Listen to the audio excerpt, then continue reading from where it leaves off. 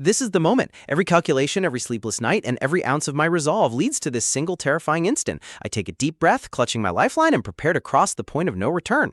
32 tests. 32 times I've stood on the absolute edge of existence, staring down into the dizzying lights of the city below. If my timing is off by even a millisecond, the concrete pavement below will be the last thing I ever feel. But fear is a luxury I cannot afford. I lean forward, gravity violently pulling at my clothes as the wind screams in my ears. Inside my chest, there is only one absolute certainty. I must succeed. Step off into the empty air, letting the darkness consume me as the world tilts. The drop begins a sudden heart-stopping plunge into the open sky. In a split second, panic flares in my throat as the ground rushes up to meet me at terminal velocity. My heart hammers against my ribs. Has my power failed me at the worst possible moment? Then reality tears apart as I force my spatial power to spark, warping violently through the empty air and bouncing off the sheer glass walls of the skyscrapers. I am defying physics itself, but the sheer force of the jumps is tearing my muscles apart. A blinding streak of raw energy cuts through the concrete jungle, tracing an impossible path through the sky as I push the boundaries of my teleportation further than ever before. The city vanishes in an instant, replaced by the violent, deafening crash of the dark ocean as I plunge straight into the freezing depths. I burst through the surface, gasping desperately for air, my lungs burning as the icy salt water threatens to drag me under. I struggle against the crushing waves, fighting the tide with every ounce of strength I have left, praying that my gear survive the violent transition. Dripping wet and shivering in the dark surf, I lift my phone, my hand shaking so violently I can barely press the screen. The display flickers to life, locking onto my coordinates on a distant beach miles away from the city, a new impossible record. A triumphant smile breaks across my face. The impossible test was a complete success, proving my power is growing beyond my wildest dreams. But the victory is short-lived as a strange, volatile energy begins to crackle around my feet, threatening to trigger an unstable recall. Instantly, space folds again and violently drags me backward, slamming me hard onto the cold floor of my shower stall back home. Just outside the bathroom, the comforting smell of dinner cooking is interrupted as my mother pauses, hearing the sudden, suspicious crash from inside. I scramble out, trying to look completely natural with a towel over my head, but my mother's sharp eyes lock onto me with instant suspicion. I quickly spin a lie about needing fresh ocean air, hoping the dampness on my skin doesn't betray the impossible truth of where I just was. She sets down a plate of food, but her words immediately turn heavy, reminding me of the grim anniversary looming over our family this weekend. We sit in a tense, quiet dinner, the weight of my father's absence hanging thick in the air as she warns me not to bring back the pain of the past. Instantly, the dark memories flood back, the raw, bleeding fury of a child screaming for vengeance against the monster who tore our family apart. I can still hear my mother's desperate, tearful screams as she had to be physically held back from seeking blood in that cold, sterile station. That pain is exactly why I need to get stronger, driving me right back to the cold edge of another rooftop to begin today's grueling training. I unleash my power in a rapid-fire sequence, zigzagging through the sky like a bolt of lightning, pushing the absolute limits of my speed. The air burns around me as I plunge downward, tracking the exact timing of my cooldown and the rapid drain on my physical stamina. Taking a brief, exhausted breath on a high steel girder, I realize there are still two critical limitations of my power that I must test if I want to survive. Suddenly, an agonizing shockwave of unstable energy erupts from my chest, catching me completely off guard as my vision blurs. The feedback loop snaps violently, throwing me backward onto the steel scaffolding with a bone-shattering impact. I groan in intense pain, pushing myself up as every muscle in my body screams from the kinetic backlash of the failed warp. But the physical toll is nothing compared to the dark potential of this power, like the night I easily breached a secure vault, staring at $5 billion in cold cash. I returned every single cent, knowing that greed would only paint a massive target on my back before I was ready to strike. Walking to school among the crowded streets, I forced myself to act normal, knowing that even a single slip-up in public would expose my secret to the world. Suddenly, a massive black luxury car swerves violently toward the sidewalk, sending the crowd screaming in sheer terror. Through the tinted glass, a cold, piercing gaze looks out at the chaos, utterly detached from the danger she almost caused. The mysterious red-haired girl inside the car watches the fleeing students with a smug, mocking indifference, exuding an aura of absolute power. Safe in the classroom, my mind races. Conventional paths are too risky, and any public display will instantly alert the authorities. If I cannot use my powers for myself, then perhaps I should turn my sights toward the underworld, targeting the very criminals who think they are untouchable. The decision hardens in my chest, and I stand up abruptly, ready to take the first step toward my dangerous new path. I slip away to the quiet shadows of the school basement, waiting for the perfect moment to execute my next jump. In an instant, I am free-falling through the blinding daylight high above the city skyline, the rush of adrenaline completely intoxicating. As the wind whips against my face, a genuine smile breaks through my fear. For the first time, the world actually looks beautiful. I float effortlessly between the clouds, tasting absolute freedom as I glide down toward the sprawling concrete jungle below. But the landing is violent, a sudden burst of kinetic energy crashing me straight back down to reality in a flash of light. Just around the corner, a cruel, mocking laugh echoes as the same red-haired girl from the car corners a defenseless classmate, painting his face like a tragic clown. Poor boy can only offer a trembling, forced laugh, completely broken under the weight of her cruel torment. She holds up the lipstick like a weapon of humiliation, casually boasting about her family's wealthy cosmetics line as if his dignity is just a toy. Tears stream down the boy's smudged face as her group of snickering sycophants treat his agony like a privilege. The red-haired bully turns to her laughing gang, basking in the sick satisfaction of her absolute dominance over the weak. Her heavy-set lackey chuckles alongside her, eager to please the cruel queen of the school by joining in on the mockery. As the broken boy stands alone in his humiliation, my blood begins to boil and I realize exactly who my first target needs to be. The freezing blast of water hits with brutal force, choking the breath right out of my throat as the cruel laughter of my tormentors echoes in the background. Lua stands there with a sadistic grin, casually spraying the hose as if treating my classmates' humiliation like a twisted game of dress-up. Her snickering friends join in, tossing out mocking suggestions to parade her around like a toy, completely detached from the pain they are inflicting. My blood boils as I watch from the shadows, every instinct screaming at me to unleash my spatial power and put an end to this scum once and for all. I have to play it smart. A public display of my warping abilities will destroy my life, so my only option is to quietly slip away before they see me. Suddenly, a sharp voice cuts through the air, freezing me in my tracks as my name is called out like a death sentence. Lua towers over the shivering, drenched girl, her eyes scanning the area as she demands to know why anyone would dare hide from her. My heart hammers against my ribs. If I warp right now, she will definitely see the spatial tear, exposing my secret to the entire school. Her face contorts into a mask of pure rage, her patience wearing thin as she steps closer to my hiding spot, ready to drag me out into the light. Knowing I have no choice, I slowly push open the storage door, stepping out of the shadows to face the monsters head-on. Instantly, the entire gang surrounds me in the narrow alley, trapping me against the brick wall with nowhere left to run. Lua raises her hand with cold, calculated arrogance, her voice dripping with venom as she prepares to teach me a lesson in respect. The violent blow connects with a sickening crack, sending a jolt of pain through my jaw as the sheer force of her strike throws me off balance. She looks down at me with utter contempt, demanding to know where my manners are, as if my very existence is an insult to her.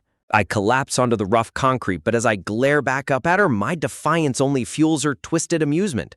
My knuckles turn white as I clutch my glasses, desperately trying to hold back the volatile storm of spatial energy raging inside my chest. Then she crosses the line, spitting out a vile insult about my father that instantly shatters whatever fragile restraint I had left. The gang erupts into cruel laughter, mocking the tragedy of my family and turning my deepest wound into a cheap joke for their entertainment. She aggressively grabs me by the hair, forcing me to look at her as she mocks my father's legacy, entirely unaware of the danger she is in. Her grip tightens, her smug face leaning in close as she whispers another mocking threat directly into my ear. With a brutal backhand, she strikes me again, my glasses flying off my face as my vision blurs into a haze of raw, blinding fury. She sneers, declaring that absolutely no one is allowed to look at her with such defiance. Before I can even recover, her foot connects violently with my chest, slamming me back down onto the cold, hard pavement. Her lackeys watch the display with mild, detached amusement, casually commenting on the violence as if it's nothing more than a minor distraction. A shower of cold cash flutters down onto my face, the ultimate insult meant to reduce my dignity to a pile of dirty paper. Lua stands over me like a twisted queen, tossing the bills with a smug smile, believing that her wealth makes her completely untouchable. She condescendingly extends a hand, mockingly offering to pay for the damage she just caused, as if money can erase the humiliation. The gang continues to jeer, telling me to beg for more hits as they lay out their cruel plans to drag us to another secluded spot after school. As they turn to leave, one of them casually asks how my father actually died, treating his sacrifice like a piece of worthless gossip. That is the absolute breaking point. The tears in my eyes dry instantly, replaced by a cold, murderous resolve that seals their fate. The horrific memory of that night flashes before my eyes. My father, a proud officer, stabbed to death in a chaotic bar fight while trying to save others. My spatial power surges violently in my veins, my eyes glowing with a dangerous red light as the energy demands to be unleashed. Lua laughs, tossing out one final mocking insult about my father being a complete loser who died for nothing. But her laugh dies in her throat as she suddenly senses a terrifying shift in the air, her instincts screaming that something is horribly wrong. In a split second, reality warps. The school alley vanishes, replaced by the dizzying open sky as gravity violently reverses on her. Panic explodes in her chest as she realizes she is free-falling high above the deep, dark ocean, the wind ripping the breath from her lungs. I plunge downward right alongside her, gripping her tightly as the freezing sea rushes up to meet us at terminal velocity. She stares at me in absolute horror, finally recognizing the terrifying truth of the monster she pushed too far. As the water looms closer, her desperate screams are swallowed by the roaring wind, her absolute dominance shattered in an instant. With only meters to spare, I force my spatial energy to spark, preparing to execute the most precise, dangerous jump of my life. I release my grip, letting the spatial tear consume me as I leave her behind to face the violent impact alone. A massive geyser of water erupts into the sky as she slams directly into the freezing depths of the ocean. Back in the alley, a violent burst of kinetic energy crackles across the concrete as the spatial feedback snaps me back to reality. I crash back down exactly where I was standing, the residual light of my teleportation fading into the quiet shadows. The gang members turn around in absolute bewilderment, their smug expressions instantly melting into sheer terror as they realize their leader has vanished into thin air. They scramble in a panic, desperately calling out her name as they search the empty alley, unable to comprehend the impossible magic that just occurred. I remain on the ground, quietly catching my breath as the immense strain of the double warp threatens to tear my muscles apart. Miles away, deep beneath the crushing waves, Lua gasps desperately for air, her lungs burning as the icy ocean water floods her throat. She thrashes violently against the heavy tide, clawing upward in total darkness as the freezing currents threaten to drag her down forever. Back in the alley, a dark, triumphant smile slowly spreads across my face. The first target has been broken, and they finally know what it means to fear me. Gasps of pure terror bubble up through the freezing, churning foam as the ocean begins to swallow her whole. The cruel queen of the school thrashes desperately for a single breath, but gravity and water have already sealed her fate. Sinking deeper into the abyss, her screams are muffled by the heavy, suffocating pressure of the deep sea. The daylight above fades into a cold, merciless blue, pulling her down toward a dark grave she never saw coming. Above the surface, the ocean remains completely undisturbed, glittering peacefully under the brilliant sky as if it hadn't just swallowed a human being alive. But beneath that tranquil mask, a monstrous act of vengeance has just been committed. In the deep shadows of my mind, a horrific childhood memory suddenly claws its way to the surface. My father staring down at me with absolute dread in his eyes. He saw the crimson stains on my hands and whispered my name in sheer terror, demanding to know what I had done. I stood there as a trembling child, clutching a blood-slicked knife with tears streaming down my face. I only wanted to protect what was ours, but my father's horrified gaze made me realize I had crossed a line from which I could never return. Our family dog, Duri, lay motionless on the wooden floor in a pool of dark blood. I kept telling myself it was justice, that she deserved it for what she did, but the cold reality of death was suffocating. My mind flashes back to the moment Duri proudly carried the lifeless body of my beloved pet rabbit in her jaws. She had snatched Sana's life away without a shred of remorse, acting as if nothing happened, and I couldn't stand her living happily while my heart was shattered. So, with a heart hardened by grief and a mind consumed by a twisted sense of justice, I took matters into my own hands. I decided that those who inflict pain must face the ultimate consequence. I stared into the glassy, lifeless eyes of the beast I had slain, the weight of my first kill anchoring itself deep in my soul. It was the moment I realized that my hands were meant for violence, a realization that still haunts me to this day. I punished Duri for her sins, believing it was my duty to balance the scales of pain, and now years later, that same dark, vengeful instinct has just reawakened in the cold light of day. Deep beneath the waves, Lua's lungs scream for oxygen as she thrashes against the overwhelming currents. The realization that her wealth and status cannot save her from the ocean's wrath hits her with brutal, suffocating force. She reaches a desperate, trembling hand toward the light, choking on the salty water as her vision begins to fail. Her absolute dominance is entirely gone, replaced by the primitive, raw panic of a dying animal. Back in the school alleyway, I collapse onto my knees, my chest heaving violently as residual sparks of spatial energy crackle and fade around me. The immense strain of the teleportation threatens to rip my body apart, but the adrenaline keeps me upright. My heart hammers against my ribs like a trapped beast as I stare at my shaking hands, the chilling reality of what I just did settling in. I didn't just escape my tormentor, I altered reality itself, and there is no taking it back. The memory of Lua's terrified face as she plunged into the endless ocean flashes in my mind, her desperate screams swallowed by the sea. I actually sent her there, leaving her to drown in the deep blue. A cold sweat breaks out across my forehead as the ultimate terrifying question echoes in my mind. Did I actually just kill her? Suddenly, the panic shouts of the gang echo through the narrow alley, shattering the silence as they desperately call out Lua's name. They are looking for their leader, entirely unaware that she is miles away, fighting for her life in the ocean depths. They scramble around like cornered rats, cornering the other students and demanding to know where she vanished to. The illusion of their untouchable power is crumbling with every second their queen remains missing. I adjust my broken glasses with trembling fingers, a sudden chilling realization washing over me as I watch their panic. No one saw the spatial tear, no one knows that I am the one who erased Lua from existence. But then, my eyes lock onto Yoon Chan-hee, the boy she had humiliated, standing frozen against the wall with his clown-painted face smudged with tears. My breath catches in my throat as a wave of pure dread crashes over me. Did he see the spatial energy warp?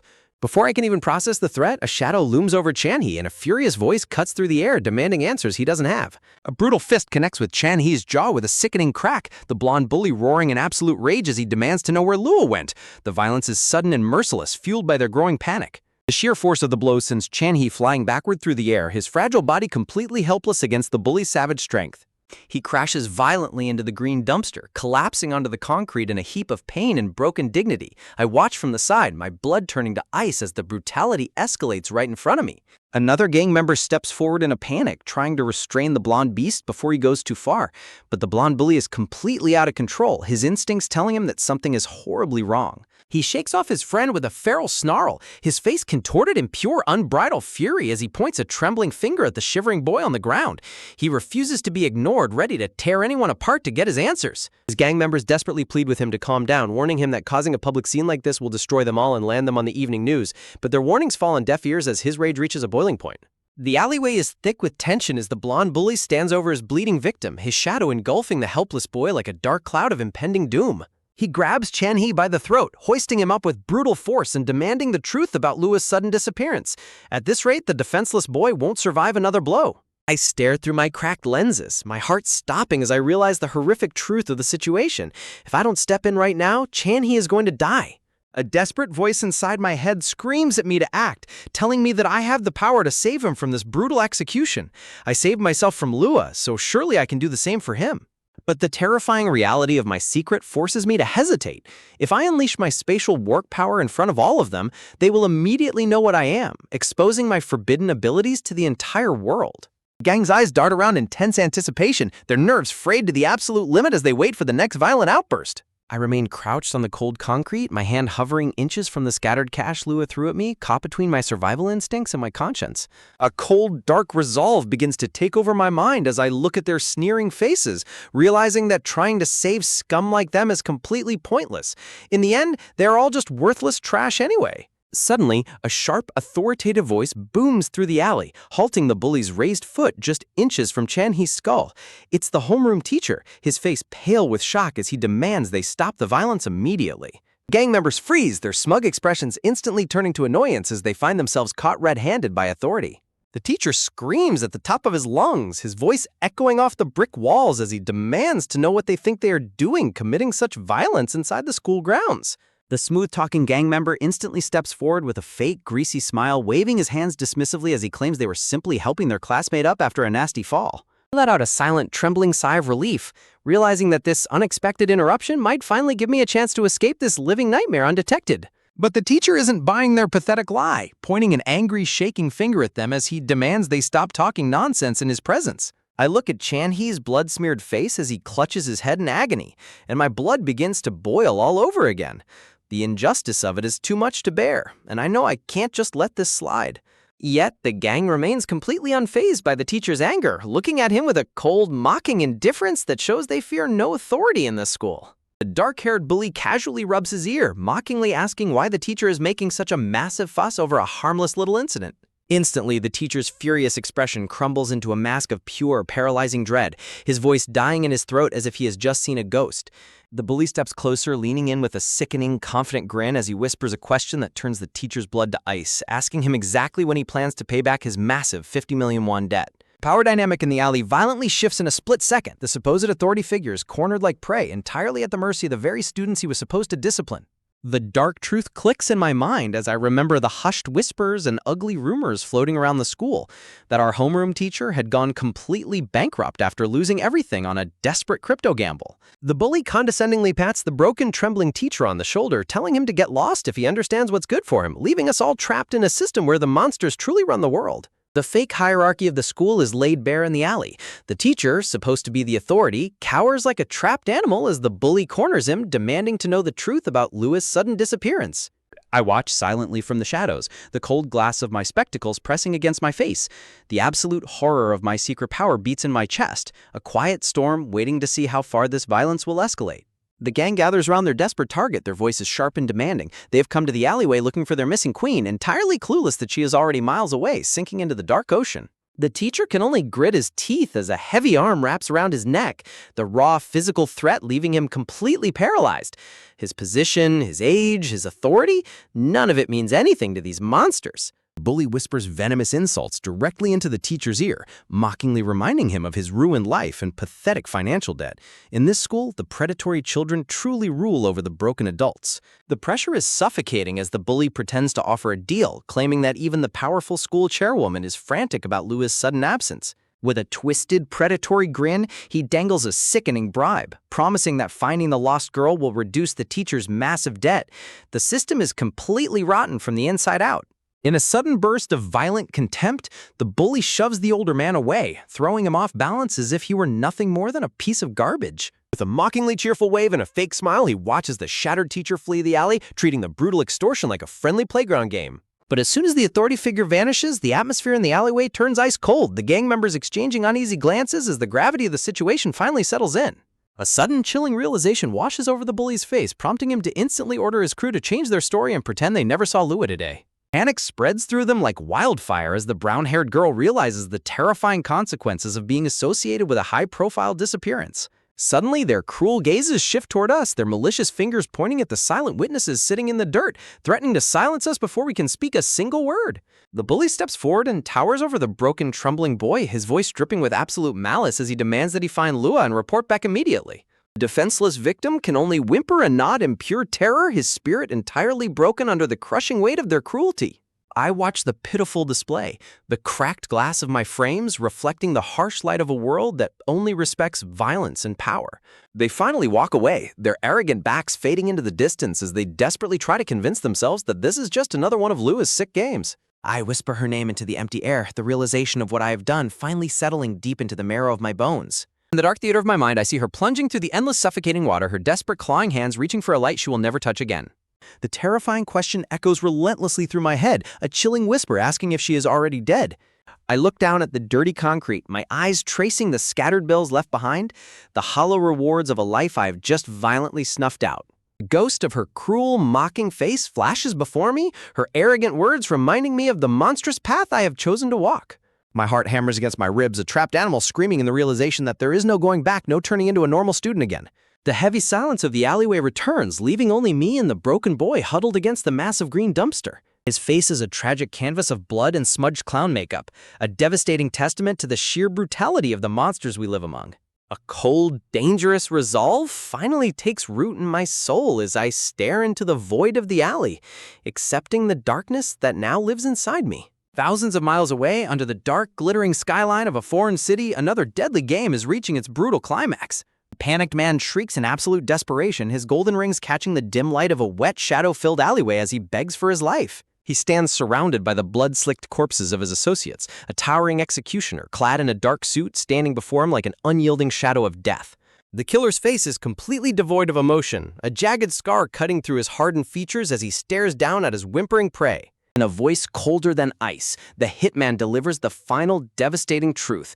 The transaction is complete, and his life is already forfeit. The doomed man screams, offering billions, promising limitless wealth if only the monster standing before him will spare his pathetic life. But professional killers do not negotiate with the dead. The bloody axe rises into the night air, its heavy blade ready to deliver the final judgment. With terrifying precision, the weapon is brought down in a merciless arc, cutting through the desperate pleas of his victim. A sickening slash tears through the dark night, the brutal sound echoing off the cold brick walls of the foreign alleyway. As the fresh blood pools around his shoes, the hitman calmly answers his vibrating phone, declaring the job finished with terrifying nonchalance. He leans casually against the rusty metal railing, his voice softening with bizarre warmth as he mentions heading home early for his beloved daughter's birthday. He stares down at his phone, waiting for a reply from the person who had set all of this into motion. But the girl who is supposed to answer is deep underwater, her lungs burning as the muffled ringtone echoes uselessly through the cold ocean currents. She drifts further and further into the endless blue abyss, her body entirely helpless as the light from the surface slowly fades to black. The hitman sighs heavily, staring at the unanswered screen and muttering to himself that he can't really blame her for ignoring his call. He turns away from the gruesome scene, stepping over the fresh corpses while quietly lamenting his failure to be a decent father to his child. Deep beneath the waves, her lifeless form continues its endless descent, completely swallowed by the silent majesty of the sea. Back in Korea, the massive high school building stands peaceful under the morning sun, a quiet fortress of lies and hidden secrets. The missing girl was the granddaughter of the country's largest conglomerate, a literal princess whose disappearance should have plunged the entire nation into absolute chaos. Yet, as the students filed through the gates, the atmosphere remains shockingly normal, a quiet, eerie calm washing over the campus. The hallways are filled with the usual gossip and laughter, the regular rhythms of school life completely unaffected by the horrific crime committed just a day ago. I sit quietly at my desk, my eyes scanning the room, realizing with absolute certainty that no one has any idea what I am truly capable of. But across the room, the gang is starting to crack, their desperate fingers dialing her number over and over again in a frantic bid to find their leader. The bully grips his phone with trembling hands, his face pale with sheer terror as he realizes that if Lua doesn't show up soon, they will all face the ultimate wrath of her family. Chat logs on the screen tell a tale of absolute disaster, the frantic messages piling up as the real power behind their operations begins to lose his mind over Lua's sudden silence. The ticking clock of their impending doom is loud enough to shatter their nerves. In the background, silent eyes are watching and recording, capture-ready smartphones raised as the fragile illusion of control among the school's elites begins to rot from within. With a heavy step, the golden-haired thug corners Gihan, demanding to know if he has something to do with the princess's abrupt disappearance, his voice trembling with a deadly mixture of panic and accusation. The tough guy facade completely cracks as the golden-haired bully breaks down, howling in sheer desperation that they've hunted down and beaten every lead they could find, yet Lua remains a phantom. Tears of raw fear stream down his face as he delivers the ultimate death sentence, that the older boss is already hunting Gihan down, promising a cold grave if the princess isn't recovered. A sickeningly desperate smile plasters itself over Gihan's face as he grips his companion's shoulder, pleading with him not to let him take the fall alone when the hammer inevitably drops. The brown-haired girl steps in with a chillingly cold gaze, reminding them both that they are bound together by their crimes and that a single slip will drag them all down into the abyss. But the golden-haired thug is done playing loyal soldier, scoffing in disgust at the idea of sinking with a dying ship when he has his own skin to save. He turns his back on them with cold indifference, claiming his only loyalty was to Lua, leaving his former allies stranded in the ruins of their crumbling empire. A predatory, mocking grin spreads across the brown-haired girl's face as she asks him if he truly thinks he can just walk away from the nightmares they've built together. She thrusts her phone forward, the glowing screen displaying a sickening gallery of digital evidence, irrefutable proof of every horrific act he committed against innocent girls at the clubs. The bully's blood completely freezes, his face morphing into a mask of pure terror as he realizes his dirtiest secrets, the spiked drinks, the ruined lives, are entirely under her thumb. She coos with sadistic pleasure, mockingly reminding him of how much fun he had, a reminder that turns his past sins into a heavy, suffocating collar. Rage and helplessness boil in his chest as he grits his teeth, realizing the quiet girl he dismissed as a nobody has been plotting his absolute ruin for months. With a fake, sickeningly cheerful arm slung around his neck, the group cements their unholy alliance, bound not by friendship but by the cold mutual threat of mutually assured destruction. Meanwhile, across the classroom, a quiet witness watches the wolves turn on each other, wondering in mounting anxiety why his broken tool has yet to report back. A sudden prickling dread crawls up his spine, a heavy weight pressing against his chest as the terrifying feeling of being watched sends his heart into overdrive. He slowly glances back, his eyes locking onto Yoon Chan-hee's bandaged, silent form, realizing with a jolt of horror that his perfect crime might have had an audience. Panic clawing at his throat, he bites his thumb in desperation, frantically calculating his next move if the battered boy truly witnessed the murder of the conglomerate princess. If the truth gets out, the towering, shadow-cloaked empire of the Ilhe Group will mobilize its endless wealth and ruthless mercenaries to tear the city apart to find her. He adjusts his glasses with trembling fingers, knowing that if the corporate monster catches his scent, he won't just be arrested, he will be erased from the face of the earth. Forcing a calm facade over his mounting hysteria, he calls out to Channy, the abrupt voice causing the battered boy to flinch in startled surprise. With a deceptively casual invitation to hang out, he prepares to lure his silent shadow into a quiet corner, desperate to discover exactly how much the boy knows. Miles away, a sleek black luxury sedan cuts through the twilight streets of the city, its occupants entirely oblivious to the storm gathering right outside their windows.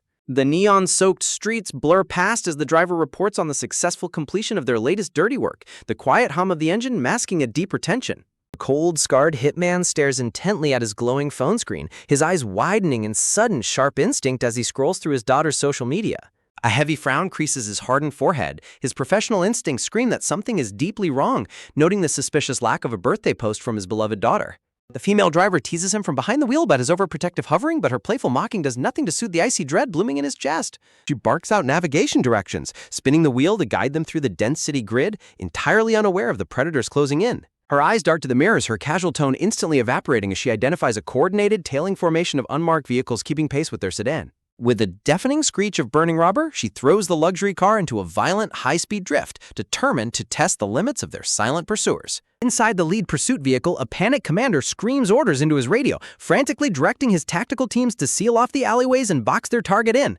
A heavy white van aggressively mounts the curb, its tires biting into the asphalt as it rushes to block the exit route and trap the deadly hitman. Another tactical vehicle roars into position from the opposite side, completing the airtight, hostile perimeter around the dark alley. With a final desperate screech of brakes, the heavy steel trap snaps shut, cutting off any hope of a vehicular escape. An overhead view reveals the abandoned sedan left running in the middle of the dark passage, the tactical squads pouring out of their vans to find their prey gone. The commander screams in panic through the radio receiver, realizing their target is already moving on foot, slipping through the shadows like a ghost. Before the order can even finish, a towering shadow drops silently from the sky, a devastating knee strike crushing the commander's skull into the asphalt with brutal force. A hostile mercenary swings a heavy steel pipe, his desperate strike slicing through the empty air as the legendary killer slips past his guard with terrifying speed. The hitman seamlessly blocks a lethal knife slash with his reinforced armored forearm, his cold eyes reflecting the sheer incompetence of his attackers. With a fluid, explosive motion, he unleashes a devastating high kick that sends the armed mercenary flying backward like a broken doll. The female driver covers his flank, her steady hand holding a heavy pistol directly against a fleeing goon's temple, her cold voice promising immediate death if he moves a muscle.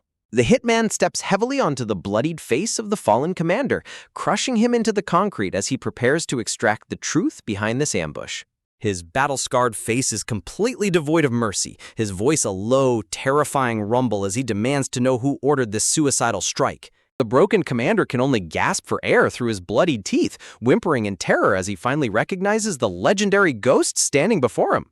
He squeals that they were sent directly by the Supreme Authority, a powerful mandate designed to bring the legendary hitman back to the family fold by any means necessary.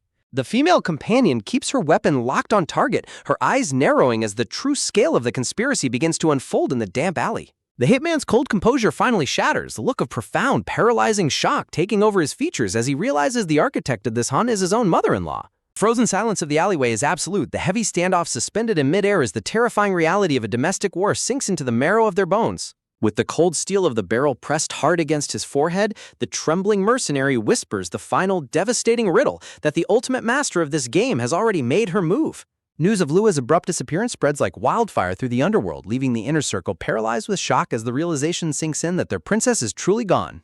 Yet, on the surface, the massive conglomerate moves with chilling efficiency, announcing massive restructuring to hide the chaos brewing beneath their corporate shield. Watching the reports from the dim glow of a computer monitor, Mina realizes that the powerful family is actively covering up the disappearance, burying any mention of Lua. The eerie, unshakable calm of the matriarch's public face sends shivers down her spine, revealing a monster willing to sacrifice everything for corporate stability. In the quiet corners of a crowded net cafe, Mina frantically plots her next move, the weight of her dark secrets pressing heavily on her mind. But her thoughts are suddenly cut short when Chan-hee tentatively calls out her name, his voice trembling with an underlying anxiety. With eyes wide with fear, the battered boy asks if she checked the rumors about Jihan's crew desperately searching for the missing girl. Mina snaps back with harsh impatience, calling him an idiot for believing those ruthless wolves would ever let a weak link like him escape their grasp.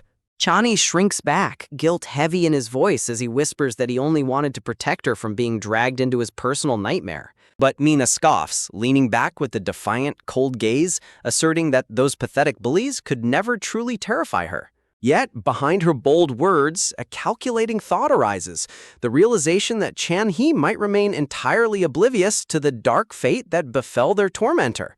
A heavy, suffocating silence stretches between them as the bright screens around them fail to pierce the dark atmosphere of their booth. Looking at the bandaged, broken boy beside her, a sudden surge of protective rage fills her chest, reminding her of the cruelty he endured. The terrifying memory of Lua's desperate falling form flashes in her mind, a reminder of the lethal stakes they are playing with. Chan-hee stares blankly ahead, his spirit broken as he mutters a desperate pleading oath to put an end to the endless cycle of violence. Determined to keep him close, Mina points a commanding finger at him, ordering the fragile boy to stay by her side from now on. She warns him that a clueless target like him will only get ripped apart by the predators lurking in the shadows if he walks alone. Chan-hee looks at her in stunned disbelief, unable to comprehend why someone would willingly share his dangerous burden. Beneath her demanding facade, Mina's analytical mind is spinning, knowing she must keep her silent witness close to prevent any devastating slip-ups. With a sad, resigned smile, Chan-hee softly declines, warning her that associating with a cursed pariah like him will only drag her down. Before she can argue, he abruptly hoists his backpack and bids her farewell, rushing out of the cafe in a desperate bid to protect her. Mina watches his sudden departure in sheer disbelief, utterly bewildered by his dramatic, reckless exit. Flying down the concrete stairs, Chan-hee tells himself this is the only way, convinced that he must bear the incoming wrath of their enemies alone. Angered by his stubbornness, Mina prepares to chase after him, but the sudden, flashing red of a breaking news alert locks her in place. The voiceover of the emergency broadcast echoes through the crowded room, reporting a violent stabbing rampage occurring right outside their building. A blood-curdling scream pierces the twilight sky, shattering the peaceful evening as absolute terror takes over the streets. Outside, a crazed, blood-spattered maniac swings his weapon wildly, screaming threats of slaughter at the fleeing panicked crowd. Stumbling out onto the sidewalk, Chan-hee freezes in horror as a bleeding victim collapses right before his eyes. His breath catches in his throat, his eyes locking onto the madman's blood-soaked blade as the reality of the threat crashes down. Forgetting his own safety, Chan-hee rushes forward to check on a fallen, terrified girl as the shadow of the killer looms menacingly over them. The lunatic lets out a sickening, guttural laugh, his eyes glazed with a manic, murderous fury. With a terrifying roar, the killer raises his bloody knife high into the air, aiming a lethal strike directly at Chan-hee's back. The maniac screams incoherent, paranoid rants, his blade descending with terrifying, unstoppable force. Just as the steel is about to pierce Chan-hee, a shadow leaps from the sky, sparks flying as a desperate savior dives into the fray. With a dramatic leap, Mina dives headfirst off the high walkway, risking her life to intervene. Below, the chaotic street continues to panic, civilians screaming for their lives as the bloodshed threatens to consume them all. Just moments prior, Mina had tracked the emergency broadcast to this exact location, standing on the high metal walkway as the news updated. Her heart nearly stops when she spots a familiar bandaged figure in the middle of the danger zone, realizing Chan-hee is directly in the killer's path. Looking down from her high vantage point, the terrifying scale of the disaster lies completely bare before her. She grits her teeth in frustration, screaming internally at the absolute idiot for refusing to run away. But as she prepares to move, a sudden, chilling realization freezes her in her tracks. The madman stands over him, gloating in his delusion of purging the city of government agents. Chan-hee closes his eyes, bracing for the worst, a twisted thought crossing his mind that perhaps this violent end is his only escape. The killer screams his final death sentence, bringing the heavy, blood-drenched blade down with maximum force. Mina's eyes widen in sheer terror, her mind racing as she realizes she's the only one who can save him. In that split second, a haunting memory of Lua's mocking voice echoes in her head, asking how anyone could be pathetic enough to be stabbed by a drunk. The memory snaps something inside her, her focus narrowing into a sharp, lethal determination. The cold steel of the blade slices through the air, inches away from delivering a fatal blow to the defenseless boy. Chan-hee screams in terror as the shadow of death completely envelops him. With an explosive roar, Mina crashes down like a thunderbolt, landing a devastating strike that sends the killer flying into the concrete. Gasps of pure shock echo through the crowd as bystanders struggle to comprehend where this mysterious girl came from, stunned by her sudden intervention. Beneath her weight, the bloodthirsty madman thrashes violently, screaming in impotent rage as she holds him pinned against the cold pavement. Panic surges through Mina's veins as she realizes she has no plan for what comes next, her hesitation shattered by Chan-hee's desperate warning cry. Determined to neutralize the threat, she locks her grip tighter, refusing to let the maniac slip away into the panicked crowd. In a terrifying split second, her eyes lock onto the blood-slicked edge of his blade, the reflection of imminent death staring right back at her. With a sudden, explosive burst of momentum, she forces them both off the ground, launching them into the open air to escape the crowded street. Down below, Chan-hee can only watch in absolute devastation, screaming as his savior vanishes from sight in the blink of an eye. Plunging high above the city skyline, the madman's blood-curdling screams tear through the wind as gravity takes complete control of their fate. Terror grips Mina as she realizes the sheer recklessness of her actions, soaring through the night sky with no safety net beneath them. Gritting her teeth, she resolves to steer their fall away from innocent bystanders, desperate to find an empty space before they impact the earth. The crazed killer writhes like a caged animal, clawing at her and screaming for release as the glittering city below rushes up to meet them. Desperate to survive, the maniac swings his bloodied knife wildly, the cold steel cutting through the rushing wind with lethal intent. Pain flares as the blade slices across her hand, a crimson trail spraying into the open air as the struggle grows increasingly desperate. Losing her grip, Mina slips backward, the terrifying void of the sky threatening to swallow them both as they spin out of control. Through the haze of adrenaline, her vision narrows to a single point, her mind flashing back to the cold reality of her dark past. Visions of violence dance in her mind, the brutal memory of cold steel tearing through flesh, reminding her of the curse she carries. The phantom image of a dying officer choking on his own blood haunts her conscience, fueling her desperate urge to end this nightmare. The madman screams his final delusional battle cry, thrashing wildly as they reach terminal velocity. Mina looks down with a chilling, vacant stare, accepting the brutal reality of the sacrifice required to protect the innocent. The final, crushing push, she sends the killer hurtling toward the hard pavement below, his descent transformed into an unstoppable dive. She closes her eyes, bracing for the inevitable shockwaves of the violent impact that will end this chaotic chase. A sickening, deafening crash echoes through the streets as the killer smashes into the hard concrete with devastating force. The violent shockwave of the impact ripples outward, leaving a crater of shattered stone and fresh blood in its wake. Screams of terror erupt from the onlookers as they gather around the broken, motionless body of the attacker, wondering if he survived the plunge. Paralyzed with shock, Chan-hee is dragged back by arriving officers, his wide eyes still searching the dark sky for the girl who saved him. Nearby, a secondary crash shatters the quiet night as Mina lands hard on the roof of a parked sedan, caving the metal in with a violent thud. She rolls off the vehicle, coughing and gasping for breath as the physical toll of the fall threatens to break her body. In the quiet recesses of her mind, a dark, mocking voice whispers that she has crossed the line once again, cementing her status as a monster. She stares at her trembling hand, the fresh, warm blood coating her skin, a sickening testament to her lethal nature. Collapsing onto her knees, a suffocating wave of guilt washes over her as she realizes the cost of her desperate intervention. On standard speed, on the street, the flashing lights of police cruisers illuminate the lifeless suspect, confirming the grim finality of his fate. Faster. On the street, the flashing lights of police cruisers illuminate the lifeless suspect, confirming the grim finality of his fate. Tears of pure agony well up in her eyes as the crushing weight of taking another human life breaks her remaining resolve. She buries her face in her blood-stained hands, weeping in the shadows as the sirens wail in the distance. Within hours, the media explodes with reports of the random stabbing spree, the broadcaster detailing the chaos that left the district paralyzed. Terrified eyewitnesses face the cameras, frantically recounting the bizarre sight of a mysterious figure falling from the sky to stop the killer. News anchor reveals that exclusive footage of the struggle has been obtained, warning viewers of the shocking nature of the clip. The broadcast airs the terrifying initial moments of the rampage, capturing the raw panic of the helpless crowd as the suspect attacks. The video shows Mina's abrupt, thundering descent, the impact instantly disrupting the killer's lethal advance. In a flash of light, the camera captures the impossible moment both individuals seem to vanish into thin air, leaving the crowd completely bewildered. The recording ends with the sudden fatal plunge of the suspect, a baffling mystery that leaves investigators and the public without answers. Inside a luxurious private lounge, the television continues to play the reports, though the viewers in the room have much bigger concerns on their minds. A heavy gold-plated golf club lines up against a ball, the quiet tension in the room thick enough to cut with a knife. With a smooth, powerful swing, a massive tattooed executive launches the ball, his explosive energy reflecting his brewing frustration. The executive listens to the update on the missing princess, his grip tightening around the club as he realizes his massive investments are now completely frozen. His sharp dark eyes narrow behind his sunglasses as he demands to know who had the audacity to spread the rumors of their financial collapse. Turning around, he looms over the trembling crew of failures, asking with quiet, lethal menace why he ever trusted such pathetic amateurs. Gihan's bullies sweat profusely, bowing their heads in terror as they realize they are dealing with a beast far more ruthless than their previous targets. The executive states that his entire massive investment was built on his trust in Lua, the direct successor of the powerful Ilhe group.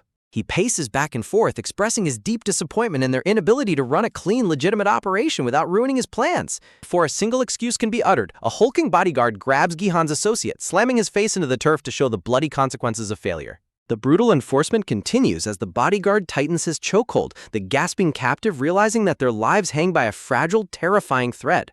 Slammed hard into the grass, the desperate associate screams in agony, begging for just a single moment to explain his monumental failure to his ruthless employers. Towering over them like a sadistic colossus, President Huang lightly taps his gold-plated club, expressing a cold, dark desire to enact the cinematic violence he always admired.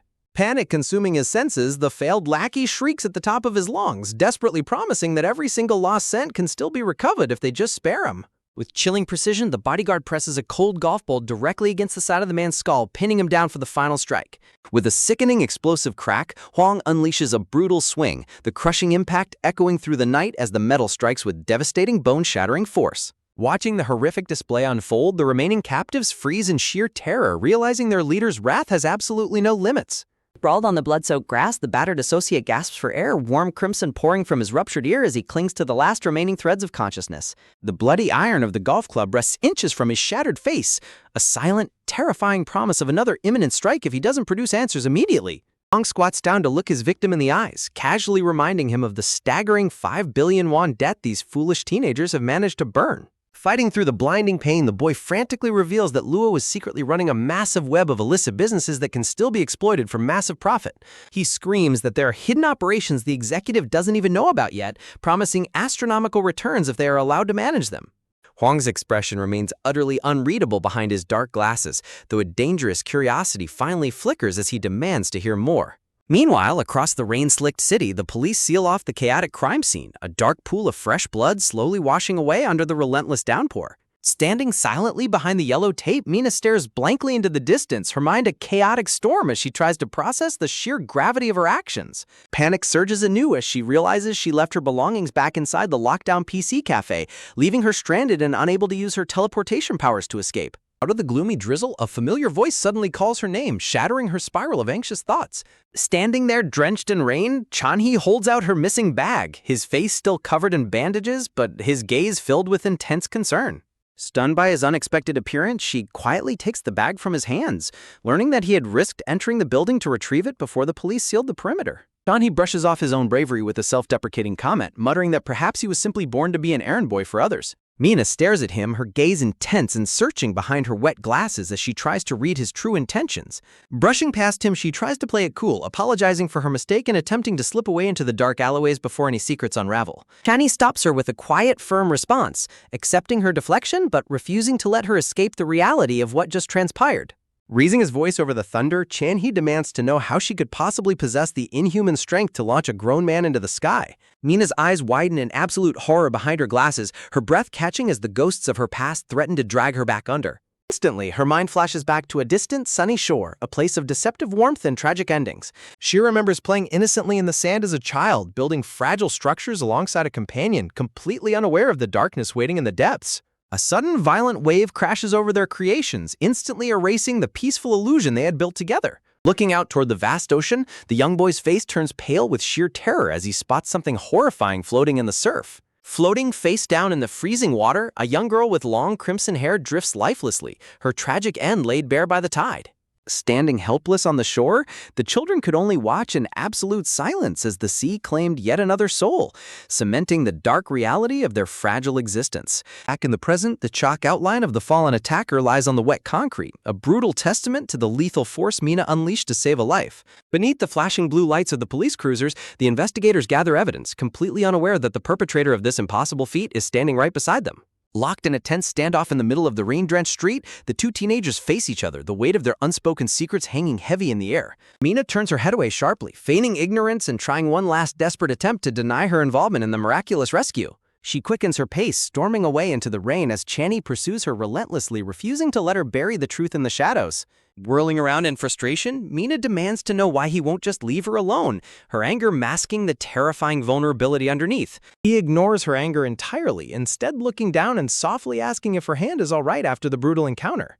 The memory of the killer's blade slashing across her palm flashes before them, a painful reminder of the violent clash that took place high above the streets. Chanhee looks her straight in the eyes, his voice steady as he delivers the ultimate accusation, forcing her to confront her own identity. He whispers that he remembers what happened with Lua, connecting the dots of her mysterious, lethal power that she has tried so desperately to hide. Mina's gaze freezes, a chill running down her spine as she realizes that her most guarded secret has been fully exposed to the very boy she tried to protect. Lowering her head, her mind races frantically as she realizes Chanhee saw everything, leaving her with a terrifying dilemma that could ruin her life forever. Chanhee stands quietly, thinking to himself that no one would ever believe such a ridiculous story anyway, wondering if it's better to just let the matter drop. In that split second, something inside Mina shifts, her panic transforming into a cold, calculated determination to handle the threat standing before her. She stares at Chanhee, realizing with absolute clarity that he is the only person alive who knows the monstrous truth of what she is capable of. Stepping dangerously close, she confronts him directly, her voice dropping to a chilling whisper as she challenges him to make his move. The cold, vacant stare, she finally confesses to the killings, casually dismissing the lives she took as nothing more than worthless trash that needed to be swept away. Step by step, she closes the remaining distance between them, her gaze locking onto his trembling frame as she prepares to seal his fate. Looming directly over him, she whispers her final, mocking warning, demanding to know if he truly understands the fatal stupidity of confronting a cold-blooded killer in a dark alleyway. Leaning in close, Mina softly warns Chanhee of the lethal danger he faces by standing directly in front of a killer who has already taken multiple lives. She mockingly questions his sanity, asking how he could possibly have the sheer stupidity to yell that he saw everything right to her face. Around them, the violent downpour continues to rage, echoing the dark and turbulent storms building within their hearts. Her cold, piercing gaze locks onto his trembling, bandaged face, driving home the terrifying reality of his helpless situation. She grips his shoulder firmly in the rain, the heavy silence between them growing thicker by the second. Suddenly, Mina breaks the suffocating tension by bursting into frantic, hysterical laughter, completely catching Chanhee off guard. Whirling around, she dismisses her chilling threats, casually stating that she has absolutely no actual intention of killing him. Walking away into the rain, she leaves him with a parting warning. If she truly wanted him dead, he would have ceased breathing long ago. Chanhee stands frozen and utterly speechless in the dark alleyway, completely overwhelmed by her erratic and unpredictable nature. Finding his voice at last, Chanhee desperately screams a heartfelt thank you into the rain as she runs further away. He shouts his deep gratitude for her saving his life twice, specifically rescuing him from the vicious clutches of Lua's crew. The unexpected words strike a deep chord inside Mina, a rare, warm flush rising to her cheeks beneath the freezing rain. She pauses in her tracks, casting a lingering, complex look back at the boy who refuses to view her as a monster. Shaking off her sudden vulnerability, she turns away again, coldly declaring that the rescue never actually happened. With her denial hanging in the air, she sprints away into the dark, desperate to put distance between herself and the truth. As she runs, a sudden and inexplicable shockwaves through her chest, completely catching her off guard. Clutching her racing heart, she frantically wonders what this unfamiliar, suffocating feeling could possibly mean. Across the rain-slicked city, the grim consequences of past actions continue to unravel for those left in the shadows. Inside a luxurious private lounge, a heavily bandaged Gi-han fumes over the phone, complaining bitterly about the brutal assault he suffered. Nursing a glass of liquor, Gi-han seethes over the golf club swung at his head while Yura reminds him of their crushing 5 billion won debt. The terrifying memory of the president's sadistic threat looms heavy, a reminder that their lives will be forfeit if the money is not found. Gi-han roars in absolute fury, blaming Lua for dragging them into the ruinous investment before vanishing with their entire fortune. He bitterly curses Ginu for immediately selling them out to save his own skin instead of buying them precious time. Desperate for leverage, Gi-han demands to know if Yura's blackmail material on Gnu had any effect at all. As Yura remains dead silent, a cold dread pools in Gi-han's stomach, realizing their last line of defense has completely failed. He explodes in a violent fit of rage, realizing he was left to take a brutal beating entirely alone while his allies did nothing. In a burst of uncontrolled fury, Gi-han flips the glass table, shattering their drinks and severing any remaining illusion of trust. Just then, Ginwoo casually strolls into the room, lazily telling Gi-han to calm down and stop wasting expensive liquor. Ginwoo delivers a chilling update from his brother, warning Gi-han that the 5 billion won portfolio must be handed over immediately. Gi-han mockingly fires back, refusing to simply surrender their highly lucrative plan so Gunwoo's brother can reap all the rewards. He argues that finding the missing Lua is their only true salvation, questioning if Gunwoo even cares about her sudden disappearance. Lua's manipulative, beautiful face flashes in their minds, a stark reminder of the spoiled princess who has finally pushed things too far. Gi-han aggressively orders Ginwoo to mobilize every single lackey under his command to search every club and bar in the city. Eager to find her, Ginwoo immediately rushes out the door, promising to track down Lua no matter what it takes. Yura watches him leave, mockingly pointing out the absolute idiocy of their guard dog abandoning his post so easily. With their babysitter gone, Gi-han plots their next desperate move, mobilizing their hidden stash of illicit substances for quick cash. Meanwhile, the late-night news continue to report on the mysterious fatal fall of the attacker near the PC cafe. Eyewitnesses describe the absolute horror of the scene, detailing the sudden arrival of a mysterious heroic figure. The police remain completely baffled, lacking any clues about the identity of the hooded vigilante who stopped the rampage. Across social media and broadcasts, citizens praise the unknown savior, knowing many more would have died without their intervention. Safe in her bedroom, Mina lies in bed, quietly scrolling through the viral reports of her own impossible feat. The gravity of her actions sinks in as the news anchors describe how close the incident came to a total massacre. Public sentiment heavily favors her lethal rescue, with citizens openly declaring that the vicious attacker fully deserved to die. A chilling, satisfied smile spreads across Mina's face as she realizes the world is celebrating the very violence she unleashed. But despite the massive public chatter, the authorities are left completely in the dark, unable to trace her path. Driving through the neon-lit city, a mysterious woman listens intently to the broadcast, her focus cold and unwavering. Looking in a rearview mirror, she remarks to her companion on the sheer fascinating chaos gripping the country since her return. In the back seat, a heavily built man quietly agrees, the tense silence in the vehicle thick with dangerous intent. They arrive outside a towering monolithic skyscraper, the dark heart of an incredibly powerful organization. Overlooking the glittering expanse of the city, a formidable figure stands in absolute silence, ready to unleash a new storm upon the playing field. The past rises like a ghost as the cold matriarch of the Ilhe group steps forward, her powerful entourage flanking her, while a scar-faced man in the foreground looks back, a storm of dark memories threatening to break. Beneath her rigid, calculated exterior, tears of silent agony spill over her aging face, betraying the immense, hidden grief of a mother who has just suffered a catastrophic loss. 16 years ago, a battle-hardened soldier stood in that very sterile hospital hallway, his face heavily bandaged and bruised as he desperately tried to reach his laboring wife. Bursting into the operating room, his heart shattered into a million pieces as the doctor solemnly asked if he was the husband of the newly deceased woman lying cold beneath the sheet. Overwhelmed by crushing guilt, the soldier was forced to listen to the harsh reality of a man's primal duty, a sacred responsibility to protect his territory and his family that he had failed to uphold. Suddenly, the cold matriarch of the family stepped into the ward holding a crying newborn, her face twisted in absolute disdain for the useless man who was absent when his wife drew her final breath. She spat bitter venom at him, mocking his complete inability to fulfill the simplest role of a husband and a protector when his family needed him most. Desperate to hold his child, the broken father reached out, only to be coldly shut down by her uncompromising icy refusal. She declared that the newborn child would be named Lee Lua, marking the beginning of a life of absolute privilege, completely removed from her father's pathetic shadow. Standing tall with the crying infant, the matriarch claimed the newborn as the sole legitimate grandchild of the powerful Ilhe group, severing all her ties to him. She ruthlessly cast him out, declaring the girl to be the future heir of their massive empire, a child who had absolutely nothing to do with a worthless piece of trash like him. On her command, the guards violently seized the soldier, dragging him away as the matriarch demanded to know where his loyalty lay while his wife was dying alone. Branded as lower than scum, he was forced to his knees, his physical strength completely useless against the crushing weight of his monumental failure. Blood and tears mixed on his battered face as he let out a guttural, agonizing cry of pure rage and helplessness, his entire world stripped away in an instant. Back in the present, 16 long years of buried pain flash before Lee Soo-hyun's eyes as he stands in the cold, silent depths of the morgue. He steps forward with trembling hands, slowly approaching the metallic table where his estranged, deceased daughter now lies. Pulling back the sheet, his heart stops at the horrific sight of Lua's lifeless body, heavily scarred and brutally stitched back together after her fatal plunge. Behind the glass observation window, the cold reality of the identity confirmation is finalized, sealing the tragic end of the young girl's short, chaotic life. Gently placing his hand over her cold, closed eyes, Soo-hyun whispers a heartbreaking apology, mourning the tragic truth that her father was never there to guide her. The clicking of high heels breaks the heavy silence as his former mother-in-law walks into the room, her presence radiating a lethal demand for cold-blooded retribution. She locks eyes with him, coldly reminding Lee Soo-hyun that, as the world's most dangerous and elusive killer, his unique skills are now desperately required.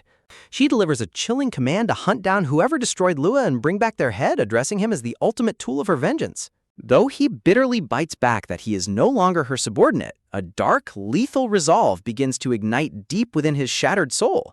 A single heavy tear slips down onto Lua's cold, scarred cheek, a physical vow of the violent, bloody storm that is about to unleash upon the city. Crying tears of pure rage, Lee Soo-hyun vows that for the first time in 16 years, he will finally act like a father by slaughtering every single person responsible for his daughter's death. Meanwhile, across the city, 5 days have passed since Lee Lua's sudden disappearance, her empty desk sparking endless whispers through the corridors of her high school. Cruel classmates gleefully gossip about her absence, callously wishing that the school bully would simply drop dead somewhere and never return. Mina walks past them in absolute silence, her expression perfectly blank, carrying the dark, heavy secret of her own involvement in Lua's demise. Deep down, she grapples with the terrifying weight of having taken 2 lives, knowing that her hands are permanently stained with a crime that can never be forgiven. Watching her peers laugh and chat happily on the stairwell, she feels completely alienated, trapped in a dark, silent world of her own making. She quietly observes how easy it is for everyone else to be happy, a sharp contrast to the cold, suffocating darkness gripping her own chest. Just then, a familiar voice calls out to her, breaking her out of her grim thoughts and forcing her back to reality. Channy stands there with a bright, earnest smile, eagerly waving to her in a desperate attempt to bridge the cold distance between them. Looking at his cheerful face, Mina feels a chilling sense of justification, reminding herself that eliminating Lua was the only way to protect this innocent warmth. Shaking off her sudden vulnerability, she coldly tells him to stop acting like they are friends, attempting to push him away for his own safety. Stunned by her hostility, Chan-hee desperately explains that he only wanted to express his deep gratitude for everything she did for him. He eagerly pursues her down the hallway, stammering that he wants to return the massive favor and find some way to help her. Mina mockingly scoffs at his determination, sarcastically asking if he expects to magically solve her dark problems like some fairy tale creature. Refusing to back down, Chan-hee raises his voice, passionately insisting that he just wants to be useful to her, no matter how small the gesture. Pausing in her tracks, Mina sighs and casually requests a simple can of black coffee to clear her foggy, sleep-deprived mind. She begins to walk away, telling him to forget it if it's too much trouble, leaving Chan-hee completely bewildered by her simple, unexpected request. Realizing this is his chance to prove himself, Chan-hee eagerly shouts for her to wait before sprinting off down the corridor to fulfill her demand. Watching his frantic, enthusiastic retreat, a faint, complex emotion shifts within Mina, finding a strange comfort in his predictable nature. Chan-hee rushes to the school vending machines, his mind focused entirely on selecting the perfect coffee to finally show his appreciation. Clutching the warm cans in his hands, a proud, happy smile spreads across his face, thrilled to finally be of some help to his mysterious savior. Suddenly, a massive, menacing shadow looms directly over him, causing his breath to catch as a cold dread instantly washes over him.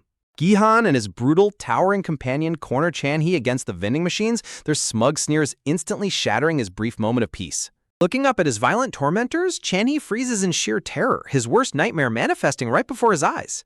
Gi-han aggressively snatches the coffee right out of Chan-hee's hands, mockingly thanking him for the drinks while asserting his terrifying dominance. Leaning in close, Gi-han's eyes flash with a dark, menacing intent as he whispers a bone-chilling question, demanding to know if Chan-hee has finally found where the missing Lua is hiding. The peaceful moment is instantly shattered as Gi-han and his colossal enforcer close in on Chan-hee, cornering him with a smug, menacing smile that promises nothing but pain. Before Chan-hee can even process the threat, a sudden violent force lifts him off his feet, sending him flipping helplessly through the air. He crashes brutally onto the hard concrete, the heavy impact knocking the wind out of his lungs as his precious cans of coffee clatter uselessly away. Clutching his head in pure agony, Chan-hee groans on the ground as a blinding wave of pain threatens to completely overwhelm his senses. Standing over him like vicious vultures, the bullies mock his weakness, asking him how it feels to fly while laughing at his complete helplessness. Gi-han leans in close, demanding to know where King Mina is hiding, but Chan-hee desperately keeps his mouth shut, stammering through the sheer terror. Sneering at his silence, Gi-han coldly declares that if Chan-hee won't cooperate, he can just go look for her on his own. Gasping for air, Chan-hee struggles to find his footing, but the cruel tormentor pretends his own ears are broken, mocking the boy's desperate struggle. With a vicious, sudden swipe, Gi-han strikes again, violently sending Chan-hee crashing back down to the ground. Looming over the battered boy, Gi-han delivers a chilling ultimatum, warning that without finding Lua, Chan-hee will be trapped in their violent grasp forever. Spitting blood onto the cold floor, Chan-hee desperately mutters Lua's name, realizing the suffocating depth of the trap he is caught in. But instead of begging for mercy, a spark of defiance ignites inside Chan-hee, and he looks up to spit a biting insult right back at his tormentors. Infuriated by the sudden resistance, Gi-han's face darkens as he ruthlessly orders his towering henchman Gi-nu to strip the boy of his dignity. Gyunwoo violently grabs Chan-hee, dragging him across the rooftop and tossing him through the air as the boy screams in absolute terror. The brutal assault is suddenly cut short as Gi-han's phone begins to ring, breaking his focus and saving Chan-hee from an immediate beating. On the other end of the line, their accomplice Ura stands inside a dimly lit storage warehouse, desperately searching for any clues Lua might have left behind. When she reveals they haven't found a trace of Lua yet, Gi-han's frustration boils over, and he orders the thugs to record Chan-hee's torment as future blackmail. Eager to unleash his pent-on rage, Gyunwoo immediately rains down a flurry of heavy bone-crushing blows onto the helpless boy. He lifts Chan-hee up by his torn collar like a rag doll, mockingly claiming he dislikes violence while clearly relishing every second of the cruelty. Gyunwoo winds up his massive fist, his eyes wild with a manic, bloodthirsty drive to completely destroy his target. The brutal strike lands with devastating force, sending a sickening shockwave of pain through Chan-hee's shattered ribs. Laughing hysterically, the giant thug confesses that beating people up is far more entertaining, venting his rage over Lua's sudden disappearance onto the innocent boy.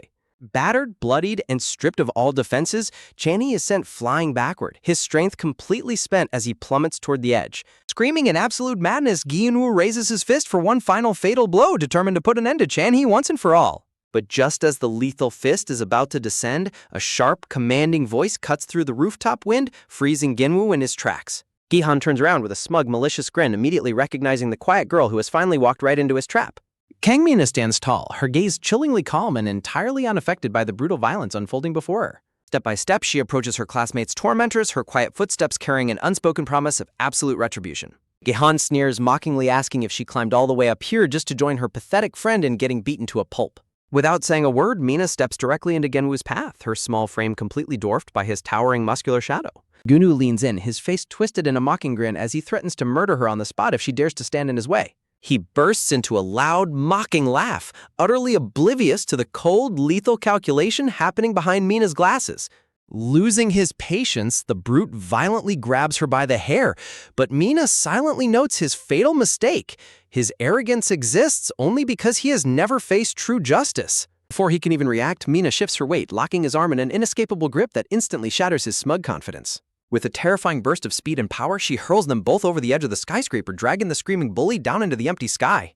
Wind whips violently around them as they plummet, the sheer height of their descent transforming Gunwoo's arrogance into pure, unadulterated terror. In the midst of the terrifying fall, Mina looks down at him with an icy, unwavering stare, declaring that he is finally about to receive the punishment he deserves.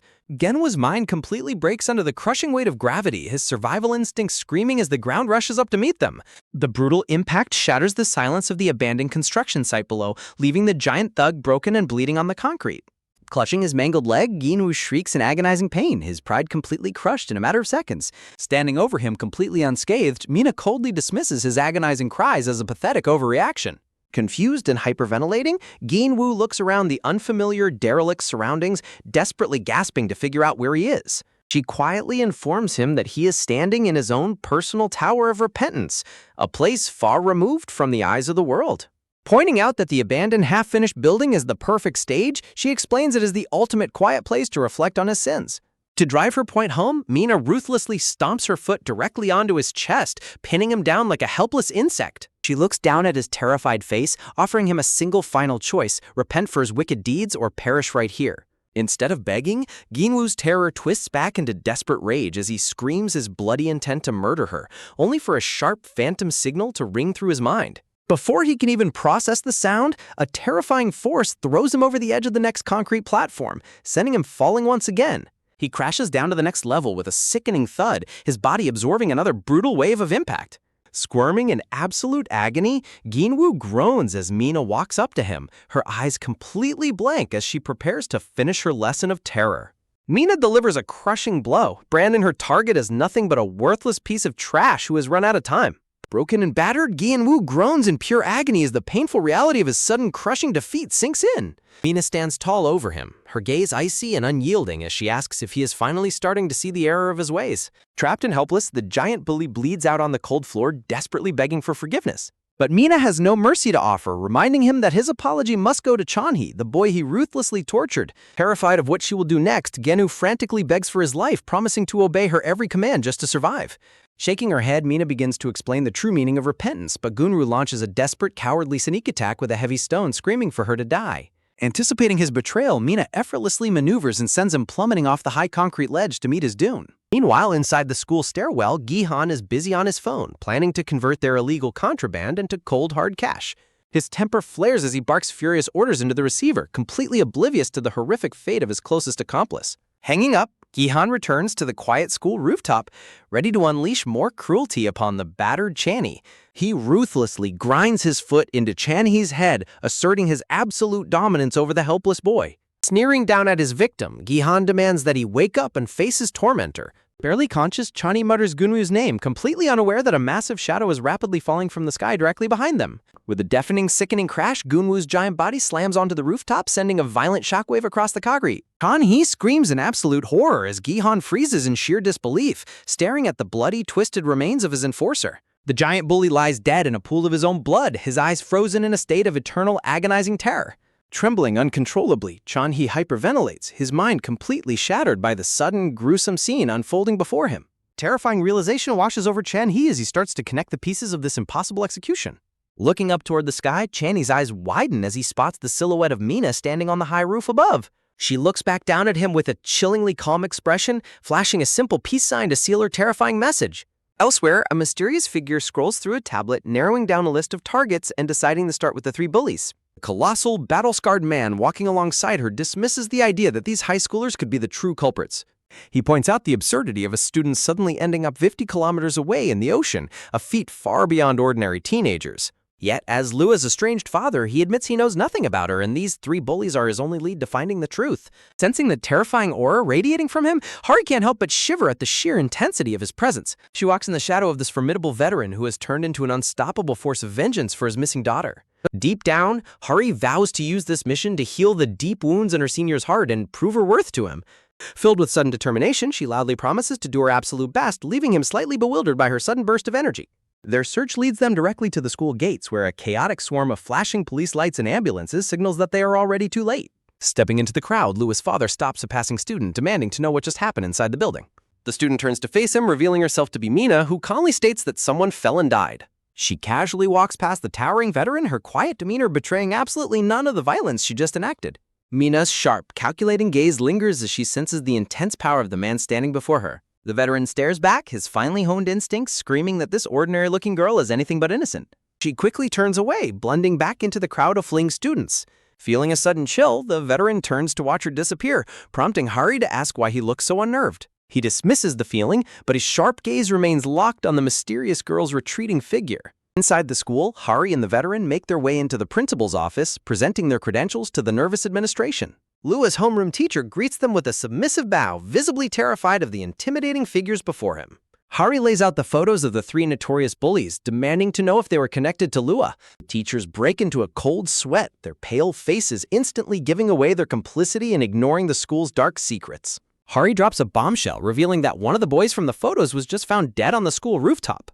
Towering over the trembling homeroom teacher, Lua's father demands to know every single detail about his daughter's school life.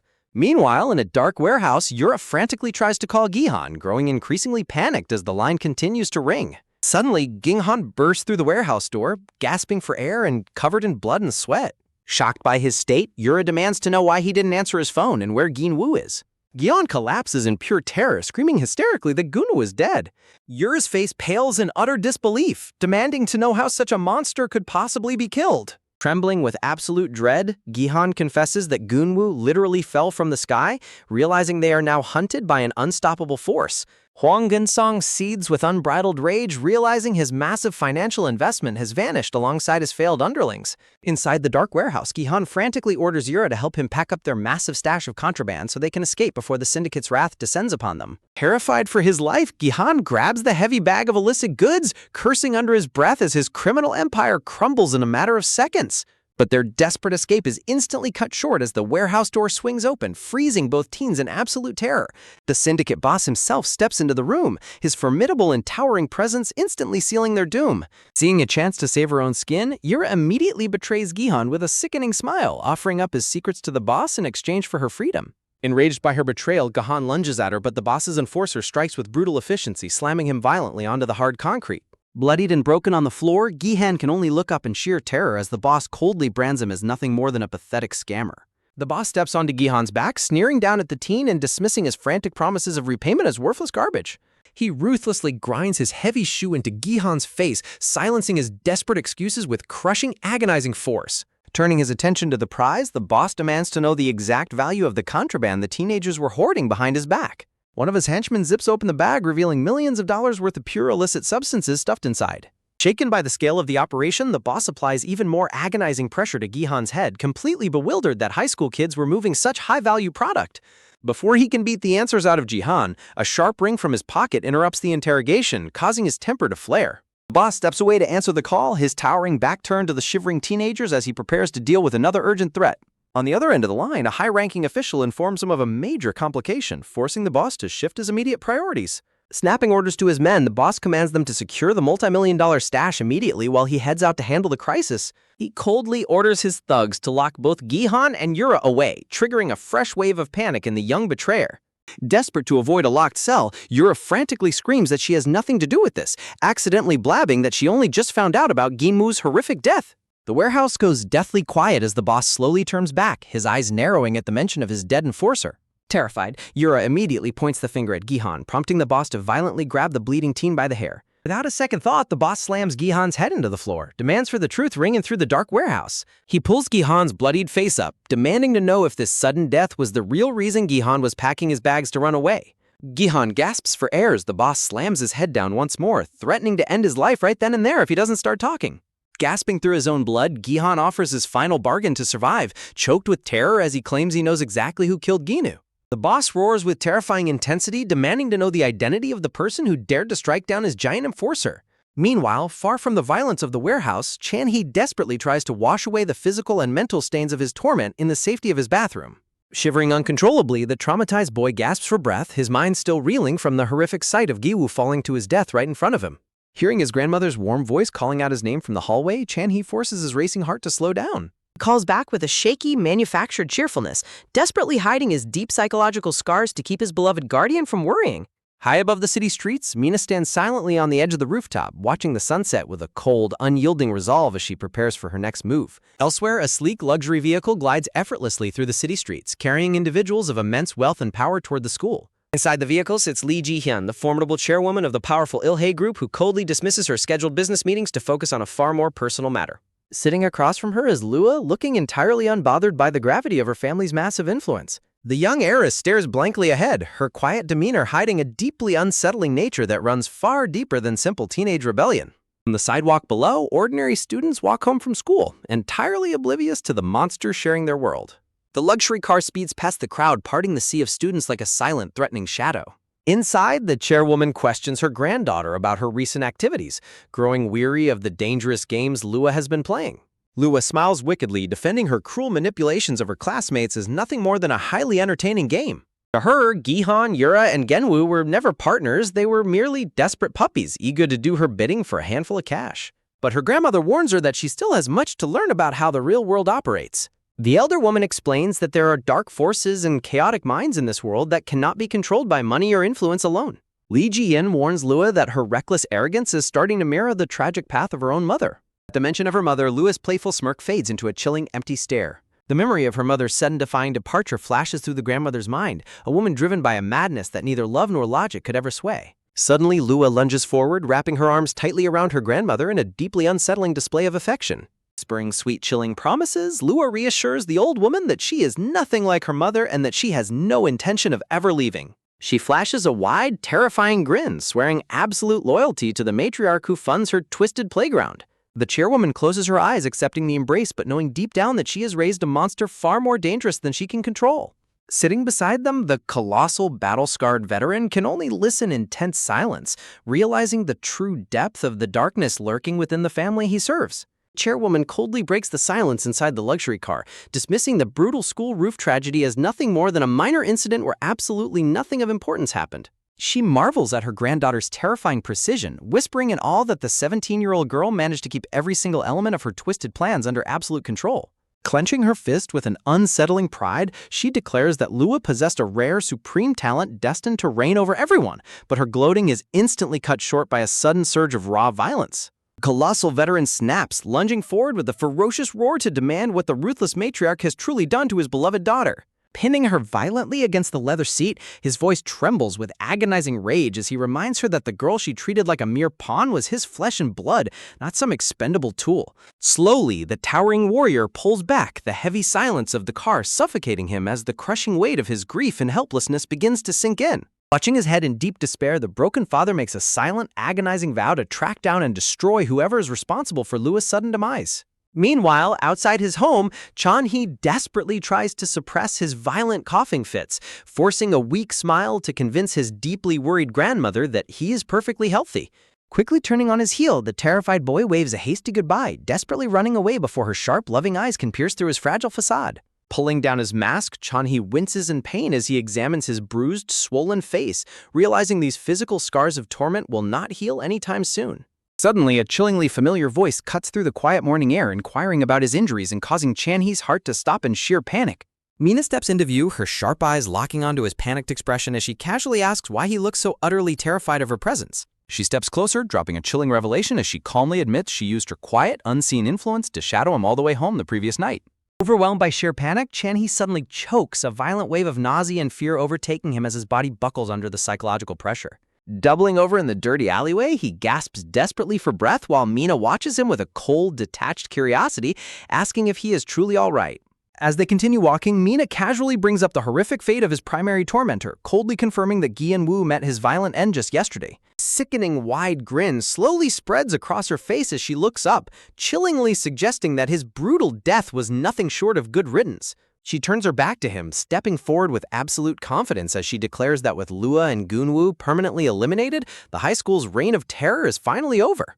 Horrified by her casual dismissal of human life, Chan-hee desperately calls out her name, pleading with her to stop this escalating cycle of cold-blooded murder. But Mina's mind is locked on the memory of Gunwoo's final desperate plunge from the school rooftop, viewing his fatal fall as the ultimate, inevitable consequence of his actions. Smiling serenely under the blue sky, she softly muses that the monstrous bully got exactly what he deserved, noting with a chilling fondness that he reminded her of her own father. She walks away, her voice carrying a deep, lingering bitterness as she explains that her father was a righteous police officer who died protecting a society overrun by monsters who live without any fear of true punishment. High above the city, Lua's grieving father looks out over the massive urban sprawl, his mind racing as he tries to fathom just how many people harbor deep, lethal grudges against his daughter. His face hardens into a mask of pure vengeance, whispering to his assistant that somewhere among the millions of faces in this metropolis hides the cold-blooded killer. Two opposing forces of vengeance are set on an inevitable collision course, both driven by a dark, consuming rage that will not stop until blood is paid with blood. Looking up with an empty, chilling resolve, Mina makes a silent, terrifying vow to hunt down and slaughter every single monster plaguing her world, no matter how many she has to break. Back at the school, the roped-off rooftop remains stained with dried blood, a grim monument to a rapidly empty classroom as students whisper in hushed panic about the sudden disappearances of the notorious bullies. Inside the bustling homeroom, the air is thick with gossip about how much lighter the school feels, while Mina sits silently at her desk, her focus entirely locked onto her phone screen. The screen displays a viral live stream about a notorious child predator from a decade ago who was recently released back into society, sparking nationwide outrage.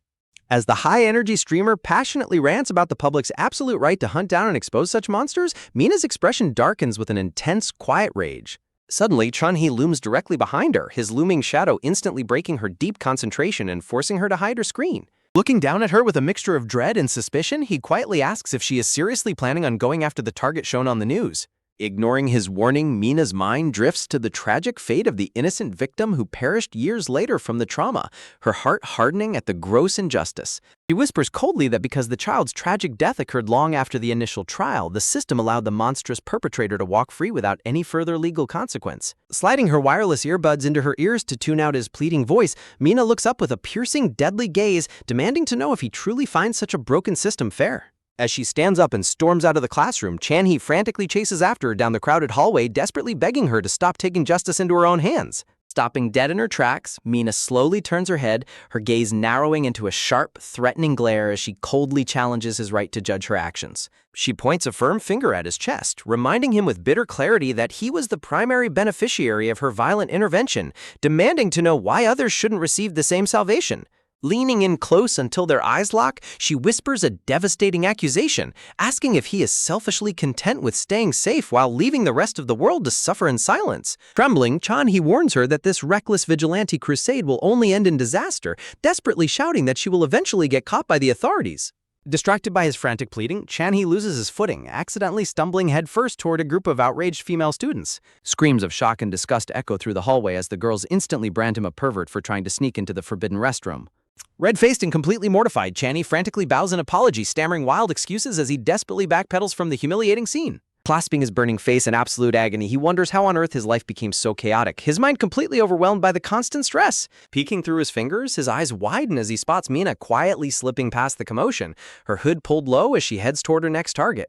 She flashes a dark, victorious smirk, whispering in anticipation that the vile monster she sought was incredibly easy to track down. Within hours, absolute chaos erupts across social media as panicked announcements reveal that the infamous criminal is suddenly plunged to his death from his own balcony. Wild livestream footage captures the chaotic aftermath, with shouting police officers desperately trying to hold back a frenzied crowd of onlookers and journalists. As the internet explodes with rumors about whether the predator took his own life out of guilt, Mina casually slips back into the school hallway looking entirely innocent. But in a cold, sterile autopsy room, medical examiners study the broken body, noting that while a fatal cervical fracture ended his life, the precise, highly unnatural nature of the injuries points to something far more sinister. Inside the cold morgue, the medical examiner drops a bombshell, revealing that the victim's fracture is indeed characteristic of a lethal fall, but with a highly unnatural twist that signals a deliberate attack.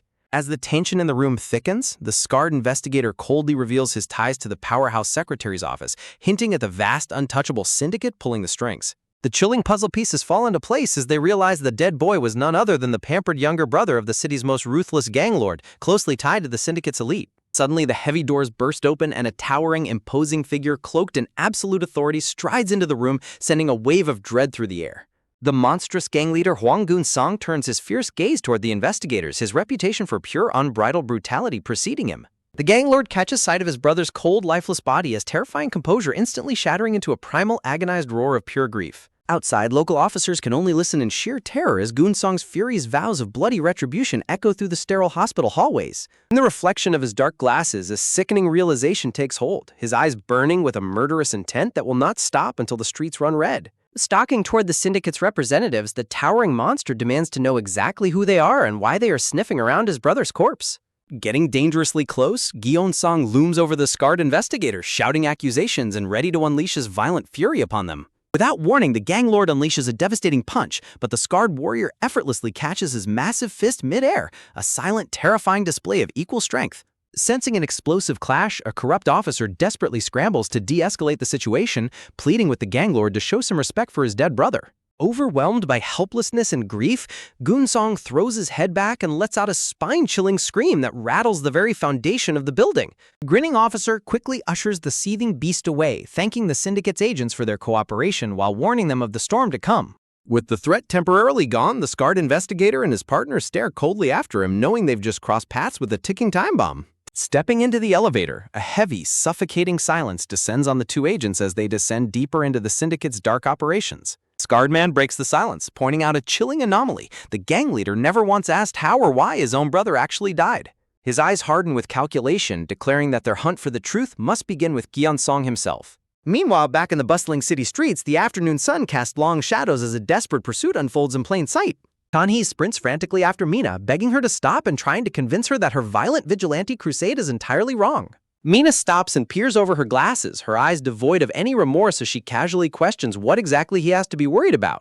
She coldly snaps at him, telling him to take his useless morals and preach them to the desperate victims who are actually left to rot by a broken system. Desperate to break through her icy exterior, Chan-hee screams at the top of his lungs, refusing to back down from the horrifying reality. He points a shaking finger, accusing her of outright murder and warning her that acting like it's nothing will only lead to her inevitable destruction. Before he can even react, Mina lunges forward, grabbing him tightly as her voice drops to a chilling, razor-sharp whisper. Leaning in dangerously close, she asks with unsettling calm if he truly views her as some sort of heartless monstera villain in his eyes. Terrified by her intense gaze, Chan-hee stammers, trying to backpedal and explain that he is only trying to protect her from herself. A dark, playful smile creeps onto Mina's face as she asks if he truly wants to see the perspective of the villain he so fiercely condemns. Instantly, a blinding flash of supernatural energy erupts beneath their feet, shattering the busy street around them in a split second. Before Chan-hee can even comprehend what is happening, the solid ground beneath him vanishes, replaced by a terrifying gust of wind high above the city. He screams in absolute panic as they plummet through the sky, while Mina grips him tight, laughing at his complete lack of understanding. Plunging rapidly between towering skyscrapers, the city below spins in a chaotic, terrifying blur of neon lights and asphalt. The wind tears at his clothes as the agonizing freefall threatens to swallow him whole, Chan-hee's heart stopping in sheer, unadulterated terror. They crash violently onto the ground, Chan-hee thrashing frantically in the dirt, convinced he is about to meet his grisly end. Mina gently leans over him, a soft, teasing smile on her face as she calmly tells him to open his eyes and relax. Catching his breath, Chan-hee slowly realizes he is completely unharmed, though they are perched precariously on a massive, sheer cliffside. Shaking uncontrollably, he points a trembling hand toward the horizon, desperately trying to understand how they traversed half the city in a heartbeat. Tears of pure adrenaline and relief stream down his face as his mind struggles to process the impossible warp. Mina looks out over the majestic golden sunset, proudly showing off a view that feels entirely detached from the chaotic world below. She softly explains that ever since she awakened her terrifying space-bending abilities, she has been searching for her own private sanctuary away from the filth of society. A warning sign labels the steep cliff as a strictly forbidden, dangerous climbing zone completely inaccessible to normal humans. With a carefree, beautiful smile, Mina turns to him, declaring with absolute confidence that the rules of ordinary humans simply do not apply to her. Chan-hee can only stare in silent, breathless awe, his fear momentarily vanishing as the stunning beauty of the skyline washes over him. The massive city and sprawling river stretch out beneath them, bathed in a breathtaking golden sunset that feels like another world entirely. Mina leans over him playfully, whispering that experiencing the raw, unobstructed world can never be compared to looking at it through a protective glass cage. Standing side by side on the precipice, she promises to bring him back to this secret sanctuary as often as he likes under one crucial condition. Chan-hee lets out a breathless laugh of pure relief, realizing that even if he tried to tell the world about her teleportation powers, they would just lock him in an asylum. Suddenly, Mina's expression shifts in a heartbeat, leaning in so close that he can feel her breath, instantly halting his laughter. Her eyes narrow into a deadly, unblinking stare as she demands to know if he has any intention of betraying her and blabbing about her secrets. Playfully tapping his head, she seals their dangerous pact, leaving a thoroughly flustered Chan-hee trapped in a web of secrets he can never escape. Under the warm, golden hues of the setting sun, Mina extends a gentle, inviting hand, offering a rare moment of soft, deceptively sweet warmth. Back in the cold, harsh light of the autopsy room, the towering gang lord stands over his brother's stitched-up corpse, his fury solidifying into a deadly promise of vengeance. With a hardened, chilling gaze, he declares to the silent room that there will be no peace, no rest, and absolutely no funeral until he tracks down the monster who did this. The anxious detective tries to intervene, warning the volatile criminal not to make such dangerous threats in the presence of the law before things get completely out of hand. The detective desperately tries to play down the tragedy as a freak accident, pleading with the seething beast not to stir up trouble and make a bad situation even worse. But the gang leader's rage instantly boils over as he violently grabs the terrified officer by the collar, showing absolute contempt for the badge. He sneers directly into the officer's trembling face, ruthlessly reminding him that turning a blind eye and taking his money is exactly what he is paid to do. Shoving the spineless detective aside, the gang lord storms out of the morgue with his loyal thugs close behind, ready to unleash blood in the streets. Meanwhile, from the shadows, hidden investigators track his every move, digging deep into the massive financial syndicate he secretly controls. Watching from a parked car, the agents piece together the puzzle, questioning why a ruthless street thug would be tied to a high-profile figure like the mysterious Lua. The lead investigator peers through his binoculars, knowing that the web of corruption runs far deeper than simple street violence. The chilling reality comes to light. The enigmatic Miss Lua is the brilliant, untouchable mastermind pulling the strings behind the gang's entire multi-million-dollar crypto empire. But even the most powerful syndicates have cracks, and rumors are already swirling that Lua has ruthlessly betrayed her volatile business partners. If the betrayal is real, it makes the gang lord the most dangerous, unstable threat in the city, driven by a lethal mix of grief and financial ruin. Suddenly, the crosshairs of a scope lock directly onto the towering target as he steps out of a building, surrounded by his heavily armed guards. The agents decide to move in, tailing the dangerous beast to find out exactly how he plans to vent his explosive murderous rage.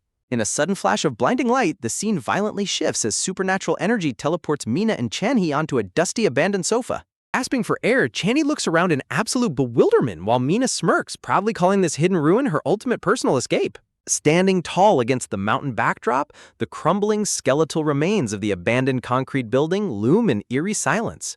Deep inside the concrete maze, Chan-hee tries to steady his racing pulse, realizing they are completely cut off from the rest of the world. Walking deeper into the gloom, Chan-hee freezes in shock as he spots a massive, chilling wall covered in pinned-up photographs. Mina casually explains that she uses the pictures to memorize coordinates, mapping out the precise locations for her reality-bending leaps. Astounded by her godlike abilities, Chan-hee eagerly asks if she can use her dimensional rifts to travel across the entire globe in an instant. But a heavy weight falls over Mina as she admits her powers have steep, punishing limits, leaving her utterly exhausted after too many consecutive leaps. She recalls a grueling, lonely jump to the far coast that left her completely drained, standing alone against the dark, crushing waves of the sea. An uncomfortable, heavy silence settles between them as the true, exhausting toll of her supernatural burden is laid bare. Before Chan-hee can offer a single word of comfort, a crackle of raw energy erupts and Mina vanishes into thin air, leaving him entirely alone. Left stranded in the middle of a decaying, hollowed-out concrete shell, panic begins to grip Chan-hee's heart. Desperately searching for an exit, he tests a heavy metal door, praying it isn't sealed shut. But as the door swings open, he recoils in sheer terror, realizing the unstable floor beneath him has entirely collapsed into a sheer, dizzying drop. Suddenly, a blinding flash of light ruptures the dark room as Mina teleports back, holding colorful boxes of food with a playful, teasing smile. Chan-hee's eyes widen in sheer delight as he opens a box of impossibly popular, highly sought-after treats she snatched in the blink of an eye. Grinning warmly, Mina boasts that bypassing long queues is one of the few innocent pleasures her terrifying powers actually grant her. Looking around the dusty, crumbling concrete ruins, she laughs, realizing that eating such delicacies in a decrepit wasteland is a bit absurd. Moments later, they sit side by side on the edge of the towering cliff, the sprawling river and city below bathed in a brilliant golden glow. Chan-hee gestures toward the breathtaking view, joking that any normal person would turn this forbidden peak into a viral sensation. Taking a slow bite of her food, Mina quietly confesses that beneath her cold, vigilante exterior, she still holds on to a surprisingly romantic side. Looking out at the golden horizon, she whispers that the world is far more beautiful than people down below ever care to realize. She admits that if she had remained trapped in a mundane, ordinary life, she would have never discovered this profound, quiet peace. Turning her soft, searching gaze toward him, she asks the heavy question that has been lingering between them. Does she still seem like a monster in his eyes? Staring back at her, Chan-hee is struck mute, his breath caught in his throat as the raw vulnerability of her words pierces through his defenses. Breaking the silence, he softly begs her to step back from the edge, pleading with her to just enjoy this beautiful life instead of chasing bloodshed. Mina looks back at the sprawling metropolis, reflecting on the mystery of her awakening, having never faced any extreme trauma to trigger her gift. But then she turns to him with a gentle, knowing smile, declaring that she finally understands the true purpose of her incredible powers. Looking out over the vast golden horizon, she recalls the pivotal moments that defined her path. Standing tall on the very edge of the precipice, she proudly states that using her gifts to protect him and punish the wicked is her absolute, undeniable destiny. Terrified by her dangerous conviction, Chan-hee lunges forward, grabbing her shoulders and desperately warning her of the self-destructive road she is walking. Leaning in close, she playfully challenges his fear, asking if he is simply terrified of her getting caught by the law. Desperation takes over as Chan-hee leans his head against her shoulder, his voice trembling with a raw, agonizing emotion. Tears stream down his face as he screams his true feelings, refusing to stand by and watch the girl who saved his life destroy herself in a cycle of endless vengeance.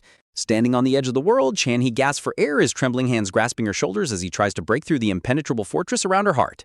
But Mina only smiles back at him, a chillingly calm expression washing over her face as she confirms that saving his life was the best decision she ever made. Looking down at the sprawling, glittering city below, she lets out a soft sigh, finally agreeing to make a massive compromise just to ease his spiraling terror. With a deceptively sweet grin, she promises that she will spare the life of the monster who hurt him, vowing to keep her hands clean of his blood. But Chan-hee can only look away in quiet disbelief, knowing deep down that a storm is already brewing and there is no simple escape from this web of violence. Down below in the bustling city streets, the cold reality of that looming danger begins to take shape as a suspicious vehicle pulls up to the curb. Inside the cramped van, a heavily bandaged and trembling betrayer is ruthlessly threatened with his life if he fails to deliver the target they're hunting. Sweat pours down his face as he desperately scans the crowded sidewalks, knowing that one wrong move will mean his immediate violent end. Suddenly, his eyes lock onto a familiar pair of high school students walking down the street, and a manic wave of relief washes over him. Completely oblivious to the predatory eyes watching his every move, Chan-hee laughs happily, enjoying a fleeting moment of normal life with Mina. The betrayer recalls the terrifying brutality of the gang's wrath, especially the crushing weight of a heel that nearly ended his life on that fateful rooftop. Save his own skin, any lingering sense of loyalty or guilt instantly evaporates as he prepares to throw his classmates straight to the wolves. Behind the tinted windows, the ruthless syndicate thugs prepare to strike, cold-bloodedly planning to kidnap both teenagers in a single swift motion. Chan-hee's laughter instantly dies in his throat as the battered coward suddenly steps out of the shadows, blocking their path with an eerie, desperate gaze. The air turns icy cold as Chan-hee demands to know what happened to him, completely unaware of the trap that has just sprung shut around them. Confused and alarmed, the two teenagers recoil as the unhinged boy begins babbling nonsense, his eyes wide with a manic, terrifying desperation. His panic erupts into a furious, shrieking accusation, pointing the finger directly at Chan-hee as the ruthless killer who murdered the gang lord's brother. Blinded by his own terror, he screams that it was all Chan-hee's fault, desperately trying to rewrite the events of that bloody night to save his own miserable life. Mina's warm demeanor instantly vanishes, her eyes turning into shards of ice as she steps in front of Chan-hee to confront the cowardly traitor. Her gaze sharpens with a deadly, predatory intensity, realizing that this pathetic insect is acting exactly like the untouchable mastermind, Lua. But before she can unleash her terrifying, reality-bending powers, a blinding surge of electrical energy bursts from the darkness directly behind them. A brutal shock rips through Chan-hee's body, sending him collapsing to the cold pavement in a helpless heap as Mina screams out in sheer horror. Under the cover of pitch-black night, a heavy vehicle tears up a winding mountain dirt road, carrying their unconscious captive prey far away from any hope of rescue. Deep inside an abandoned, decaying concrete warehouse, a horde of heavily armed thugs eagerly awaits the arrival of their terrifying, absolute leader. The towering gang lord storms into the room, his presence radiating a suffocating aura of death as he demands that the perimeter be completely sealed. Blindfolded, gagged, and tightly bound to a wooden chair, Mina slowly regains consciousness, a splitting headache racking her brain as she tries to process her helplessness. Shouts and footsteps echo through the hollow, dark warehouse, confirming her worst fear. They are trapped in a den of ruthless, bloodthirsty monsters. Struggling desperately against the thick ropes digging into her skin, her mind races as she frantically searches for any sign of her defenseless friend. Her heart shatters as she hears a heavy, sickening thud, signaling that Chan-hee has just been brutally thrown onto the cold concrete floor beside her. The towering crime boss stands over the limp, bruised boy like a predatory beast, his silent, overwhelming fury filling the entire warehouse. Slowly removing his sunglasses, his cold, dead eyes lock on to the helpless teenager, preparing to extract the bloody vengeance he promised his dead brother. He turns his piercing gaze toward the trembling traitor, demanding the absolute truth about what really happened on that fateful rooftop. Removing his pristine white jacket, the gang lord prepares to get his hands dirty, his massive frame radiating an undisputed promise of pure violence. A ruthless thug violently grabs the coward by his hair, forcing him to face his boss as he hysterically screams his desperate, fabricated accusations. Pointing his finger wildly at the unconscious boy, the traitor shrieks that Channy was the one who brutally murdered Ginu when pushed to the brink. Mina's blindfold is violently ripped away as she glares at the lying snitch, her voice burning with an explosive righteous fury. Unable to watch an innocent boy take the blame for her actions, she screams out the shocking, undeniable truth. She is the monster who killed Gunu. But her confession is completely ignored as the gang lord violently grabs Chan-hee by his hair, dragging his battered head up from the dirty floor. He sneers that his dead brother might have been a fool, but that there is absolutely no way a weak, pathetic kid like Chan-hee could have gotten the upper hand. A sadistic, terrifying grin spreads across his face as he demands that Chan-hee tell him the real story, enjoying the raw, helpless terror of his prey. Without warning, a devastating, bone-shattering fist slams directly into Chan-hee's face, sending a brutal shockwave through his fragile body. Blood sprays onto the cold concrete as Chan-hee gasps for breath, his vision blurring as his consciousness begins to slip away from the sheer force of the blow. Bound and gagged, Mina can only shake violently in her chair, her head ringing with a desperate, mounting panic as her supernatural powers fail to activate. The ruthless monster unleashes an absolute barrage of savage, merciless punches, completely indifferent to the pathetic cries of the dying teenager beneath him.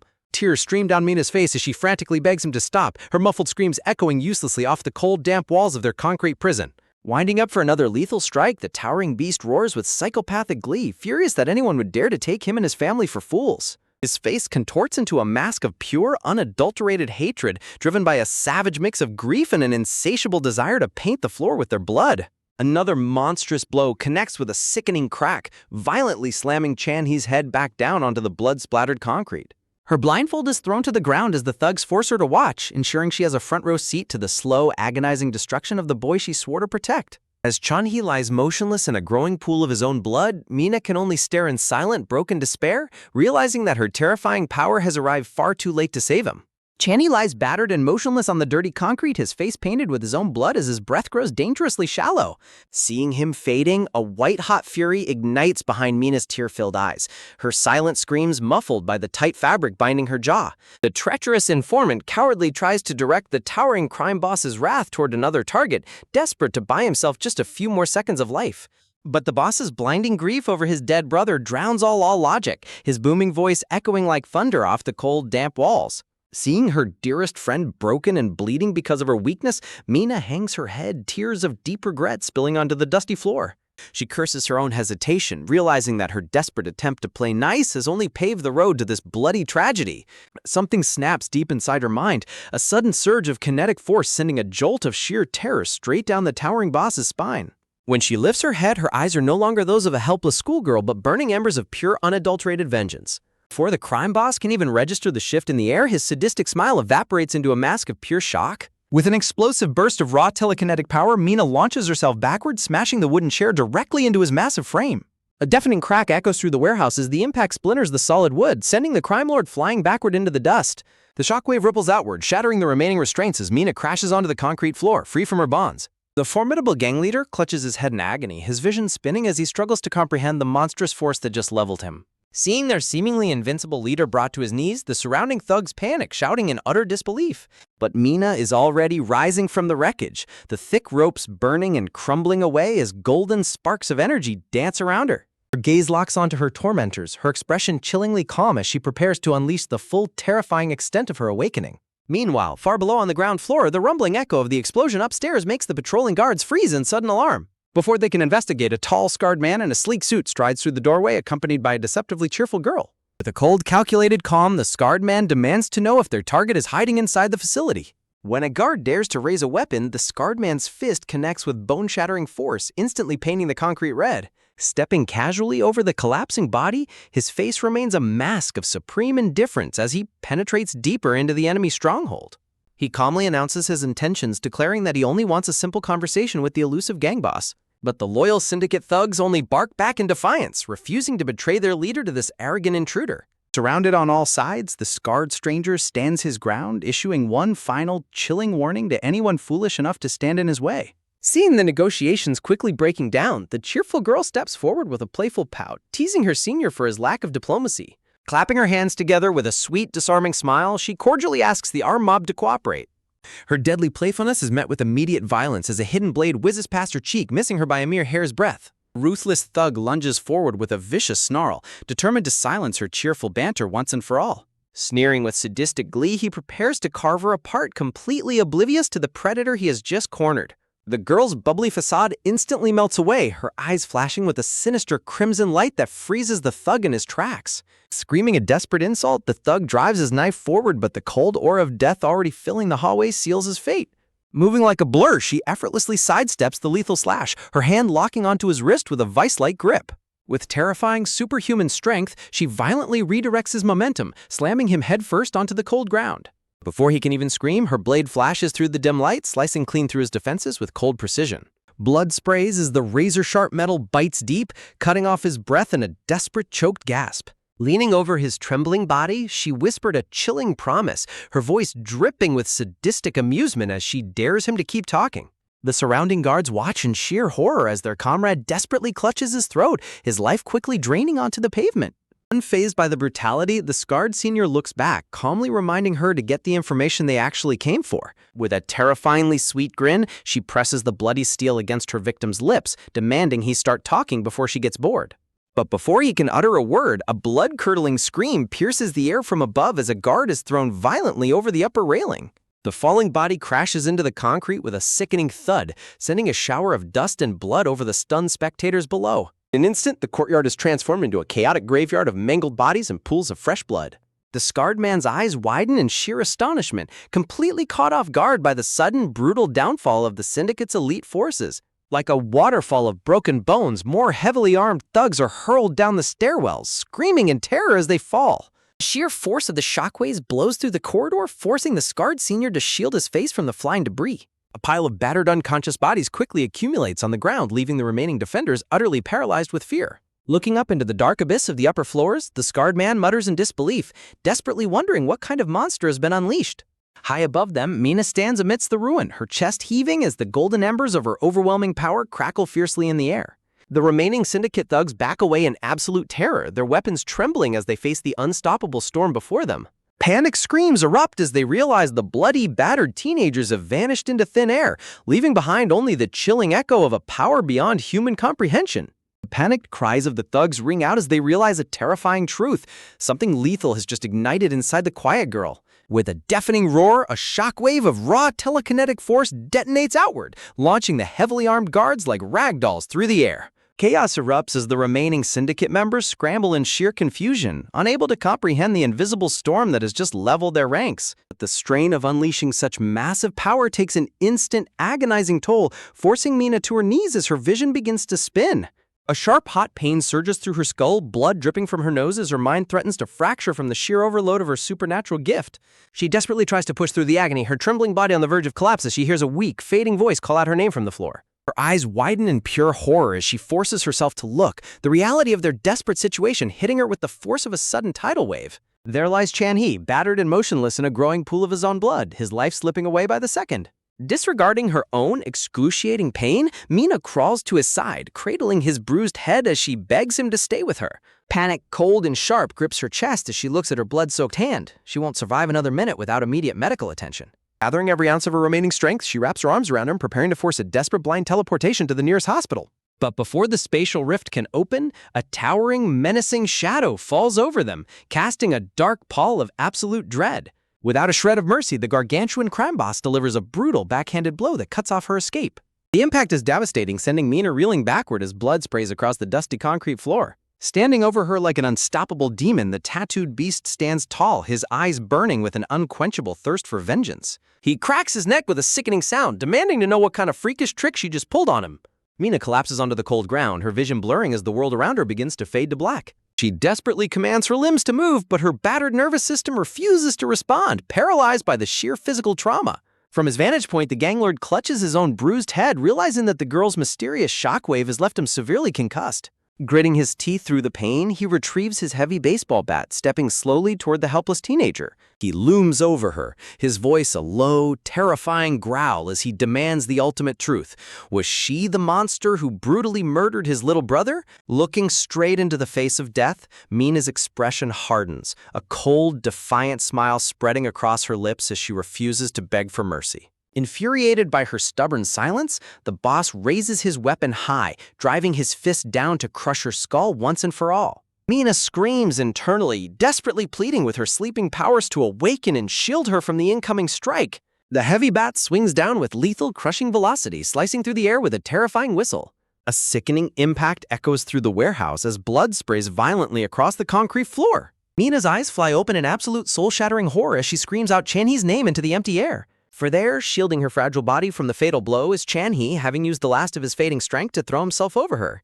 He lies heavily on top of her, his head split open and bleeding profusely, his sacrifice sealing his tragic fate. Mina stares blankly into the distance, her heart shattering into a million pieces as the cold reality of his sacrifice sinks in. Tears stream down her face, mixing with the blood of her dearest friend as she realizes he gave his life to keep her safe. Suddenly, a strange golden energy begins to radiate from Chan-hee's motionless form, glowing with a mystical protective light.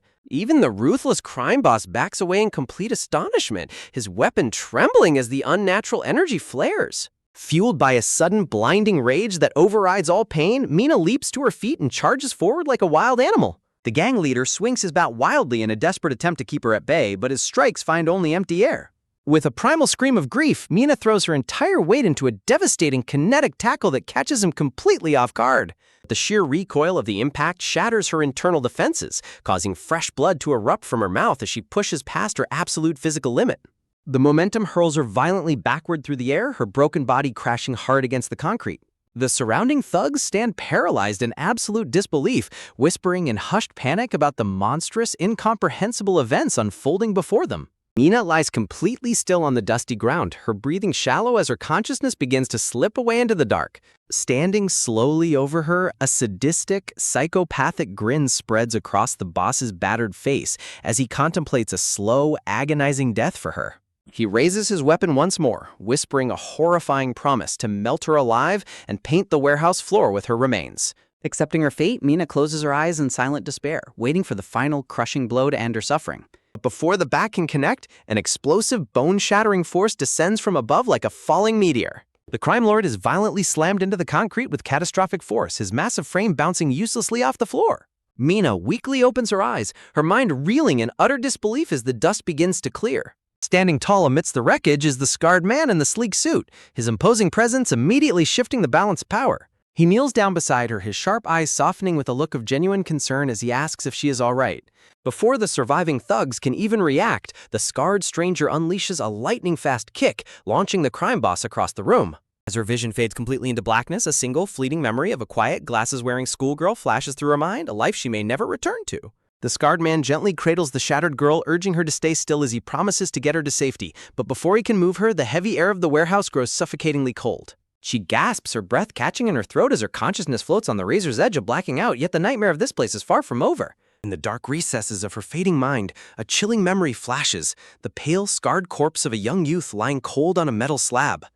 Suddenly, a roar of pure, unadulterated fury shatters the quiet as the massive crime boss lunges from the shadows, screaming in a blind, vengeful rage. The massive fist cuts through the air with terrifying speed, but the scarred man reacts instantly, throwing himself aside to avoid the lethal strike. The monster's eyes burn with bloodlust, his face contorted in a psychotic mask of vengeance as he refuses to let his prey escape. The scarred stranger recovers quickly, his eyes narrowing as he realizes he is dealing with a beast completely driven by madness. Cracking his neck with a sickening pop, the towering thug sneers, shocked that his target survived a blow that should have snapped his neck instantly. Cold, lethal resolve settles over the scarred detective as he slowly rolls up his sleeves, ready to unleash a level of violence he hasn't used in years.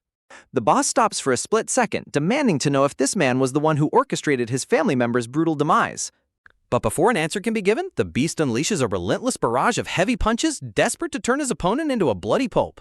Dodging the wild strikes with effortless grace, the scarred senior scoffs, utterly disgusted by the cheap tactics of a common street thug. Crime lord throws his entire weight into a colossal earth-shaking punch, aiming to crush the detective's skull in a single blow. He screams in raw frustration, pouring every ounce of his monstrous strength into the final desperate strike. The massive fist slams into the concrete wall with a deafening impact, missing the detective's face by mere inches as the cop coldly questions his hollow pride. Seizing the opening, the detective drives a brutal, bone-shattering counterpunch directly into the giant's exposed solar plexus. Without giving the beast a single second to breathe, he follows up with a lightning-fast uppercut that sends the massive thug reeling backward. Blood and sweat spray into the air as the devastating strike lands squarely on the criminal's jaw, shattering his resolve. Standing tall and completely unfazed, the detective looks down on him with cold indifference, mockingly asking if this is his first time getting hit. Blinded by humiliation, the crime lord lets out a desperate guttural roar, swinging wildly in a last-ditch effort to tear the man apart. But his movements are sluggish, and the detective easily sidesteps the clumsy attack like a seasoned professional. In a flash, the detective's hand shoots out, locking onto the giant's wrist with a crushing vice-like grip. With terrifying precision, the cop prepares to deliver the final crushing blow to end this senseless violence once and for all.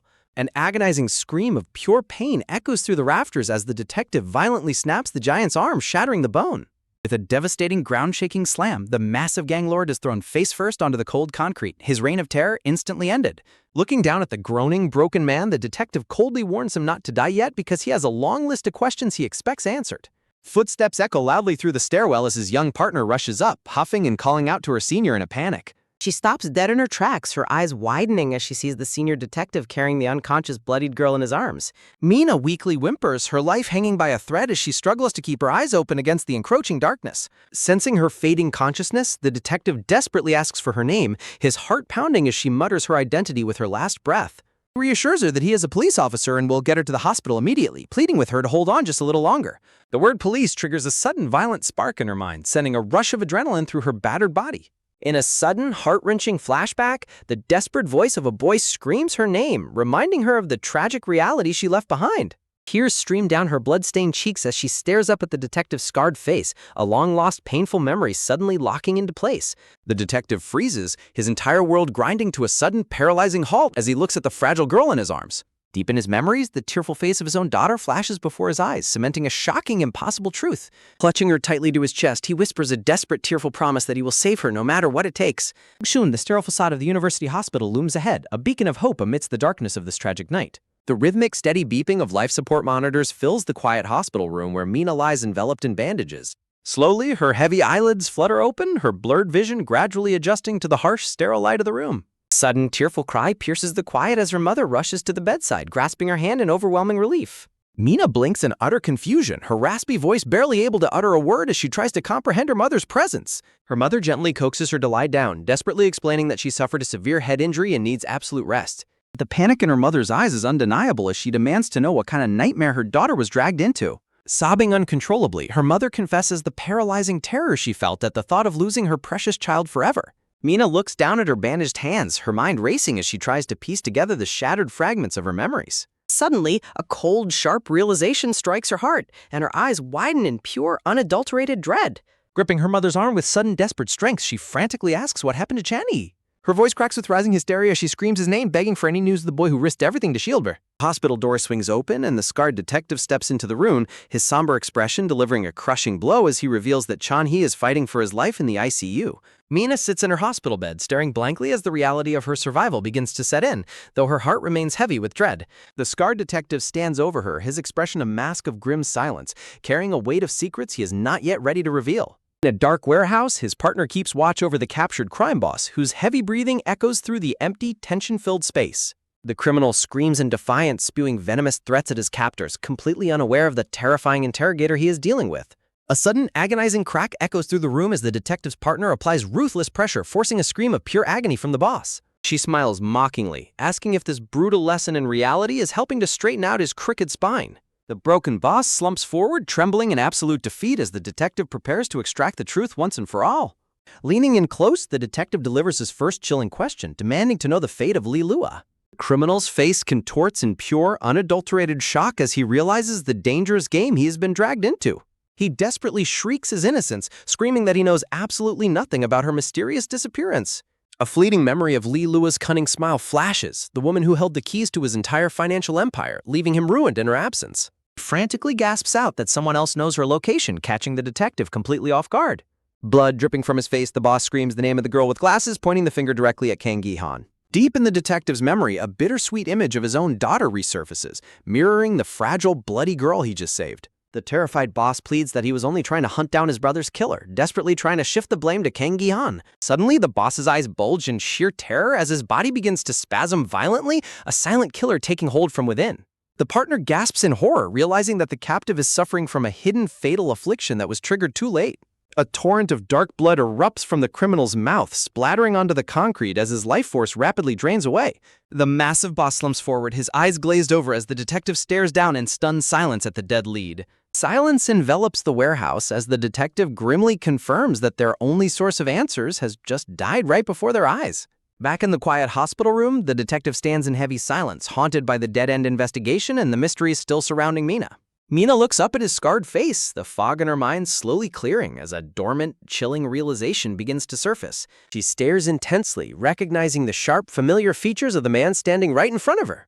A sudden memory flashes in her mind, meeting this very same detective on the day Gunwoo was brutally punished in front of her school. Caught off guard by her daughter's sudden, intense gaze, Mina's mother asks in confusion what is wrong. Her mother quickly explains that this detective was the hero who saved her from the clutches of her ruthless kidnappers. The detective rubs his head awkwardly, humbly downplaying his role, claiming he merely carried her out after she lost consciousness.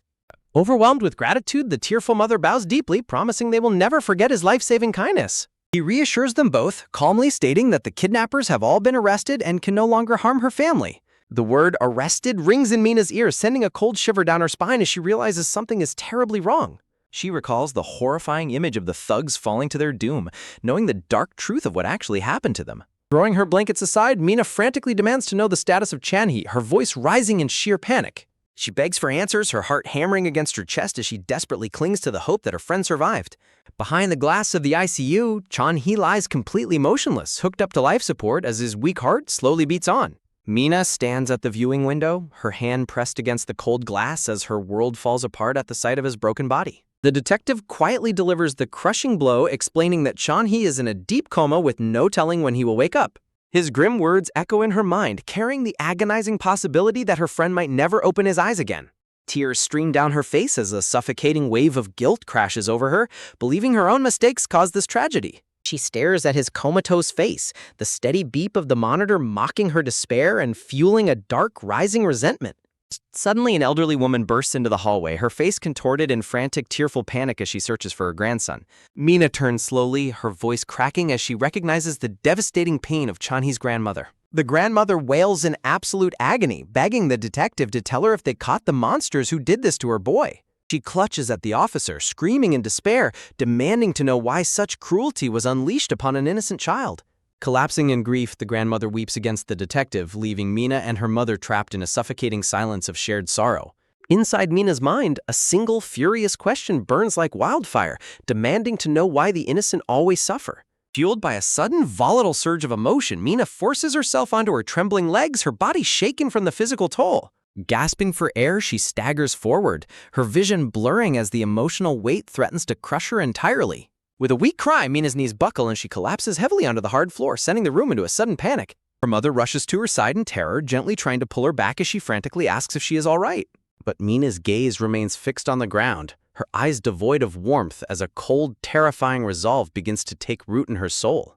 The scarred detective turns to leave, his heavy footsteps echoing in the quiet hospital room, while Mina's mother desperately tries to delay him with a polite, trembling offer of coffee to express her profound gratitude. But behind her glasses, Mina's eyes narrow with sudden, piercing intensity as a dark question escapes her lips, demanding to know if the ruthless kidnappers were truly arrested.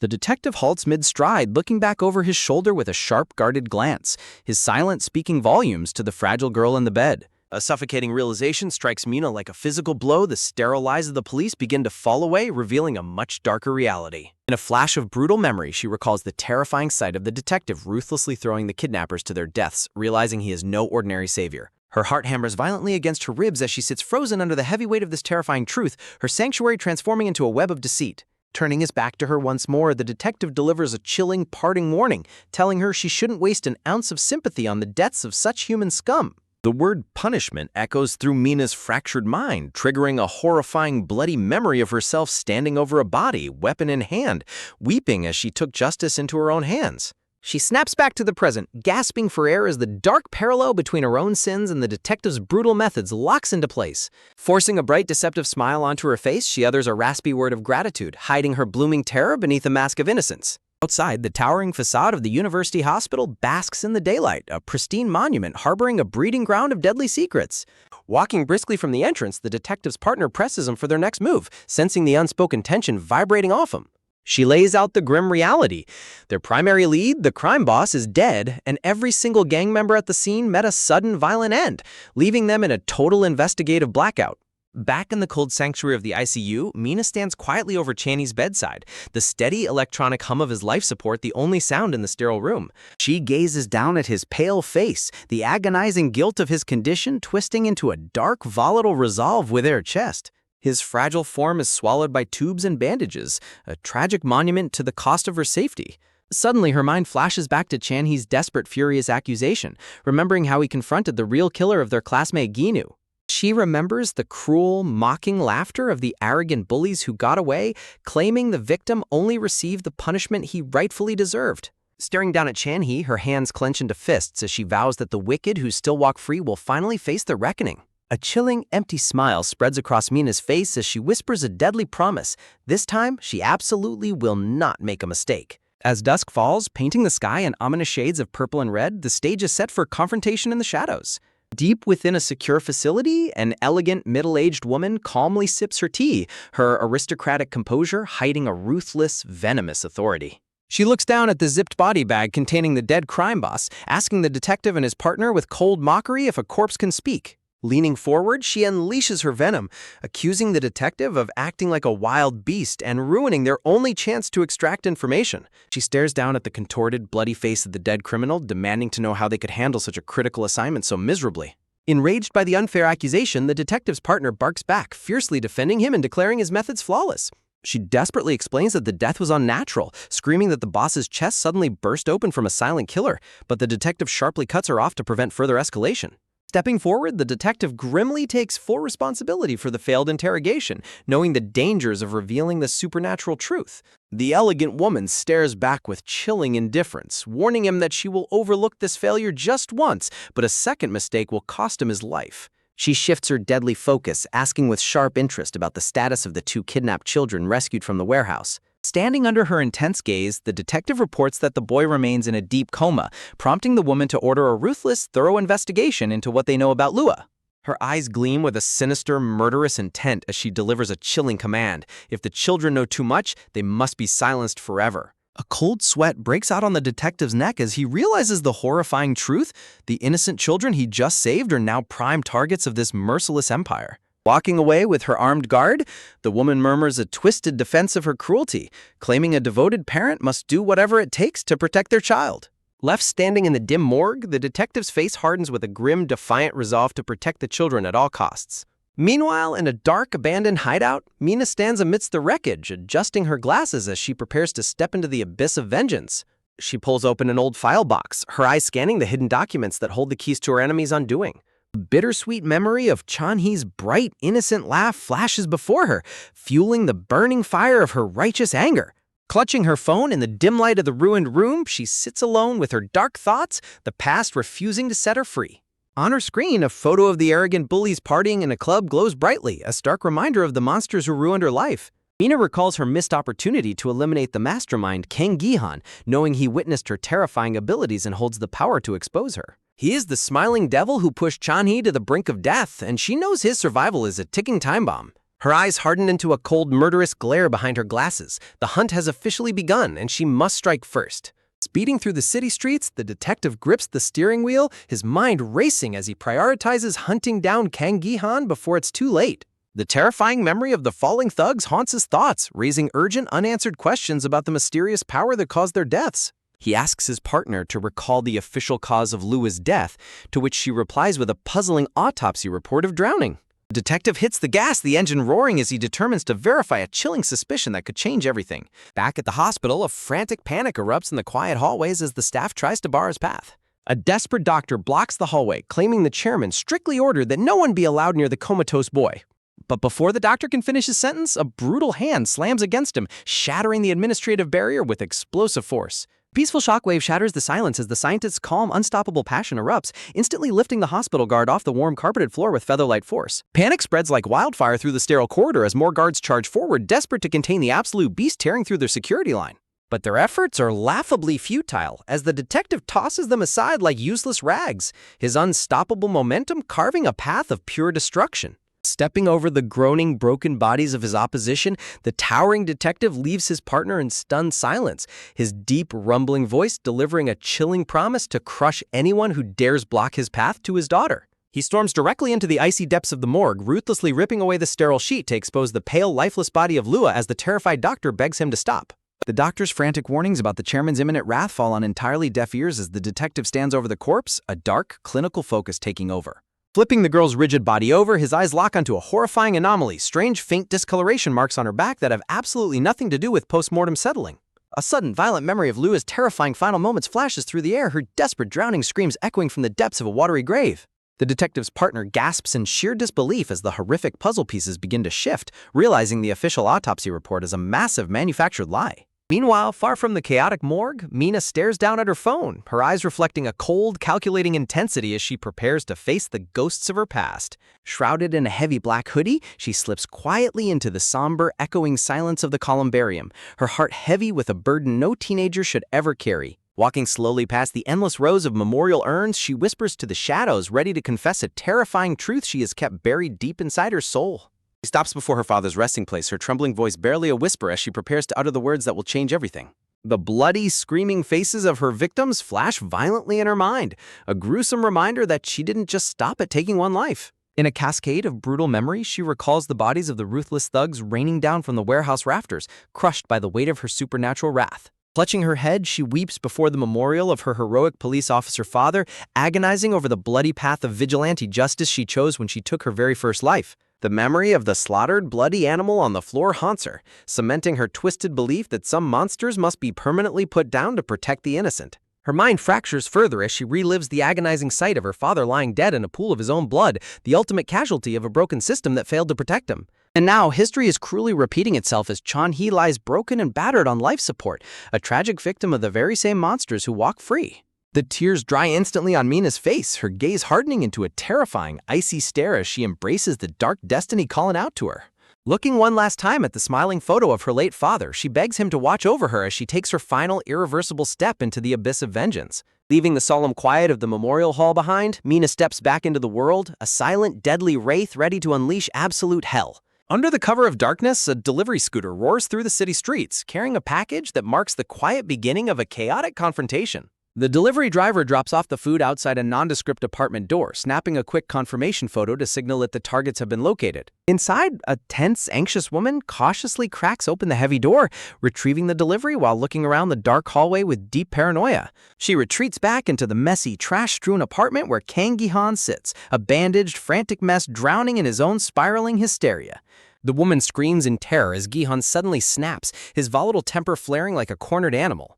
Biting his nails until they bleed, Gi-han frantically stares at the glowing computer screens, losing his mind over the suffocating lack of news coverage about the warehouse massacre. His mind is completely consumed by the terrifying memory of Mina brutally unleashing her monstrous, fiery power on his thugs. He relives the explosive, chaotic violence of that night, where a single, fragile girl easily overpowered a swarm of armed criminals. The memory of her cold, murderous eyes locks him in a state of paralyzing dread, realizing he is completely powerless against her. He remembers the exact moment she tossed his heavy thugs over the railings like discarded toys, her destructive power defying all laws of nature. He can still feel her icy, merciless gaze boring straight into his soul, a silent promise of absolute death. Her mocking voice echoes in his head, whispering his name like a death sentence that he knows he cannot escape. Snapping back to reality, Gi-han explodes in a fit of violent rage, throwing his food and screaming at his trembling accomplice for daring to startle him. But she refuses to back down, fiercely screaming back that their failed plan to frame Mina and Chan-hee has completely ruined them, and it is entirely his fault. Gi-han's face contorts in stunned, wide-eyed fury, completely blindsided by her sudden treasonous defiance. Driven by pure, unhinged malice, he unleashes a brutal, lightning-fast strike, slamming his foot directly into her face. He ruthlessly beats her down into the trash on the floor, roaring in fury and accusing her of selling him out when things got tough. He blames everything on the fateful night she introduced him to Lua, tracing their current downfall back to that single toxic moment. A flash of bitter memory, he recalls the flashy, deceptive club lights where their greed first intertwined, setting off this catastrophic chain reaction. Spitting blood onto the floor, the battered woman grabs his leg with a venomous grip, desperately gasping that she is not the one to blame for his failures. With a sudden surge of adrenaline, she violently kicks him back, screaming a harsh reminder that he only became filthy rich because of her and Lua's schemes. Jihan crashes heavily onto the cluttered floor, his breathing ragged as he glares at her with murderous, bloodshot eyes. Their toxic, explosive screaming matches echo loudly through the concrete apartment complex, drawing the unwanted attention of the entire neighborhood. Gasping for air amidst the wreckage of their ruined safe house, the two accomplices stare at each other in tense, exhausted silence. Running his hands through his messy hair, Gihan desperately tries to claw back his composure, realizing that killing his only remaining ally won't save him from the monster hunting them. He sinks into a deep, calculating silence, chewing on his thumb as a desperate, insidious plan begins to take shape in his twisted mind. Intrigued by his sudden shift in demeanor, the woman looks up with cautious curiosity, asking if there is truly a way out of this nightmare. A chilling, psychotic grin spreads across Gihan's face as he realizes he knows the perfect monster to unleash, someone whose burning desire to capture Mina will finally tear her apart. A cold, imposing figure sits at her grand desk, the formidable chairwoman Lee Soo-hyun, whose mere presence demands absolute, unquestioning obedience from everyone in her empire. Her sharp feline eyes narrow with clinical precision, a silent, deadly promise radiating from her calm, calculating expression as she prepares to crush a rogue element. Heavy, deliberate footsteps echo through the massive office as the towering detective strides in, his broad shoulders tensed and ready for an inevitable clash of wills. He stares back at her with a hardened, unyielding expression, demanding to know the reason behind this sudden, high-stakes summons from the shadows of power. The chairwoman wastes absolutely no time, leveling a brutal accusation about his violent rampage at the hospital and his unauthorized touch of her granddaughter's remains. She ruthlessly strips away his authority, viciously reminding him that he has no real connection to the dead girl. He is nothing but a hired mercenary bound to her company's checkbook. She lays bare the bitter truth of their arrangement, declaring that his fake detective badge, his unlimited resources, and his entire life in the shadows exist solely because of her powerful patronage. Her venomous words cut deep, threatening to reduce him back to an illegal, desperate fugitive the very second she decides to pull her massive financial backing. But instead of breaking under her crushing weight, a dangerous, defiant spark ignites in the detective's eyes as he poses a chilling, subtle question about his true value. A sudden, unexpected shift in the power dynamic catches the chairwoman completely off guard, her carefully composed mask slipping into a flash of pure insulted rage. She stares him down with a murderous intensity, realizing for the first time that she is dealing with a weapon she might no longer be able to control. The suffocating tension is violently shattered as his partner bursts into the room, her panicked voice echoing with frantic, uncontained urgency. The chairwoman explodes in fury at the sudden disrespectful intrusion, but the sheer raw panic on the young officer's face suggests something catastrophic has just occurred. Shaking with adrenaline, she shoves past the guards and begs the detective to listen to a vital recording that could blow their entire investigation wide open. She presses play on her phone, demanding that the contact on the other end of the line repeat the unbelievable game-changing testimony they just stumbled upon. The trembling, desperate voice of a terrified girl fills the room, attempting to convey a secret so dangerous it has instantly marked her for death. Meanwhile, high above the glittering city streets, a silent predator watches from the cold shadows of a skyscraper, ready to execute her own brand of merciless justice. Balancing on the absolute edge of the concrete precipice, Mina prepares to take a terrifying leap into a dark web of conspiracy and blood. Her eyes are locked onto her phone screen, carefully analyzing the digital breadcrumbs left behind on social media to trace her target's movements. Every minute detail on the posted image, the angle of the window, the color of the curtains, serves as a map directing her straight to the prey's final hiding spot. A cold, triumphant smile plays on Mina's lips behind her glasses, knowing that the target has unwittingly sealed their own fate. Looking down from the rooftop of a grimy pawn shop, she prepares to make her move on the conspirators who thought they could escape her wrath. She calculates the precise floor and apartment unit with terrifying efficiency, narrowing down the target's location with mathematical certainty. But a direct, clumsy assault is too risky. She must navigate the unknown interior layout and potential obstacles without letting the prey slip away. Suddenly, the roar of heavy engines cuts through the night as a fleet of dark, ominous vans pulls up directly in front of the target's building. The doors slide open, and to her shock, the familiar, towering figure of the detective steps out into the cold night air with a heavily armed squad. Watching through her phone camera, Mina's heart quickens as she realizes the authorities are moving in on the exact same target at the exact same moment.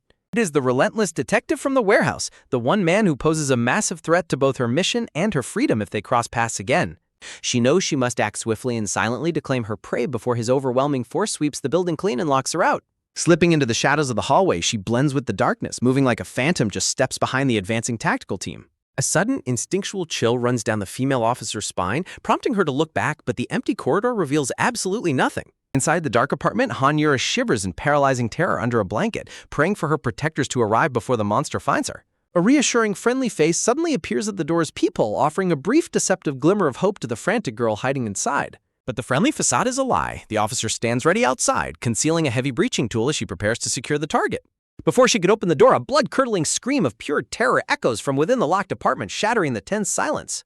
Peering through the cracked door, the officer catches a horrifying glimpse of the target's legs being dragged violently back into the pitch-black room. With no time to spare, she swings the heavy axe with explosive force, desperately trying to chop through the secure lock and breach the apartment. Inside, a terrifying telekinetic force suddenly grabs Yura, dragging her backward at a blinding speed as orange sparks of supernatural energy crackle in the air. Yura's face contorts in absolute agonizing shock as she is violently yanked away from her only hope of salvation. Out of the shadows, a hooded figure locks her in a suffocating grip, whispering a chilling promise that she has finally been caught. Outside, the officer unleashes a brutal high-impact kick, shattering the remnants of the heavy door and bursting into the apartment with raw force. The detective and his team charge in right behind her, guns drawn and ready to engage whatever threat lies inside. But they are met with nothing but a messy, trash-strewn room, leaving them standing in stunned, frustrated silence as they realize the target has vanished. Miles away, Yura screams in terror as she is thrown mercilessly through the open air, plummeting toward the hard ground of a forgotten wasteland. She slams heavily onto the concrete floor of a ruined building while the hooded figure of Mina watches cold and unmoved from a nearby sofa. Clutching her broken, bleeding leg, Yura rolls on the dirty floor, her agonizing screams echoing off the cold concrete walls of her new prison. Mina stands over her like a merciless god of vengeance, coldly noting her weakness and demanding that she look her straight in the eye. Shaking and weeping on her knees, the terrified girl begs for her life, desperately claiming she knows nothing and has kept her mouth shut. Mina leans in close, her eyes reflecting a terrifying, gentle madness as she softly reassures her that she knows exactly what lies have been told. Trapped under that suffocating supernatural gaze, Yura nods frantically in absolute submission, fully realizing that her life now belongs entirely to the monster before her. Leaning in with suffocating closeness, Mina reminds the weeping girl that her mercy does not extend to those who cross Chanhee. Shaking violently, Yura desperately pleads her innocence, sobbing that she knows absolutely nothing about Chanhee's tragic fate. But Mina offers a chilling bargain: lead her straight to Kang Gi-han, and she will let her escape this nightmare alive. Meanwhile, back at the abandoned safe house, the tactical team scrambles onto the empty streets, realizing their high-profile target has completely vanished into thin air. The detective peers through the shattered window frame in stunned disbelief, unable to comprehend how a human being could dissolve into the night. Snapping out of his shock, he barks frantic orders through his radio to search every single rooftop in the surrounding blocks immediately. He realizes with sudden, horrifying clarity that the mastermind behind Lua's death is back, and Han Yura is about to meet the exact same fatal plunge. The female officer struggles to keep up, her mind racing with a terrifying, impossible theory that they are hunting a monster with superhuman abilities. Shoving those doubts aside, the detective charges up the stairwell, driven by a desperate, single-minded obsession to secure Yura before it is too late. Reaching the cold rooftop, he orders his partner to split up and sweep the opposite side of the sprawling building complex. Heavy tactical boots echo across concrete as the perimeter search tightens, the silent city streets illuminated by the cold glare of streetlights. Gritting his teeth, the detective presses his earpiece, demanding absolute vigilance from every unit deployed in the area. From a hidden vantage point, a shadowy figure watches the chaos unfold, wondering why the elite corporate enforcers haven't secured their target yet. Inside a nearby darkened room, Gi-han peers through the blinds in a cold sweat, realizing his plan to use Yura as a shield has completely collapsed. Panic begins to override his calculated composure as he realizes he may have to take matters into his own hands to survive. Suddenly, the sharp chime of the doorbell pierces the heavy silence, causing him to freeze in paralyzing terror. He looks at the security monitor, only to see a weeping, frantic Yura begging him to open the door. Rage flares in his eyes as he stares at the screen, sensing a deadly trap hiding just out of sight. Throwing the door open, he explodes in furious screams, cursing her for leading the danger straight to his doorstep. Before he can even finish his threat, an invisible crushing force slams into the door, throwing him backward.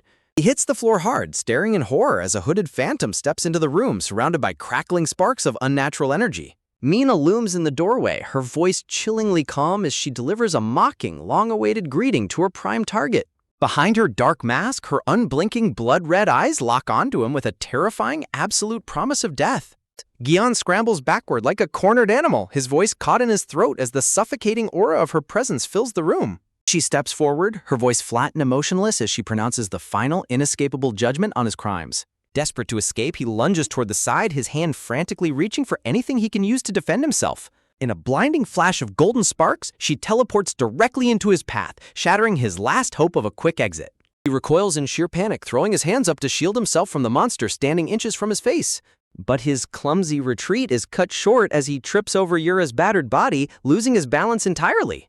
He crashes heavily onto the floor, completely helpless under her towering, indifferent gaze. Staring down at the pathetic sight of her enemies, Mina lets the tense silence stretch, savoring the absolute dominance she holds over their lives. Dragging herself forward, Yura clutches at Mina's clothes, weeping and pleading for her life as she denies any part in the conspiracy. She hysterically shifts the blame, screaming that she was merely a passive observer while Gihan orchestrated the entire kidnapping. Jihan explodes in a rage, screaming at her to shut her mouth, but Mina silences them both with a single icy command.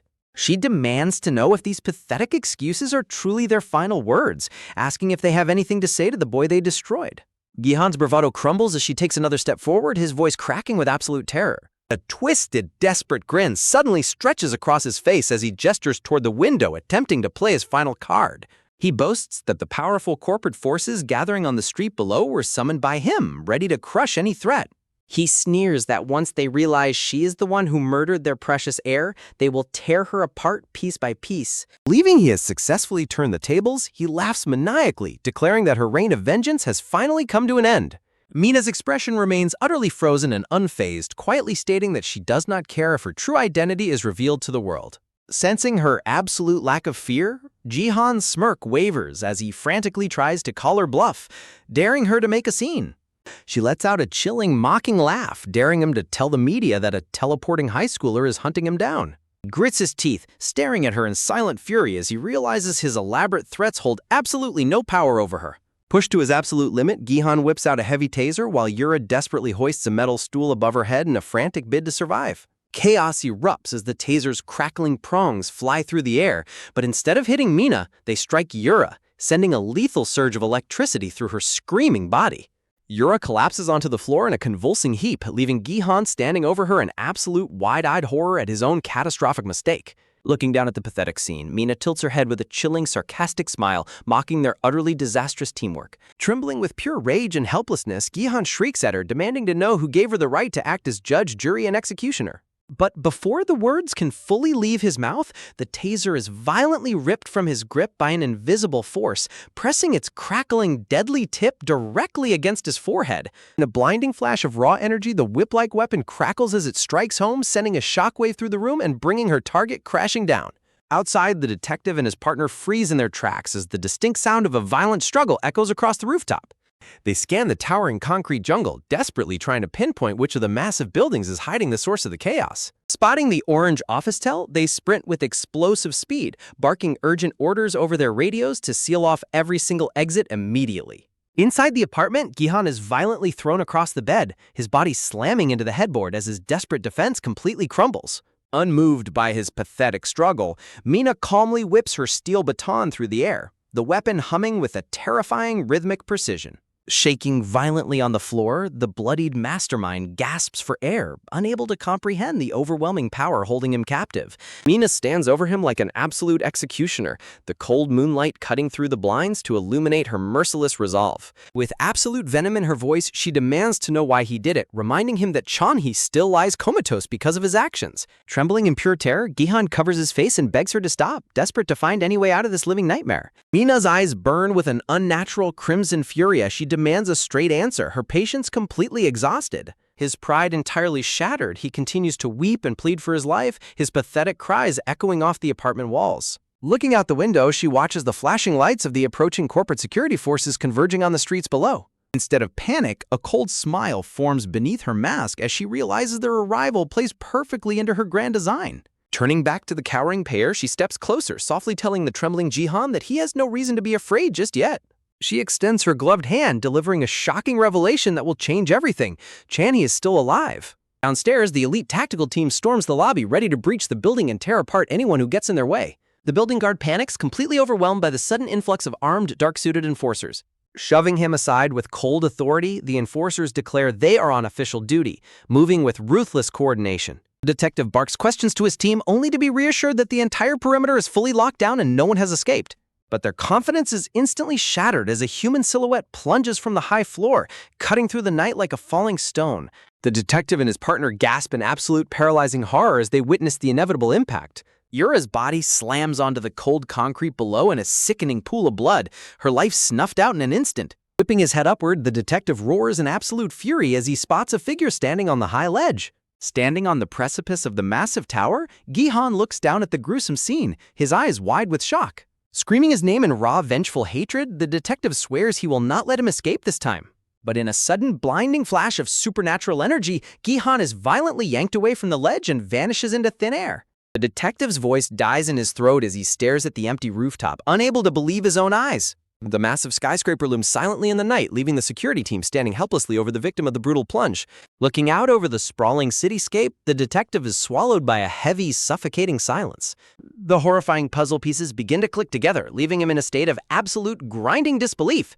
He struggles to comprehend why Gi-han would deliberately bait them just to execute Yura right in front of their faces. Frantic radio reports confirm that no targets have passed through the perimeter, prompting the detective to call off the useless search.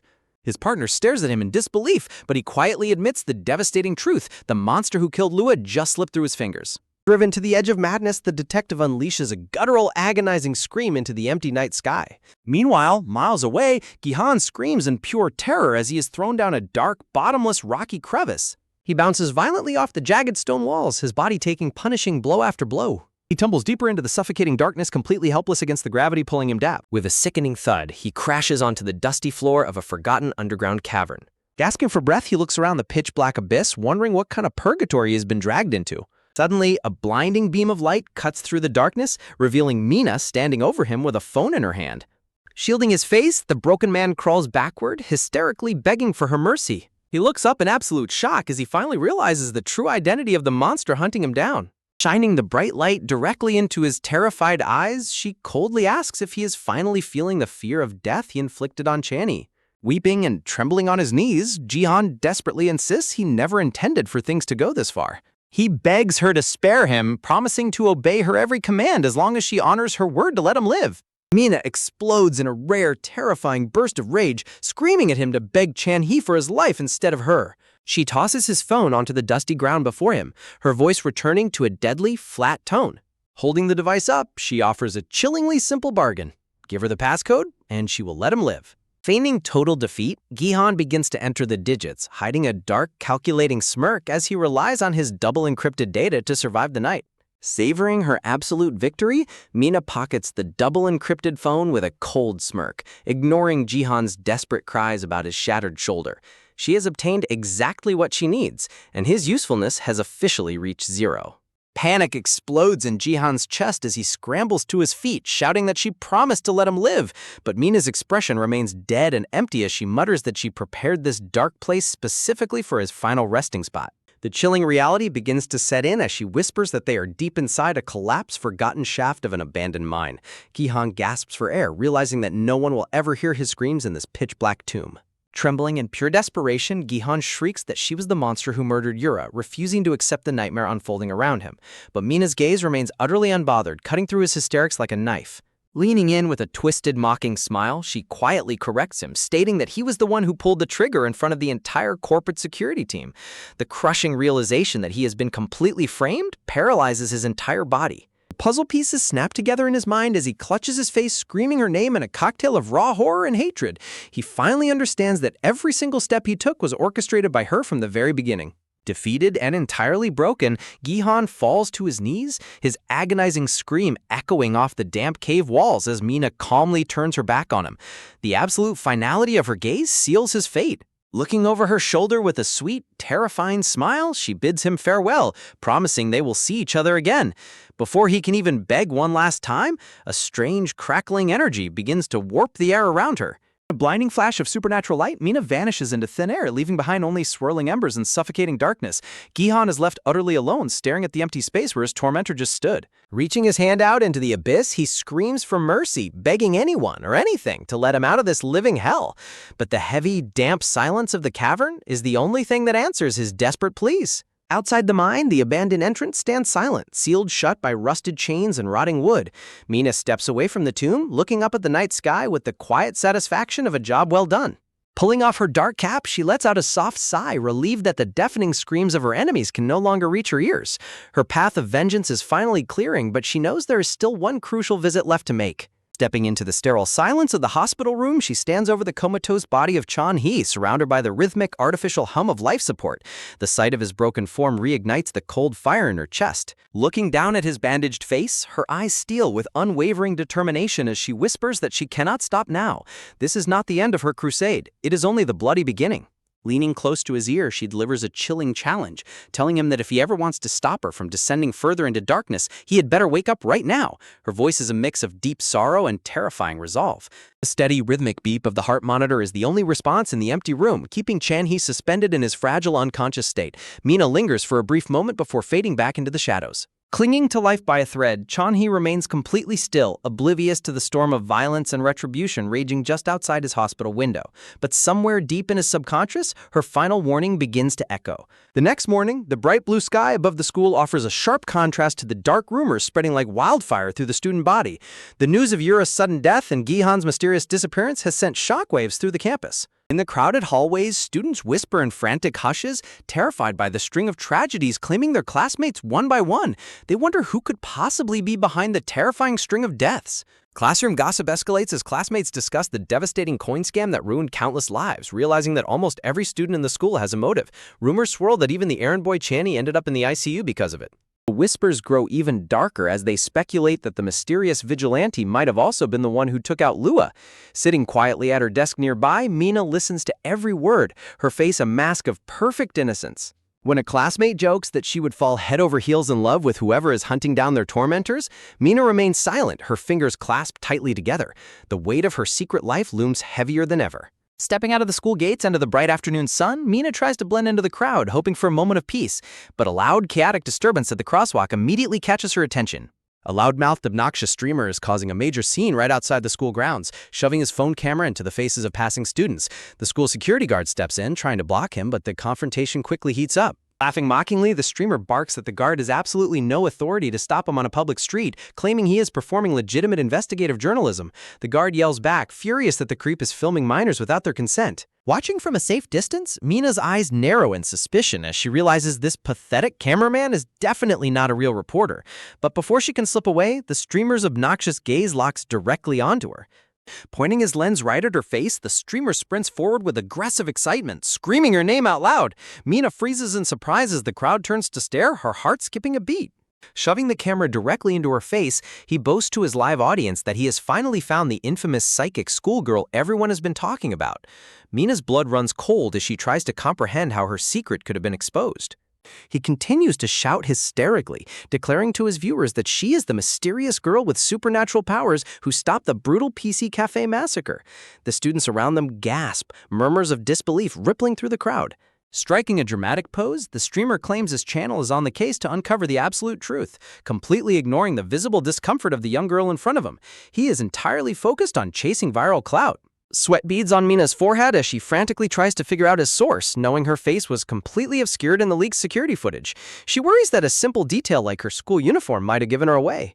On his live broadcast, the streamer flashes the footage of the incident, hyping up the mystery of how the attacker fell to his death while the victim escaped unharmed. The trap is closing in on Mina, threatening to shatter her normal life forever. Grinning wickedly, the streamer taunts her, asking if she truly believed she was playing the hero by taking a life.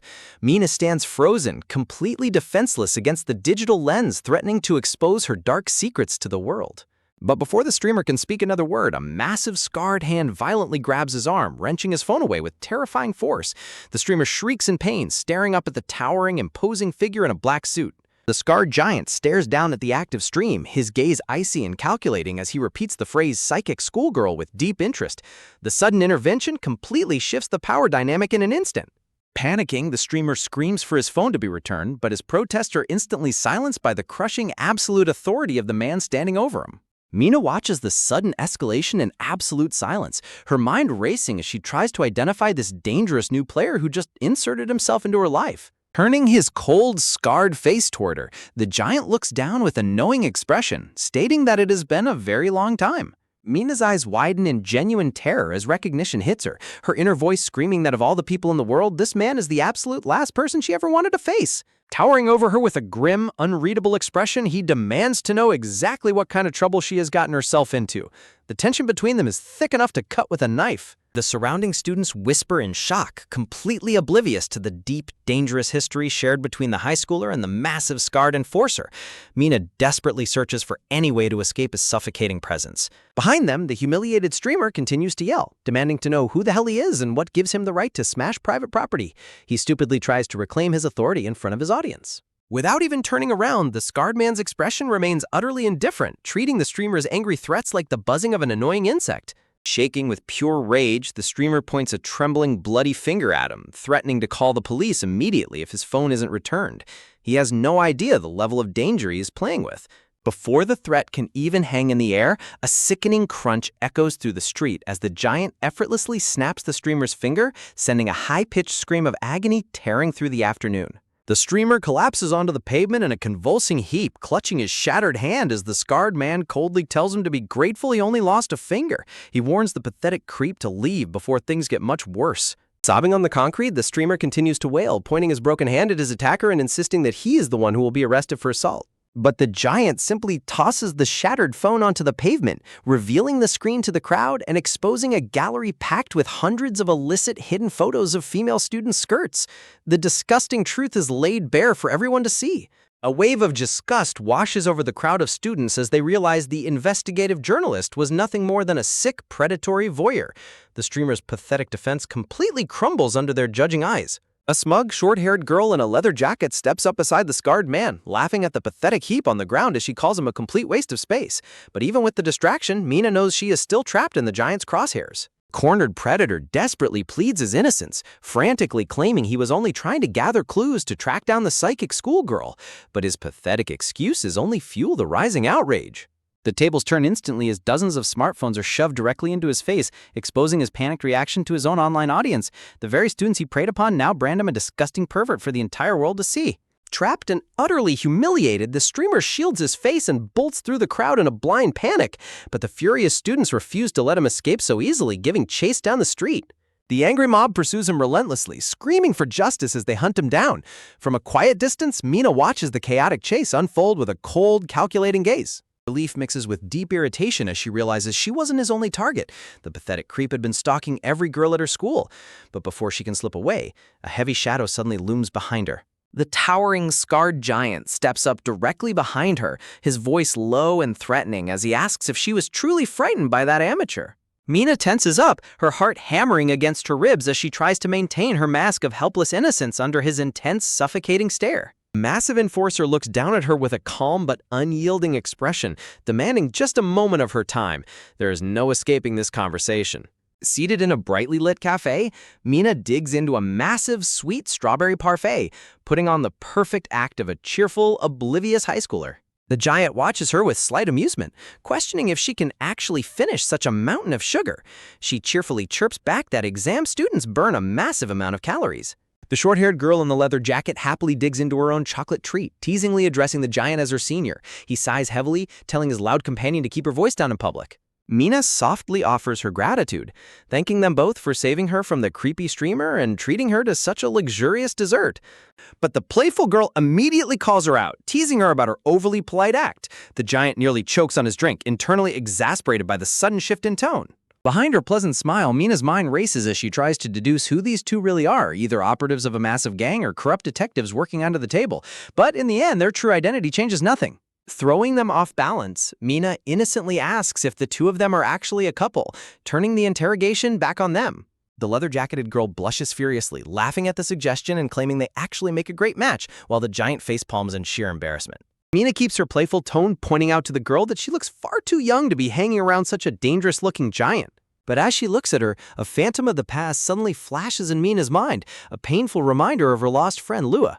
The giant's eyes narrow slightly, noting that she certainly knows how to speak sweetly for a girl her age, wondering what secrets she is hiding behind that youthful facade. Leaning in close, the leather-jacketed girl drops her playful act, her eyes turning sharp as she quietly warns Mina not to try so hard to act innocent. The air in the cafe suddenly turns freezing cold as the two lock eyes, an unspoken, tense battle of wills passing between them in absolute silence. Breaking the tension, Mina casts her eyes downward, her shoulders dropping as she prepares to play her next card, the ultimate sob story. With a trembling voice, she confesses that she still cannot remember everything that happened on that fateful day, letting her vulnerable side slip through.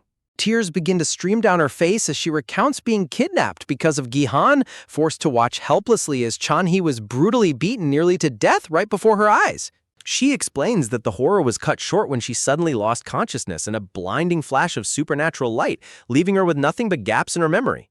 Burying her face in her hands, she sobs that if only she had stayed alert and strong, perhaps Chanhee wouldn't be clinging to life in an ICU bed right now. Wiping away her tears, she whispers that the blank spaces in her memory torture her, wondering if the culprits were trying to frame her and Chanhee for the entire incident.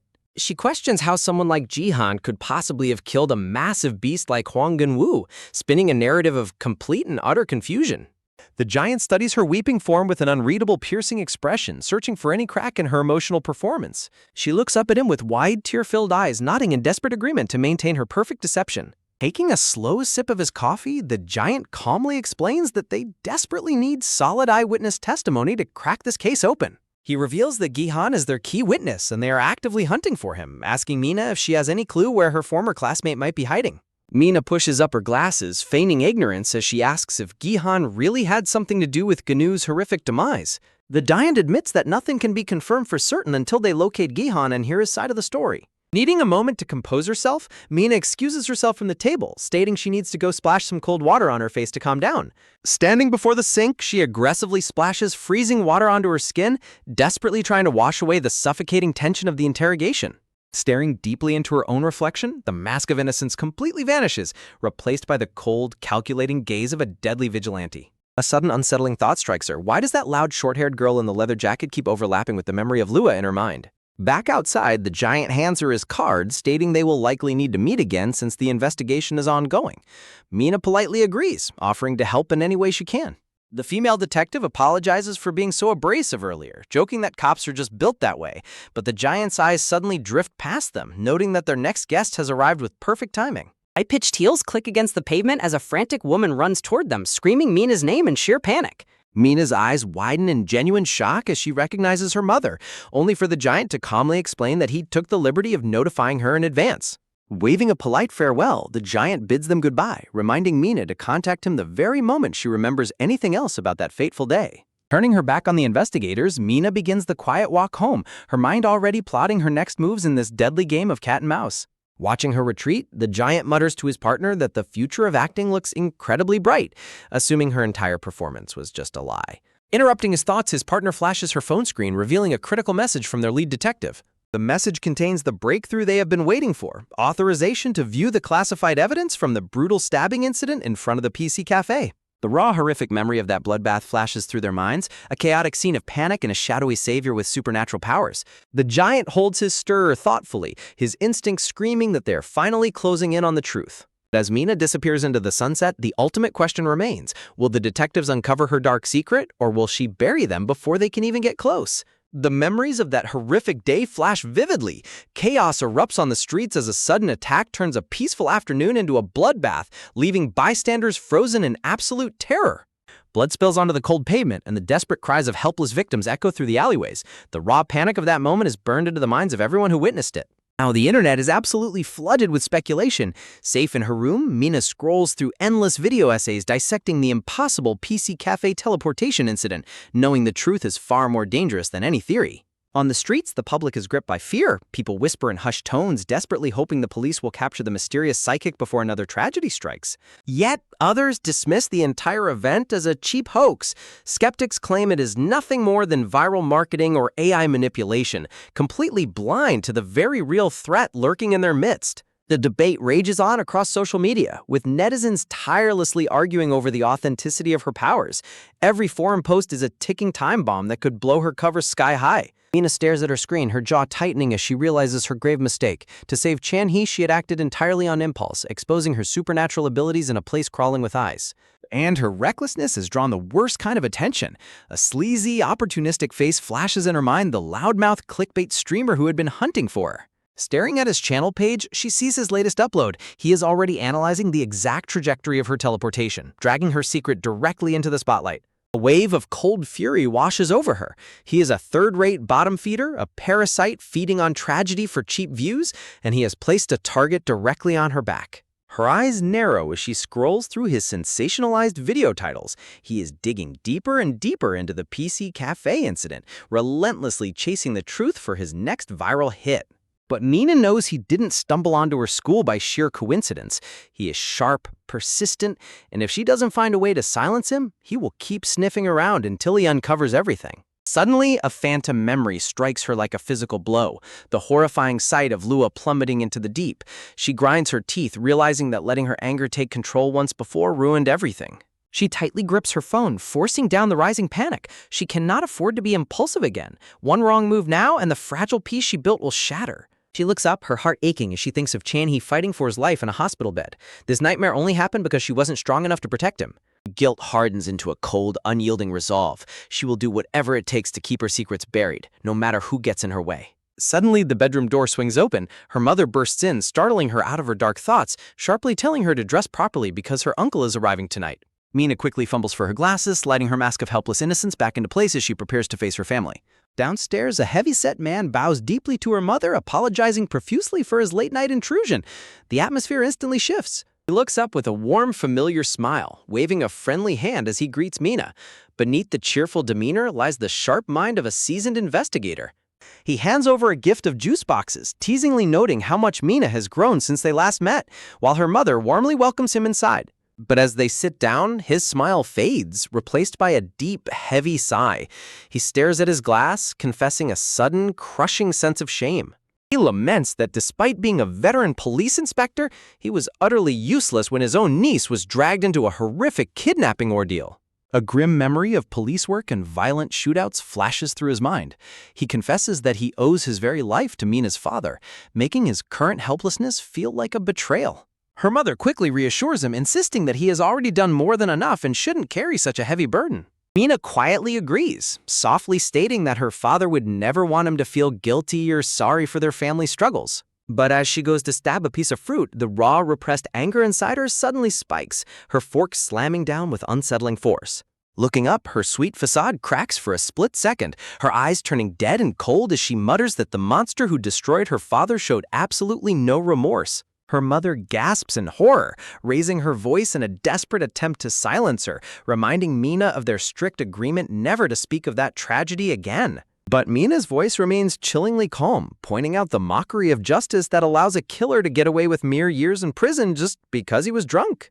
Desperation leaks from her mother's eyes as she begs Mina to stop, clutching her head and pleading that they must focus on moving forward for her father's sake. Sensing the suffocating tension, her uncle quickly changes the subject, asking his sister-in-law about the latest developments regarding Mina's recent kidnapping case. Her mother explains that a detective named Lee Soo-hyun met with Mina just yesterday to take her official statement, hoping to finally make progress. Mina quietly chews on her fruit, her eyes sharp and assessing as she watches her uncle's reaction, ensuring her physical tells are completely hidden.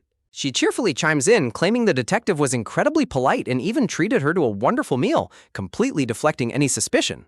Her mother clasps her hands in gratitude, wishing she could treat the heroic officer to a proper feast, though the uncle laughingly warns her that such gifts might cross legal boundaries. The uncle's face turns deadly serious as he leans in, his sharp gaze locking onto her mother. He has crucial news about the gang that targeted Mina. He calmly announces that the case involving those brutal gangsters is officially closed because their ringleader, Hwang Gunsong, is dead. The news hits Mina like a physical jolt. Behind her glasses, her eyes widen in genuine shock as she realizes Detective Soo-hyun's terrifying warning was absolute truth. Her uncle explains that Gunsong resisted arrest, leading to a fatal struggle on the spot. He reassures them that they no longer have to live in fear of retaliation. He adds that Mina should never have gotten involved with people like that anyway, believing she is finally safe from those dangerous thugs. Slipping her innocent mask back on, Mina nods meekly, softly agreeing with her uncle while her mind races to process the sudden death of her tormentor. Standing by the front door, her mother bids him a warm farewell, thanking him for his tireless work, while he chuckles and mentions his next assignment is already calling. Mina head snaps up, a dangerous spark of curiosity in her eyes as she asks him what new case could possibly demand his immediate attention. Her uncle sighs heavily, revealing that he has just been put in charge of the highly controversial stabbing incident that took place right in front of the PC cafe. Mina plays along perfectly, widening her eyes and acting as if she only vaguely remembers the viral teleportation video that dominated the news weeks ago. Smiling brightly, she bids her uncle a warm goodbye, standing beside her mother as they watch him walk down the hallway. But the moment the door clicks shut, her cheerful expression vanishes instantly, replaced by a look of sheer, deadly calculation. Time is running out. Outside, her uncle walks into the cool night air, shaking his head as his detective instincts nag at him, wondering if he is simply overthinking the strange tension in that room. Back inside, Mina stares into the distance, her eyes burning with an intense predatory focus behind her glasses. The police are closing in, and she must strike before they uncover the truth. Walking away from Mina's home, her uncle beats himself up, desperately trying to shake off the nagging suspicion creeping into his mind. She is his late brother's daughter, a traumatized victim, and there is no way she could be connected to these dark supernatural events. The next morning, the sun rises over the bustling district police station, a place usually dedicated to maintaining law and order, but now harboring secrets that could tear the city apart. Hyung-yan strides through the busy corridors of the station, his thoughts racing as his detective instincts clash violently with his familial loyalty. Outside in the courtyard, Detective Lee Soo-hyun walks with purpose, his sharp eyes locked forward as he prepares to confront the veteran inspector.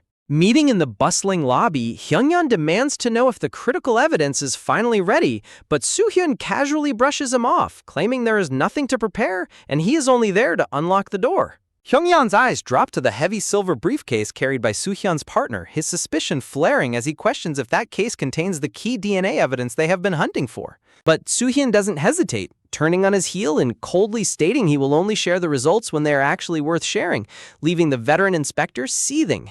Enraged by the blatant disrespect, Hyung-yan chases after them down the stairs, yelling that if their hard-won evidence is compromised, they have a right to know what it is. Ignoring his protests, they bypass the heavy security doors of the high-clearance CCTV and evidence storage archives, where the deepest secrets of the precinct are kept under lock and key. Inside the quiet, sterile room, Hyung-yan pulls down a heavy blue storage box, knowing that what lies inside could break this entire investigation wide open. Resting inside the box is the brutal kitchen knife from the PC cafe stabbing, still stained with dried blood, carrying the exact trace DNA of the mysterious teleporting savior.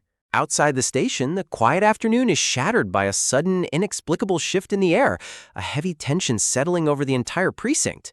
Back in the archive room, Hyung-yan's frustration boils over as he mockingly asks Soo-hyun if pretending to be a real detective is fun, accusing him of sticking his nose where it doesn't belong. He steps closer, towering over the younger detective, his voice dripping with venom as he asks if he is truly enjoying himself. Soo-hyun looks up, completely unfazed, a dangerous smirk playing on his lips as he asks Hyun-yeon if his anger stems from the fact that he doesn't pay dirty bribes like the late gangster Hwang Gun-song did. The insult snaps Hyun-yeon's last thread of sanity, and with a roar of fury, he grabs Soo-hyun by the collar, slamming him against the shelves as his partner cries out in alarm. At that very second, a deafening shockwave rumbles through the concrete foundations of the police station, vibrating violently through the courtyard. Hyun-yeon gets right in Soo-hyun's face, his voice trembling with manic rage as he accuses him of playing a dangerous game and hiding his true motives under a fake badge. The interrogation turns deeply personal as Hyun-yeon demands to know the real reason Soo-hyun approached his niece, Kung Mina, refusing to let her become a pawn in their dirty investigation. Before Soo-hyun can answer, a terrifying sonic boom echoes from above, dragging their attention away from their violent standoff. A blinding pillar of light pierces straight down from the heavens, striking the rooftop of the police station with catastrophic supernatural force. Hyun-yeon grips Soo-hyun's collar even tighter, his eyes burning as he delivers a chilling ultimatum: stay away from Mina or face the wrath of a desperate uncle with nothing left to lose. Suddenly, the archive door bursts open and a terrified young officer gasps for air, desperately yelling that something horrific has just happened outside. Hyun-yeon spins around, his anger instantly dissolving into dread as he demands to know what could possibly cause such absolute panic. In the courtyard below, a ghastly scene awaits. A man lies motionless on the cold asphalt surrounded by a rapidly growing pool of dark blood. Officers rush to the body in a frenzy of panic, but as they check for a pulse, a cold wave of horror washes over them. He is already dead, his life snuffed out in an instant. And then, out of thin air, a voice speaks from the shadows, chilling them to the bone with a simple, terrifying greeting. It is a presence of pure malice, a dark shadow looming over the precinct like a predator watching its prey, turning the bright afternoon sky into a canvas of impending doom. High above, the blinding light surges once again, pulsing with supernatural energy as if a gate between dimensions has been ripped wide open. Officers scream in disbelief as they realize the victim didn't just fall, he was dropped from an impossible height, plunging straight onto the precinct grounds. The panic spreads like wildfire, sirens blaring as bewildered cops look up at the towering rooftop, desperately trying to comprehend where this corpse fell from. Suddenly, a hooded figure materializes directly on top of a police cruiser, crouched like a gargoyle amidst a shower of crackling golden sparks. Beneath the heavy hood, the intruder remains silent, sparks of raw teleportation energy dancing across their dark silhouette. Bewildered officers stumble backward, their trembling voices demanding to know who this monster is and how they could possibly appear out of nowhere. Raising their weapons, the guards scream for the intruder to get down on the ground, declaring them under arrest as they try to regain control of the chaos. But before they can even pull their triggers, a violent flash of lightning erupts from the cruiser, throwing the entire courtyard into blinding, chaotic white noise. Up in the hallways, Yongyan sprints through the corridors, his heart hammering against his ribs as radio dispatches scream that the impossible suspect has breached the building. The truth hits the inspector like a physical blow. This is the exact same calling card as the PC Cafe stabbing and the horrific demise of Hwang Gun-sung. Right in front of his eyes, a violent distortion of light and gold sparks rips through the sterile hallway, stopping him dead in his tracks. Hyungyan gasps, his face pale with absolute terror as he realizes the myth, the impossible urban legend, is standing right in front of him. The hooded figure kneels quietly on the tiled floor, surrounded by a swirling vortex of displacement energy that defies every law of physics. With a sudden, explosive burst of light, the space folds in on itself, threatening to swallow the hallway whole.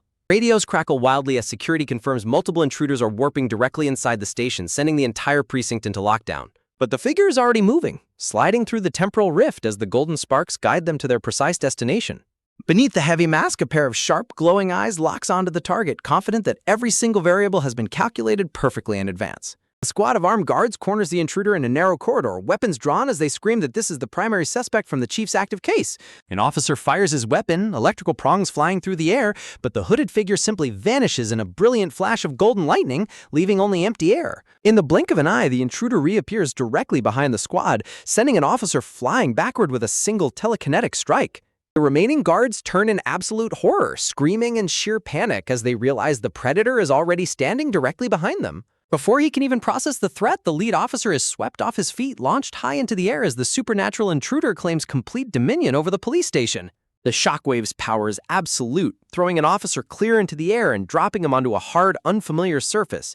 Disoriented and gasping for breath, he reaches for his weapon as panic begins to set in. Looking out over the sprawling city skyline, the horrifying realization hits them. The attack didn't just rattle the building, it literally displaced them all the way to the precinct rooftop in a fraction of a second. Back down in the archives, a high-frequency cutting torch burns white-hot against the heavy vault door lock, melting the steel mechanism into useless slag. With an explosive bang, the secured vault doors are blown inward, sending sparks and lethal fragments of metal flying into the sterile hallway. Armed and ready, the tactical unit charges into the smoke-filled room, prepared to neutralize the intruder at any cost. A startled officer screams in sheer terror as a weapon swings within inches of his throat, his face pale as the chaotic crossfire threatens to tear him apart. Spotting her colleague instead of the intruder, she lowers her axe in frustration, demanding to know why on earth he was coming out of the archive room. The terrified officer defends himself, yelling that he only rushed back because of the deafening explosion, furious that his own team almost took his head off. But their petty squabble is cut short as a dark, ominous silhouette materializes directly above them on the filing cabinets, looking down like a silent judge. Masked and perfectly calm, the intruder observes the chaotic scene below, satisfied that the police have fallen directly into the trap. Beneath the heavy hood, a pair of crimson eyes flares to life with terrifying supernatural power as the final phase of the plan begins. Suddenly, the spectral projection of a ravenous, snarling wolf manifests behind the intruder, its jaws open in a silent roar that fills the room with pure dread. Breaking through the chaos, Detective Lee Soo-hyun delivers a devastating superhuman kick that shatters the wooden structures of the room. He stands tall amidst the splinters of the demolished desks, his sharp eyes instantly scanning the debris for any sign of their target. Looking up, he spots the hooded figure perched high on the metal shelves, seemingly unfazed by the sudden display of brute force. Before he can advance, a series of rapid telekinetic shockwaves tears through the air, repelling the officers and cracking the very concrete of the archive. Struggling to find her footing, the female detective screams in absolute despair, realizing they are hopelessly outmatched by a force that defies physics. Surrounded on all sides, the intruders remain perfectly still, holding the entire squad at bay with a simple, quiet display of overwhelming pressure. Youngyan steps forward, a grim smile crossing his rugged face as he locks eyes with the elusive predator they have hunted for weeks. Reaching into his jacket, the veteran inspector reveals a plastic evidence bag containing the blood-stained kitchen knife from the PC cafe stabbing. Mockingly, Hyung-yun waves the key DNA evidence in front of the intruder, challenging them to come and try to take it by force. The masked figure speaks, their voice distorted and unnervingly deep, coldly declaring that the police have absolutely no hope of capturing them. But as the deep, echoing voice fills the room, Hyung-yun's detective instincts flare. The stature and vocal range of this intruder don't match the teleporting suspect they expected.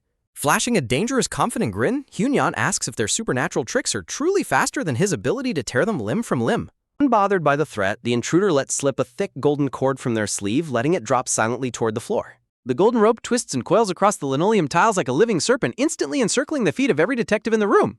Before anyone can react, the rope erupts with bright, crackling energy, whipping violently through the air with a deafening hum. The female detective gasps in horror as the electrified lasso snaps toward her, the sudden burst of light blinding her defenses. A massive blast of kinetic energy explodes from the rope, blowing the officers backward and shattering the heavy fluorescent lights overhead. Screaming in agony, the backup officers are thrown against the hard filing cabinets as the shockwave rips through the small archive room. Scaling the walls with effortless and human agility, the hooded figure hovers over the fallen detectives, leaving them pinned to the debris. In a flash of motion, the intruder snatches the evidence bag right out of Hyung-yun's grip, leaving the desperate inspector screaming in vain to stop them. The smoke begins to clear, leaving the devastated archive room in absolute ruins as the dazed detectives struggle to pick themselves up. Hyung-yun kneels amidst the shattered glass, his eyes widening in confusion as he notices a lingering warm golden spark hovering on his fingertips. He stares at the fading ember in utter disbelief, his mind racing as he tries to comprehend the strange residual energy left behind by the thief. Hours later, a breaking news broadcast flashes across a laptop screen, identifying the deceased man who fell at the precinct as a corrupt executive guilty of a fatal hit-and-run. In a dark, hidden safe house, Mina pulls off her heavy tactical mask and gear, her true face bathed in the dim glow of her laptop.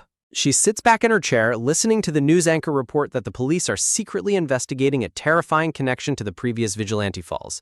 Taking a slow sip from her cup, Mina listens closely, completely unbothered by the mounting public panic she has single-handedly orchestrated. Resting her chin on her hand, she analyzes the tactical response of the precinct, already calculating how to exploit the cracks in their defenses. She turns her gaze back to her massive, shadow-draped investigation board, her cold, predatory eyes scanning the photos of her next targets. Back at his apartment, Hyung-yun stands shirtless, revealing a fresh, circular burn mark seared into his heavily scarred back. As his junior officer carefully applies a soothing patch to his back, Hyung-yun notes that the supernatural rope caused agonizing internal pain despite leaving barely any skin damage. Wincing slightly, she adjusts her own bandages, admitting that while the wound hurts, she is relieved to have survived the encounter. Shaking his head, Hyung-yun walks into the kitchen, his mind still entirely focused on the details of the archive room heist. He takes a long sip of water, his brow furrowing as the distorted voice of the intruder echoes in his mind. It was incredibly, hauntingly familiar. On her laptop, Mina pulls up the official file of the drunk driver she executed, confirming his high-profile crimes were wiped away by an elite legal team. At the district headquarters, a nervous lieutenant briefs the chief of police, explaining that a printed list of the victim's crimes was found taped directly to the corpse's back. The chief of police glares at his men, angrily warning them to be extremely careful with their wording, insisting that the media must not find out about a vigilante executioner. Slamming his hand down, the furious chief screams at his subordinates, demanding to know how they could submit such a useless, disastrous report while a killer runs rampant in his city. The chief's fury boils over as he points a trembling finger, demanding to know how crucial evidence from an active case was stolen from under their noses, with the culprit's identity and methods listed as completely unknown. The detectives can only offer a bleak defense. They cannot write a report on a force they don't comprehend, leaving the chief red-faced and absolutely stunned by their sheer incompetence. His lungs burn as he screams at the top of his voice, unable to accept that a thief breached the sanctuary of his own precinct to snatch evidence in broad daylight. Slamming his fist down with bone-shaking force, he demands to know how they can dare call themselves police officers when they can't even face the commissioner after such a humiliating defeat. The crushing weight of public shame looms over the silent detectives, their heads bowed as the chief rages about the citizens' inevitable loss of faith in their protection. But this humiliation will not stand. With cold, focused anger, the chief vows to deploy every single officer on the force to hunt the culprit down, utilizing CCTV, witnesses, and the thief's own recorded voice. The entire district headquarters goes into overdrive, a silent war room preparing for an all-out manhunt to capture the impossible phantom at any cost. Meanwhile, in a quiet, isolated office, the search for the truth continues through the dead of night as a young investigator digs deep into the digital trail left behind. Suddenly, her eyes go wide with a shocking realization. The voice profile from the crime scene perfectly matches an online video uploaded by suspects Kang Gi-han and Han Yura. Sensing the breakthrough, her veteran senior steps up from the shadows, his expression turning grim as they prepare to play the damning audio. The recording plays, capturing a chaotic beachside scene where Han Yura taunts a target, laughing maniacally while a heated, sinister argument unfolds in the background. The chilling smile of the red-haired victim in the video speaks volumes, hinting at a web of arrogance and dark secrets that ultimately led to her tragic fall. Looking up in sheer disbelief, the investigator asks if this means the wealthy Kang Gi-han is truly the mastermind behind the murder. Her senior's brow furrows as he contemplates the horrifying implication. If Kang Gi-han killed Lua, does that mean he silenced all his close friends to keep his secrets buried? It makes no logical sense. Kang Gi-han owed his entire fortune to Lua's success, leaving a massive gaping question mark over his true motive for her execution. Yet, the evidence on the screen is undeniable. Whoever forced Han Yura to her death possessed supernatural power, and the digital fingerprint points squarely to one man. In a fleeting memory of the chaotic archive heist, the Phantom Thief stood victorious over the fallen officers, effortlessly securing the vital piece of the puzzle. With a blood-stained knife safely in hand, the intruder vanished back into the shadows, leaving the police completely empty-handed and desperate. In another corner of the city, a mysterious operative analyzes the raw audio wave files on a laptop, cross-referencing them with multiple recorded phone calls. A young, blue-haired figure listens intently to the playback, a deep, unsettling silence filling the dim bedroom as the voices of the guilty echo in the dark. A slow, chilling realization washes over the room. The arrogant targets left behind a treasure trove of voice clips, exposing their own crimes to anyone clever enough to listen. Whispering into the receiver, the figure smiles at the poetic justice of it all. Those very voices will soon become the ultimate weapon of retribution. It is a crusade of absolute necessity, a desperate attempt to salvage the truth and bring closure to the forgotten victims who were denied justice. Clasping their hands together, a dark, vengeful light gleams in their eyes. The voice of the predator will be the very instrument of their own destruction. But this executioner knows that revenge must be a calculated art, and the next target must be selected with flawless precision. Those piercing, unblinking eyes lock onto the laptop screen, fueled by a deep-seated hatred for those who believe they are above the law. The screen flashes with news of Yugo Chemical Group, where a series of horrific, unending workplace accidents has left temporary workers dead and families shattered. The corrupt chairman Kim Gyu-hyen easily evaded prosecution, exploiting a broken system that deemed it too difficult to prove managerial responsibility. The injustice runs deep. Behind the chairman's shameful quibble was the powerful Ilhe law firm, orchestrating a meticulous defense to shield a murderer from consequences. Desperate and grieving, the families of the deceased workers protested outside the headquarters, crying out in agony over a billionaire who showed absolutely no remorse. The memories burn like hot coals. Even as the workers suffocated from toxic gas, the company refused to stop the machines, prioritizing profits over human lives. Tears of anguish fall for a system that protects the rich. The scales of justice hang broken and useless, blinded by money and power. But where the law fails, a vigilante will rise, and the time has come to balance the scales with blood. The stage is set at the towering skyscraper of Ilhe Group, glittering under the sun as elites gather to celebrate the company's grand anniversary. Inside the opulent ballroom, Chairwoman Lee Ji-hoon high-fives corrupt politicians and governors, raising a champagne toast to her unchecked empire. Brushing off her anxious business partners, the chairwoman smiles dismissively, her mind already moving on to far more lucrative political alliances. Gliding effortlessly through the sea of high society guests and heavy security, she basks in her absolute power, completely unaware of the storm gathering around her. Suddenly, a charming yet menacing voice cuts through the chatter, offering a mock greeting that instantly halts her in her tracks. Turning around, her smug expression falters as she recognizes the wealthy, red-eyed heir Cha Woo-hyuk standing directly before her. Annoyed by his unexpected intrusion, the chairwoman coldly reminds her that her elite event was not meant for uninvited, troublesome guests. Unfazed by her hostility, Woo-hyuk maintains his razor-sharp smile, his cold eyes conveying a silent threat that sends a shiver through the room. Grimacing with disgust, the chairwoman demands to know what gives a reckless brat like him the right to stand in her presence. Woo-hyuk merely laughs, raising his hands in mock innocence as he claims he only came to congratulate her group on their golden anniversary. Sneering, she turns her back on him, walking away with a biting warning to know his place and stay in the shadow of his elders. But before she can leave, Woo-hyuk drops his playful facade, coldly demanding to know the whereabouts of Lua. He gestures with a chilling, arrogant grin, reminding the chairwoman that they still have unfinished business with the missing girl. Before the tension can boil over, Detective Lee Soo-hyun strides boldly into the luxurious ballroom, his towering presence commanding the attention of the entire elite crowd.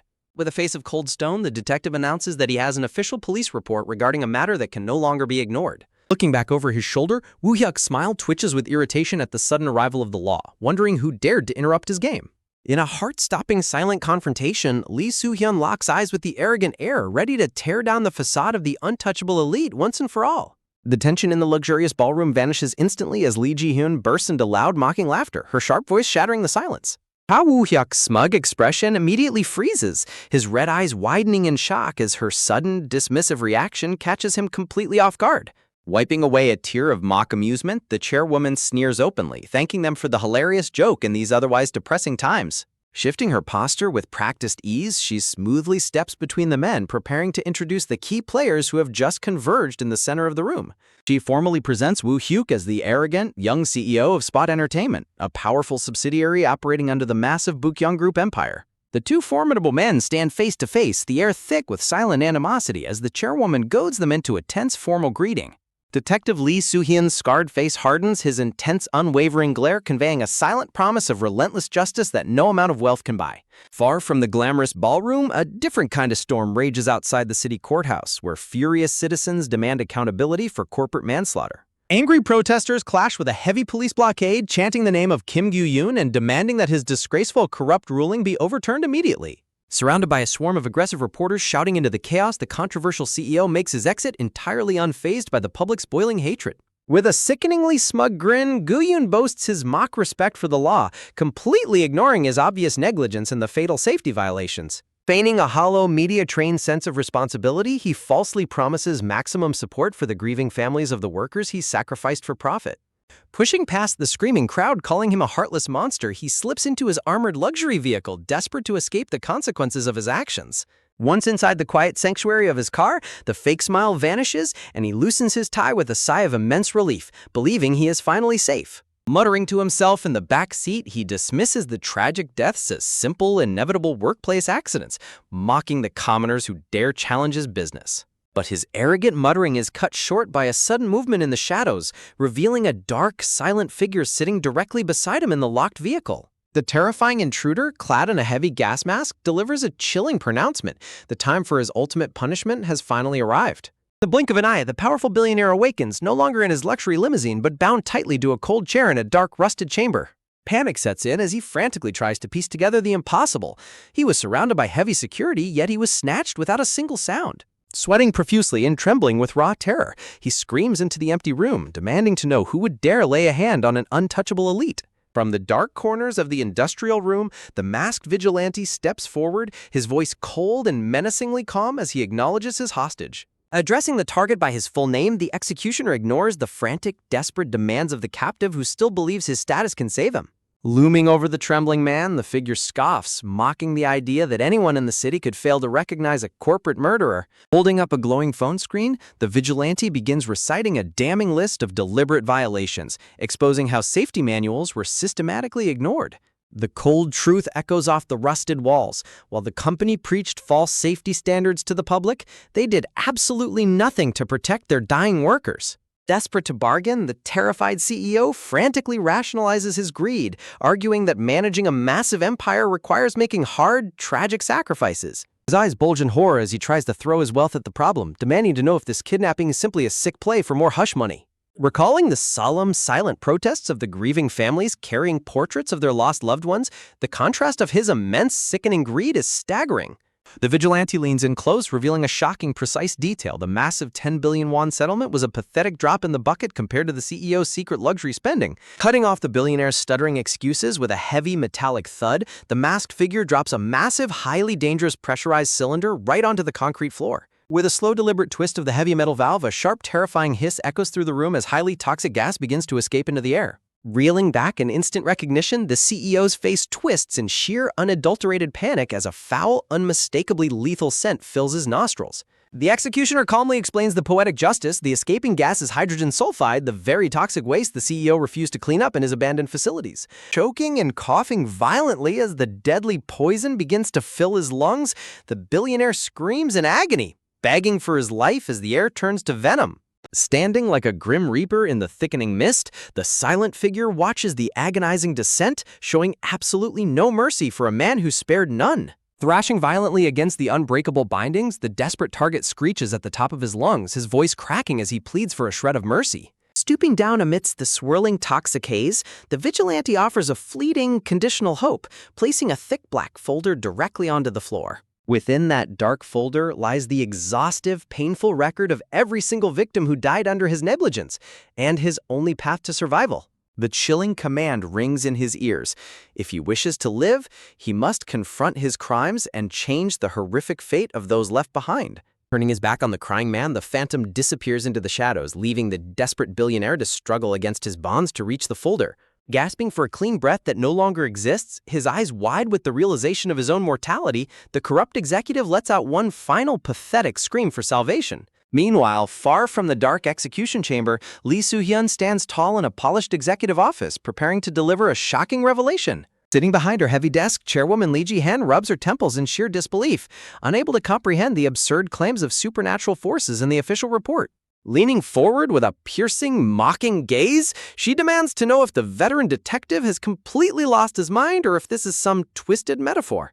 Unfazed by her intense skepticism, Soo-hoon motions for his junior officer to step forward and present the undeniable proof they retrieved from the crime scene.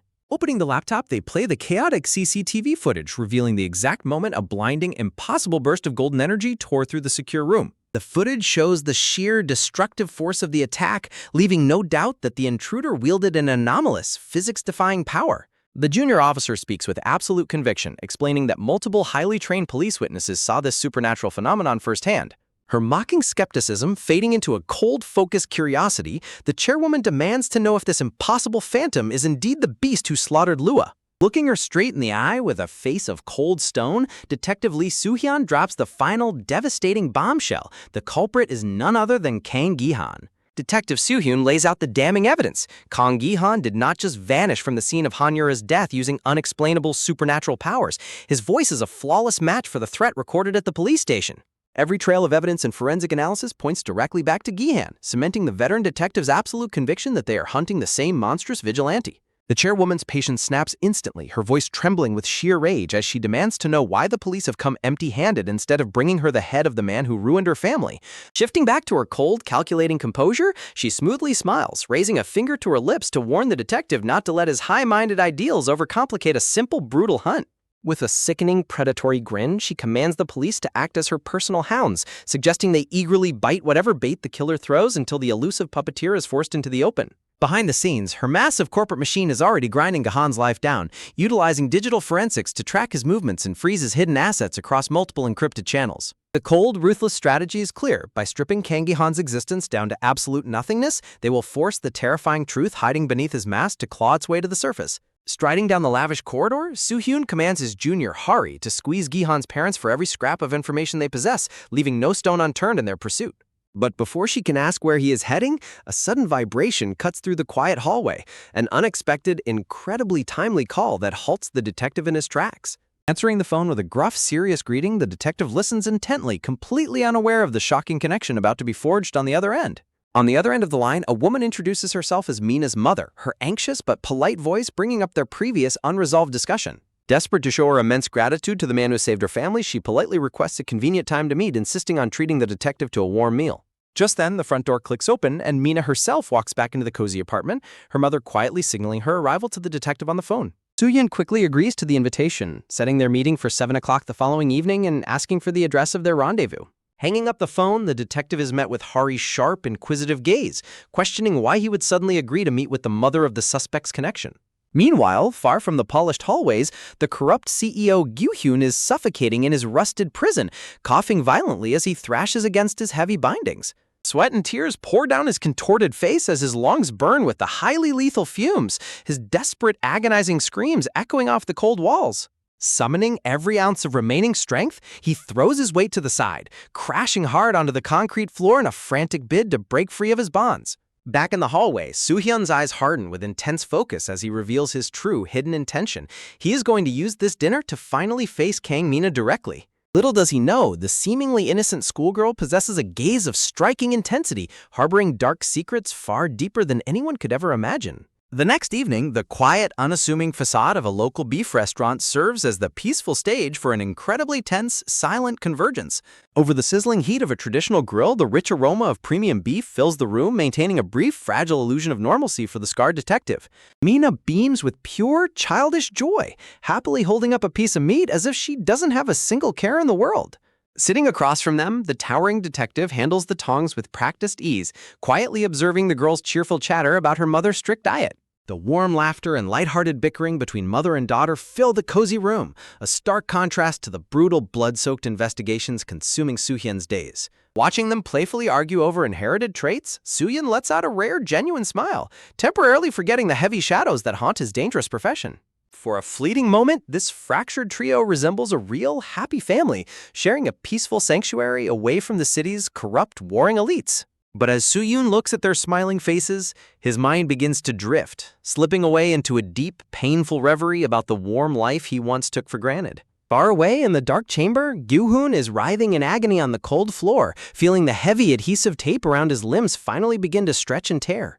Gasping desperately for clean air, he pulls with manic fury, knowing he must break free and escape this tomb before his terrifying captor returns to finish the job.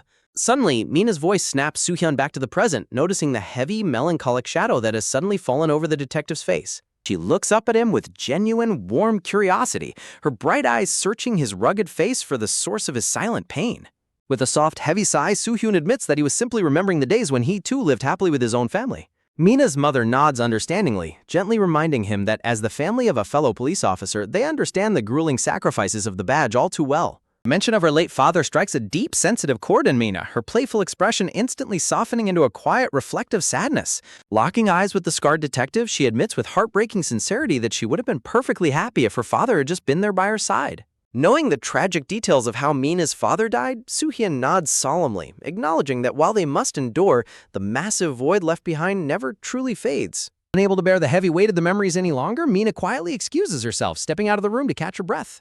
Meanwhile, a triumphant, raspy laugh echoes through the rusted chamber as Gyu-hoon tears free from his bindings, mocking the vigilante's foolishness for using mere tape to hold him. But as he stumbles to his feet, swearing bloody vengeance, a sudden wave of intense dizziness hits him, leaving him weak and vulnerable as the toxic poison continues to seep into his blood. Clutching the heavy black folder left behind, he gasps for air, his eyes widening in shock as he realizes this is the exhaustive list of the victims who died in his factory.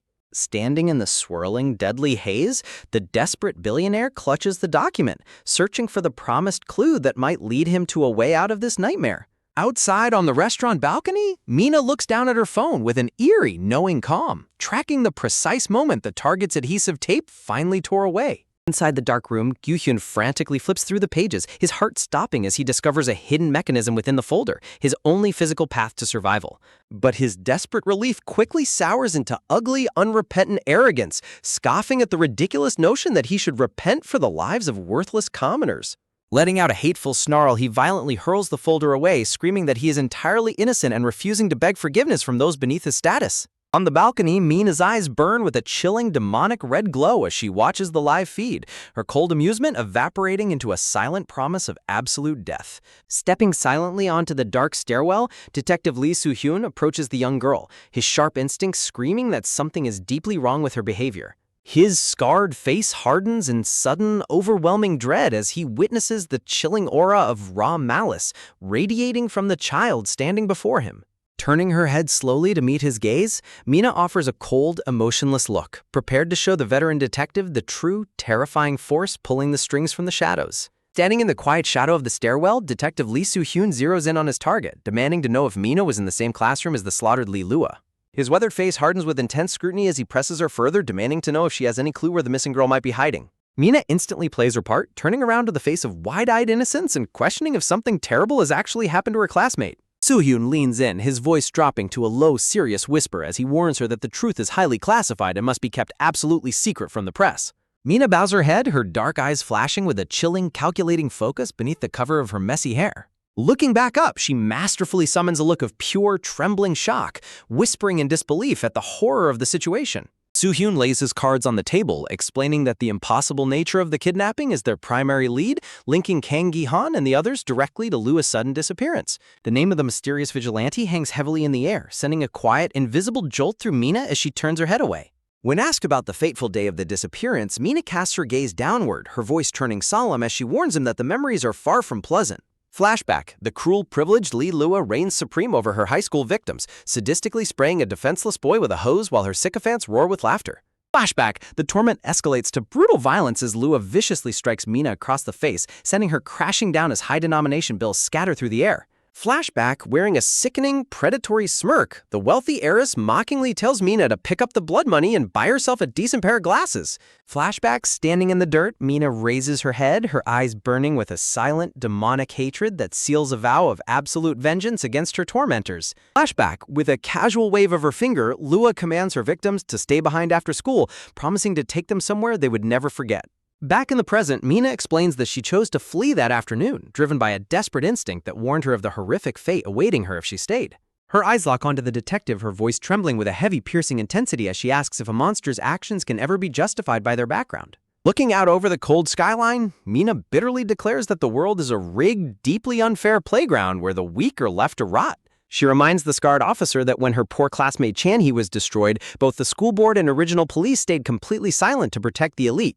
Yet the moment a monster like Lua goes missing, the entire resources of the state are instantly mobilized to hunt down the hand that delivered justice. Far away in the dark, toxic tomb, the corrupt CEO Gyu-yoon is coughing violently, his lungs burning as he screams that he cannot endure another second of this torture. Mina stands firm on the balcony, her words cutting through Soo-hyun's professional armor like a razor-sharp blade. The heavy weight of his failure crushes the veteran detective, his gaze dropping to the floor as he admits that if he had only noted the systemic abuse, he would have intervened. His face is a mask of pure, unadulterated regret as he whispers the devastating realization that he was simply too late to save them. But as Mina challenges the grief of the perpetrator's parents, Soo-hyun's protective fatherly instincts flare, questioning if she truly believes a family's pain doesn't matter. Suddenly, a massive, violent vibration rumbles through the concrete beneath their feet, cutting their tense psychological duel short. Inside the rested chamber, Gyu-hyun thrashes against his fading strength, screaming in sheer panic as the heavy electronic lock on the door begins to spark violently. The sparks ignite the volatile, highly pressurized chemical fumes inside the tank, triggering a rapid blinding chain reaction. A deafening, catastrophic explosion rips through the industrial silo, blowing the steel blast door outward in a spectacular column of flame. The sheer force of the blast hurls Gyu-hyun's screaming body out of the crumbling facility, projecting him high into the open evening air. On the restaurant balcony, Mina ignores the distant blast, softly reminding the detective of his earlier confession about being the worst father to his child. She looks at him with a comforting, knowing gaze, murmuring that if his daughter had only seen his true, dedicated soul just once, she would never have doubted him. In a brutal, synchronized contrast, Gyu-hyun plummets toward his concrete doom as Mina softly tells the detective what his child deserved to hear. As the dying light of the sunset bathed the city, she delivers her final emotional blow, telling him that her father was, in truth, a deeply wonderful man. High above the pavement, the final verdict is delivered. Gyu-hyun's broken, bloody corpse lies shattered on the cold industrial floor below. Sirens wail through the heavy downpour as a swarm of forensic investigators rushes to secure the chaotic, rain-slicked crime scene. Torrents of rain wash over the dead billionaire's face, rapidly diluting and erasing any trace of foreign DNA left behind by the executioner. The lead investigator stands in the freezing rain, looking up at the towering metal structure in complete, baffled silence. He struggles to comprehend how the victim could have navigated the locked upper decks and fallen from such an impossible height completely alone. Shouting over the storm, the officers demand immediate climbing gear and aerial drone sweeps to investigate the highly suspicious peak. Deep down, a terrifying suspicion begins to take root. Could this bizarre, highly theatrical death be the work of the phantom vigilante? He shudders at the thought, realizing that if this is indeed the culprit's work, his lethal methods have evolved into something far more intricate and unstoppable. High inside the dark, smoking silo, a persistent hissing sound echoes through the charred, metallic ruins. Moving with absolute silence and precision, a mysterious figure and a heavy gas mask sprays a neutralizing agent to dissolve any remaining chemical evidence. Slinging the heavy container over his shoulder, the mask cleanup agent prepares to make a swift exit before the police breach the upper perimeter. Clutching the heavy black victim dossier, he reviews the handwritten note revealing the secret escape route built into the very pipes of the facility. In a sudden, blinding flash of golden energy, the anomalous power is triggered once more, instantly vaporizing his physical presence from the sealed room. Safe inside her hidden sanctuary, Mina lowers her high-end camera, letting out a soft, satisfied sigh as her remote surveillance operation concludes flawlessly. Turning on the monitor, she watches the emergency news broadcast flash across the screen, announcing the sudden and violent death of Yugo Chemical's corrupt leader. Across the city, absolute panic and chaos erupt inside the corporate headquarters as high-ranking executives realize their massive cover-up has utterly failed. On crowded buses and city streets, ordinary citizens stare at their screens in absolute shock, watching the leaked, damning evidence expose the elite's sins to the entire world.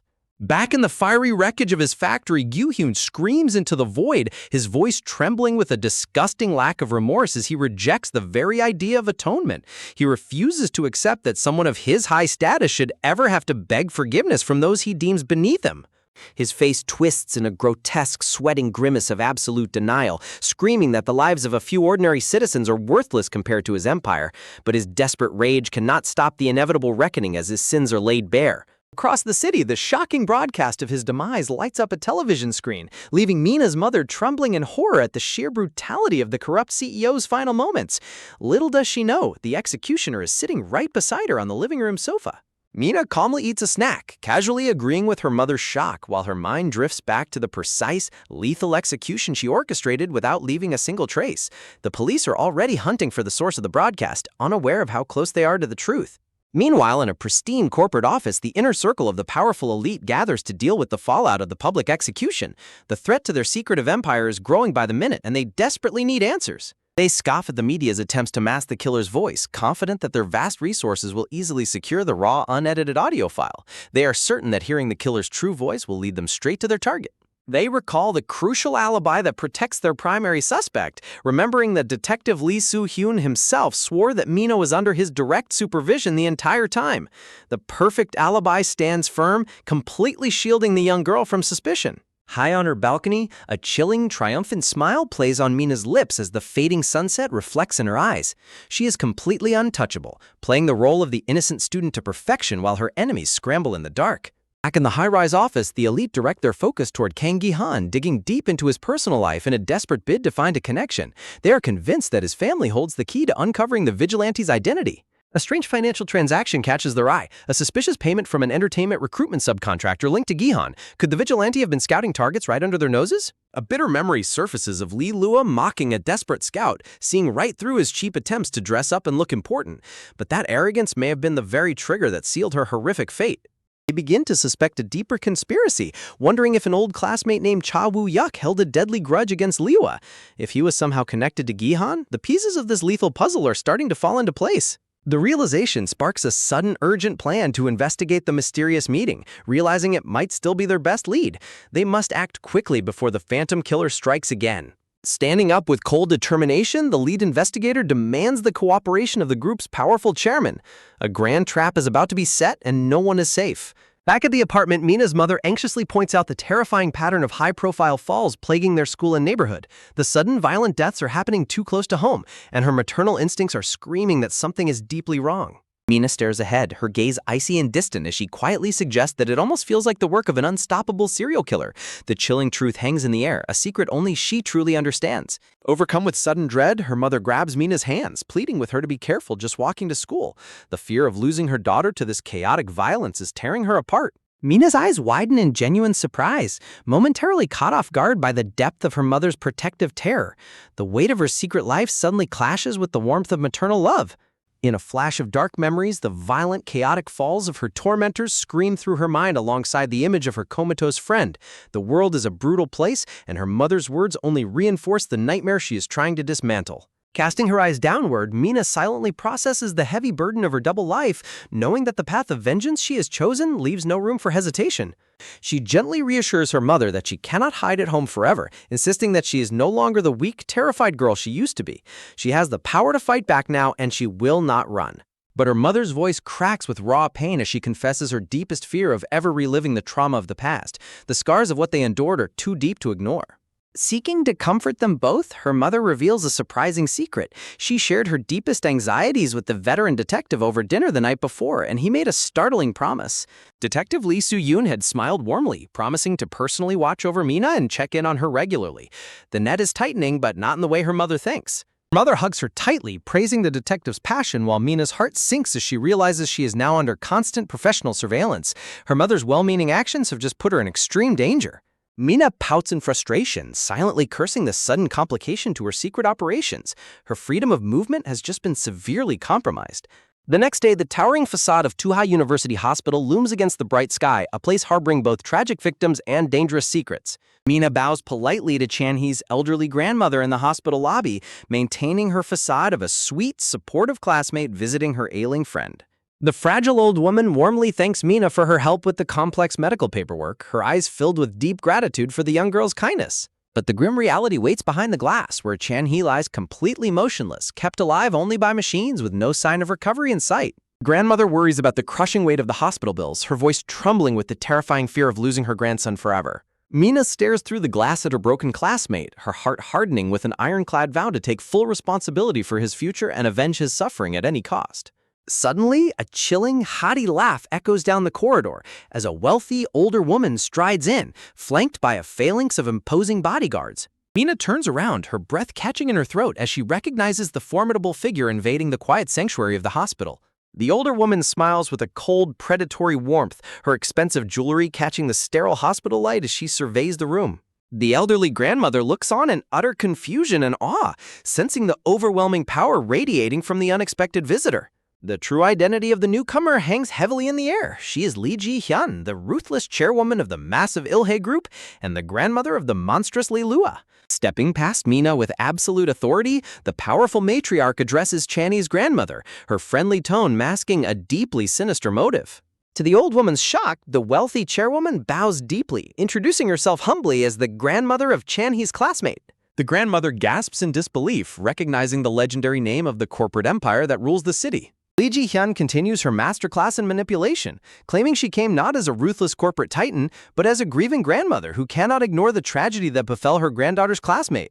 She gently grasps the old woman's hands, expressing fake sympathy while subtly asserting her dominant presence. With a warm, guiding touch, the chairwoman suggests they find a private room to speak, her towering bodyguards instantly closing ranks to isolate the vulnerable grandmother. Just before she leaves, Lee Ji-hyun stops in her tracks, turning her calculating gaze directly onto Mina and speaking her name with chilling familiarity. Mina's heart pounds violently against her chest as cold sweat beads on her neck. How could the most powerful woman in the city possibly know her name? The old woman innocently encourages Mina to stay behind with Chan-hee, completely unaware that she is walking directly into a trap set by a viper. Mina can only watch in silent horror as the grandmother is led away by the menacing wall of black suits, leaving her alone with a terrifying question. What are they planning to do? In the tense silence of the corridor, Mina's mind races as she senses the shadow of Detective Lee Soo-hyun closing in on her from another angle. The pressure is mounting from all sides. Back in her private chambers, the mask of the gentle grandmother completely slips as Lee Ji-hyun coldly orders her subordinates to keep Chan-hee under strict, total supervision, regardless of whether he lives or dies. And as the files of the brutally slaughtered Hwang brothers and the blood-soaked corpse of Han Yura flash on the screen, a terrifying truth is revealed. The elite are ready to unleash a merciless war to protect their dark secrets. The descent into the dark abyss is cold and unforgiving. As the water swallows Lee Lua's desperate reaching hand, a violent chapter closes, or perhaps a much more dangerous one is just beginning. In the quiet tension of the hospital, the secret elite scramble to control the fallout. They know their only hope of uncovering the vigilante's true motives is to keep the comatose Chan-hee under their absolute command. Mina freezes, her breath hitching as she spots Detective Lee Soo-hyun lurking in the corridor. The realization hits her like a physical blow. The detective has been working with the powerful Ilhe group all along. Offering a deceptively warm smile, the veteran detective casually explains that he has been personally assigned to Lee Lua's missing persons case. A dangerous game of cat and mouse has officially begun right here in the hospital. He questions Mina's presence, asking if she is merely here to support her comatose classmate. Mina plays the part of the devoted friend perfectly, claiming she visits whenever she can. Pressing further, Mina masks her curiosity under a veil of innocence, asking how the search for the missing heiress is going. She softly lies that she can only pray for Lua's safe return. The detective drops a devastating bombshell. Lee Lua has been found alive and is already being transferred to their heavily fortified private hospital. The carefully constructed piece Mina built begins to splinter. Mina's mind races in sheer panic. The monster she threw into the dark sea is breathing, threatening to shatter her perfect alibi and expose her deadly secrets to the world. Forcing her voice to remain steady, Mina feigns immense relief, but the detective's sharp eyes are watching her every micro-expression.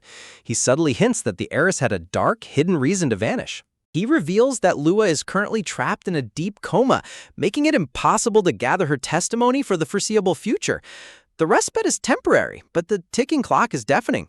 Inside, Mina scoffs at the absolute absurdity of his explanation. It is a clumsy, pathetic lie meant to protect the elite, and she sees right through it.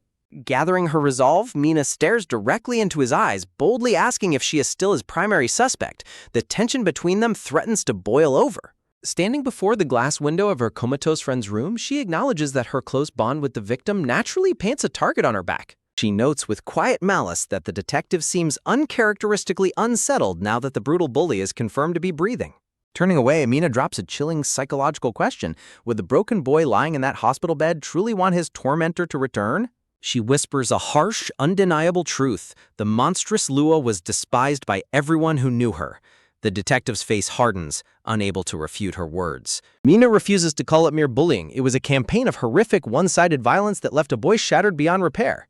She describes how the relief on Chan-hee's face was palpable the moment his abuser finally vanished from his life. Overwhelmed by the psychological weight of her words, the detective abruptly cuts the conversation short, bidding her a cold farewell. He walks away down the sterile concrete parking garage, his shoulders heavy with a crushing burden only he understands. Standing nearby, his loyal subordinate watches him with deep concern. She prepares the falsified press release, knowing her senior is on the verge of total collapse. Breaking into a run, she catches up to him in the dim, empty garage, desperate to snap him out of his agonizing spiral of guilt. Grabbing his jacket, she demands to know if he has forgotten the blood on their hands. She asks him if he remembers the body count they accumulated to get to this point. She bitterly recites the list of drug dealers, double agents, and snooping journalists they eliminated, over 30 souls sacrificed for their grand crusade. With fierce, tearful devotion, she begs him to stay focused on the path they chose. They did not dive into the mud just to falter before achieving their ultimate vengeance. She screams her unwavering loyalty, vowing to follow him to the very depths of hell if it means seeing their mission through. Caught off guard by her intense outburst, the detective stares at her in shock, leaving her flushed and embarrassed by her raw display of emotion.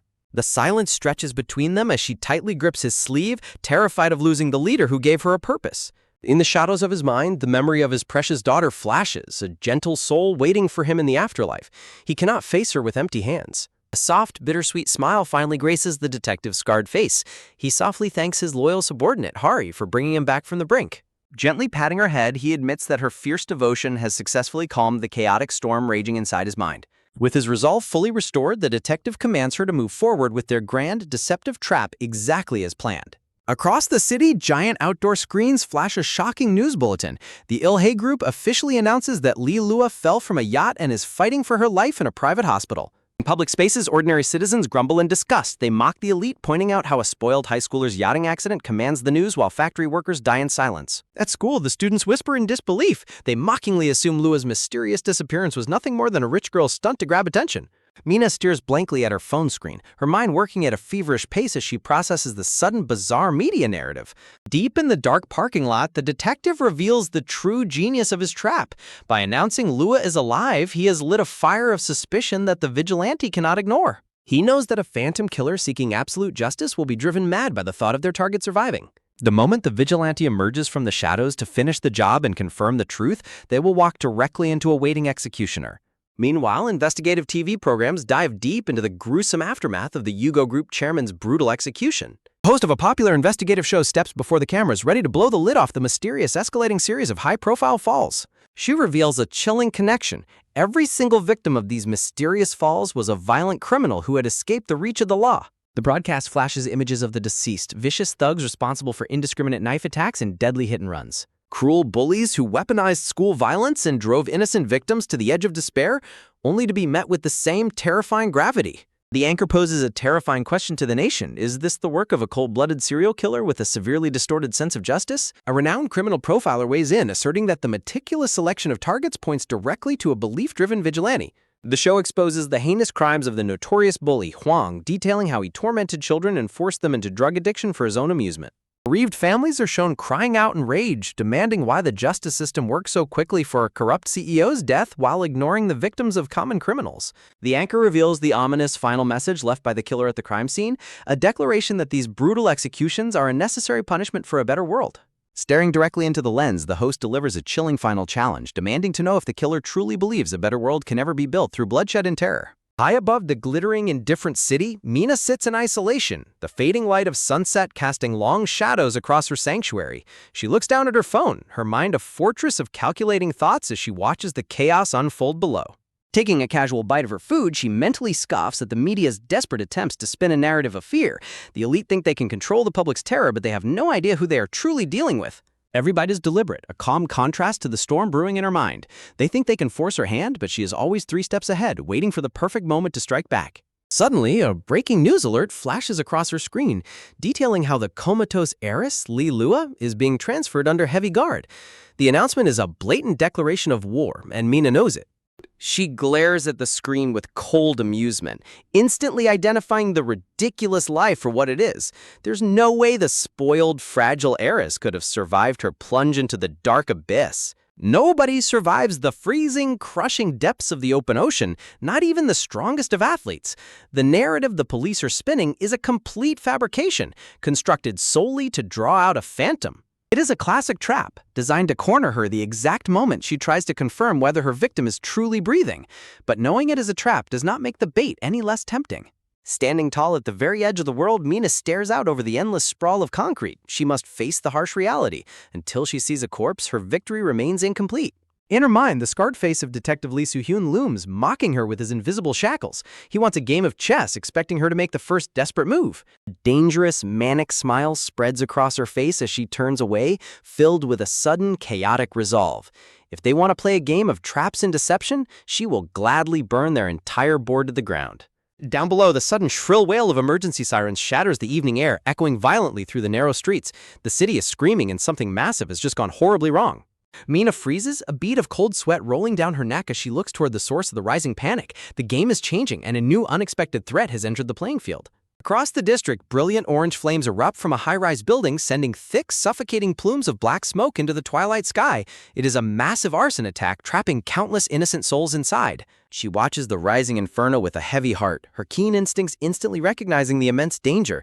This is no ordinary accident. It is a distraction, or perhaps a call to action she cannot ignore. Whispering a quiet apology to the detective, she turns her back on her personal vendetta. The monsters will have to wait, because right now, innocent people are burning alive. Meanwhile, inside the heavily fortified hospital room, a silent, masked mannequin lies in the bed beneath the sterile hum of medical monitors. The trap is set, its fake vitals blinking with artificial life. The detective and his partner stand in the shadows, their eyes scanning the dark corners of the room. They know their bait is simple, but they're betting on the killer's arrogance to override their caution. Invisible web-like grids of green infrared lasers crisscross every square inch of the room, leaving no room for error. The moment the vigilante steps through the threshold, their fate will be sealed. High-intensity flashbangs are rigged to detonate from every angle, ready to blind and disorient any intruder in a fraction of a second. No matter how powerful the target is, gravity and biology will bring them down. A simulated burst of blinding white light flashes through the room, proving that escape is mathematically impossible. The trap is flawless, but they are assuming their prey is human. The detective's face hardens into a mask of grim determination. He knows that whether the killer falls from the sky or slips through the walls, this hospital room will be their final resting place. But far away from the trap, a striking yellow figure leaps blindly from the edge of a skyscraper, diving straight into the billowing, toxic smoke of the burning building. Landing with supernatural grace, the savior crouches on the fiery ledge, completely hidden behind a heavy gas mask. This is a level of speed and stealth that defies the very laws of human nature. Below, the fire department's ladder trucks struggle to reach the upper floors, their rescue efforts failing as the flames swallow the building. Time is rapidly running out for those trapped inside. Suddenly, a golden streak tears through the smoke, landing violently on the pavement with a rescued citizen in tow. The crowd gasps as the savior appears out of thin air, defying the heat. Dropping the unconscious victim safely into the arms of the stunned paramedics, the muffled voice of the savior commands them to tend to her smoke inhalation, but there is no time to celebrate. Without a single moment of hesitation, the yellow-clad hero leaps backward, vanishing once again into the roaring heart of the inferno. Back in the quiet hospital room, the detective mutters to himself, analyzing the psychology of the phantom. He knows that a true vigilante can never resist the urge to destroy what threatens them. Beneath the heavy visor of the gas mask, a confident smile plays on the savior's lips. The police think they understand the vigilante, but they are entirely blind to the true nature of her power. Boom! Another sonic shockwave ripples through the street as the savior lands hard, delivering yet another survivor from the clutches of death. A bewildered firefighter stammers in shock, unable to comprehend the impossible speed of the rescue. Before he can even ask a question, the savior reaches out. Manning the firefighter's thermal imaging camera, the yellow-clad figure prepares to dive back into the blinding shroud of black smoke. They must see through the fire to locate the remaining survivors. With another explosive burst of speed, the savior launches back into the sky, leaving a ring of condensed air shattering the pavement below. On the ground, the crowd murmurs in absolute awe. The rumors are true. The superpowered ghost of the city is real, and he is fighting for them. High above, the savior smashes through the shattered window of a smoke-filled apartment, finding a group of terrified residents huddled on the edge of collapse. Reaching through the broken glass, the golden-clad hero secures a heavy line, anchoring it to the building with effortless strength. Throwing the thick rope to the desperate survivors, the savior commands them to hold on tightly in groups of 3. There is only one way out, and it requires absolute trust. On the street, news cameras swivel upward, the operators frantically trying to capture the impossible events unfolding before their eyes. Like a descending thunderbolt, the savior slid down the line, landing heavily on top of a fire engine with multiple survivors secured in a single breathless descent. A live reporter screams into his microphone, his voice cracking with pure adrenaline as he broadcasts the unfolding miracle to the entire nation. Within seconds, medical teams swarm the survivors, administering oxygen and water as the crowd erupts into cheers. The impossible has been achieved. On the live broadcast, the footage of the mysterious hero carrying people through the flames plays in a continuous loop, capturing the hearts of millions. Across the city, citizens in cafes and offices stare at their screens in stunned silence. A real-life superhero has emerged from the ashes and nothing will ever be the same. But beneath the heavy suit, the hero is gasping for air, her lungs burning as she realizes her physical limits have been pushed to the absolute brink. She looks around the chaotic scene, realizing that if she does not vanish immediately, the surrounding police and media will unmask her. Suddenly, the reporter's radio crackles with frantic static. The dispatch confirms a shocking detail. 15 people have been rescued, but there are still more unaccounted for. Pointing wildly toward the upper levels of the burning tower, a bystander screams in terror as more figures appear through the thick smoke. High up on the rooftop balcony, a group of desperate citizens waves frantically, their screams silenced by the deafening roar of the flames closing in on them. The hero stares up, her vision blurring from sheer exhaustion. Her body is screaming at her to run, but her conscience refuses to let them burn. Standing between the urge to escape and the desperate cries for help, she makes her choice. She turns back toward the towering inferno, knowing this rescue might be her last. Oxygen is a luxury as Mina gasps heavily behind her mask, her chest heaving with every desperate breath. The heat is suffocating, but she refuses to break under the pressure of the dying flames. Across the city, stunned citizens crowd around screens, their hushed whispers filling cafes as they witness the impossible live broadcast. No one can believe what they are seeing, yet they cannot tear their eyes away. Facing the lens of a live camera, the mysterious savior mockingly flashes a victory sign, a daring challenge to the authorities watching her every move. A pillar of blinding golden light erupts on the pavement, leaving a ring of sheer shockwaves that sends bystanders stumbling backward in disbelief. The superpowered savior has returned, the reporter screams hysterically into his microphone, his voice cracking as he broadcasts the physics-defying miracle to the entire country. Like a descending force of nature, the golden figure plunges back down through the toxic swirling smoke, descending upon the chaos below with effortless gravity-defying grace. In a surveillance room far from the heat, the cold eyes of Detective Lee Soo-hyun and his superiors stare at the monitors, dissecting the hero's theatrical antics with clinical precision. A dismissive smirk plays on the chief's lips as she comments on the vigilante's desperate, almost childish need to show off under the media spotlight. But to the young victim breathing through an oxygen mask, this mysterious entity is nothing short of a guardian angel who snatched them from the jaws of a fiery death. Beneath the heavy visor, Mina's eyes gleam with a manic, dangerous thrill as a massive explosion of light erupts because, to her, saving lives is the ultimate, exhilarating game. Instantly, the world's focus shifts entirely to the towering inferno, with every major news network desperately asking the same question: who is this legendary phantom who just saved 21 lives?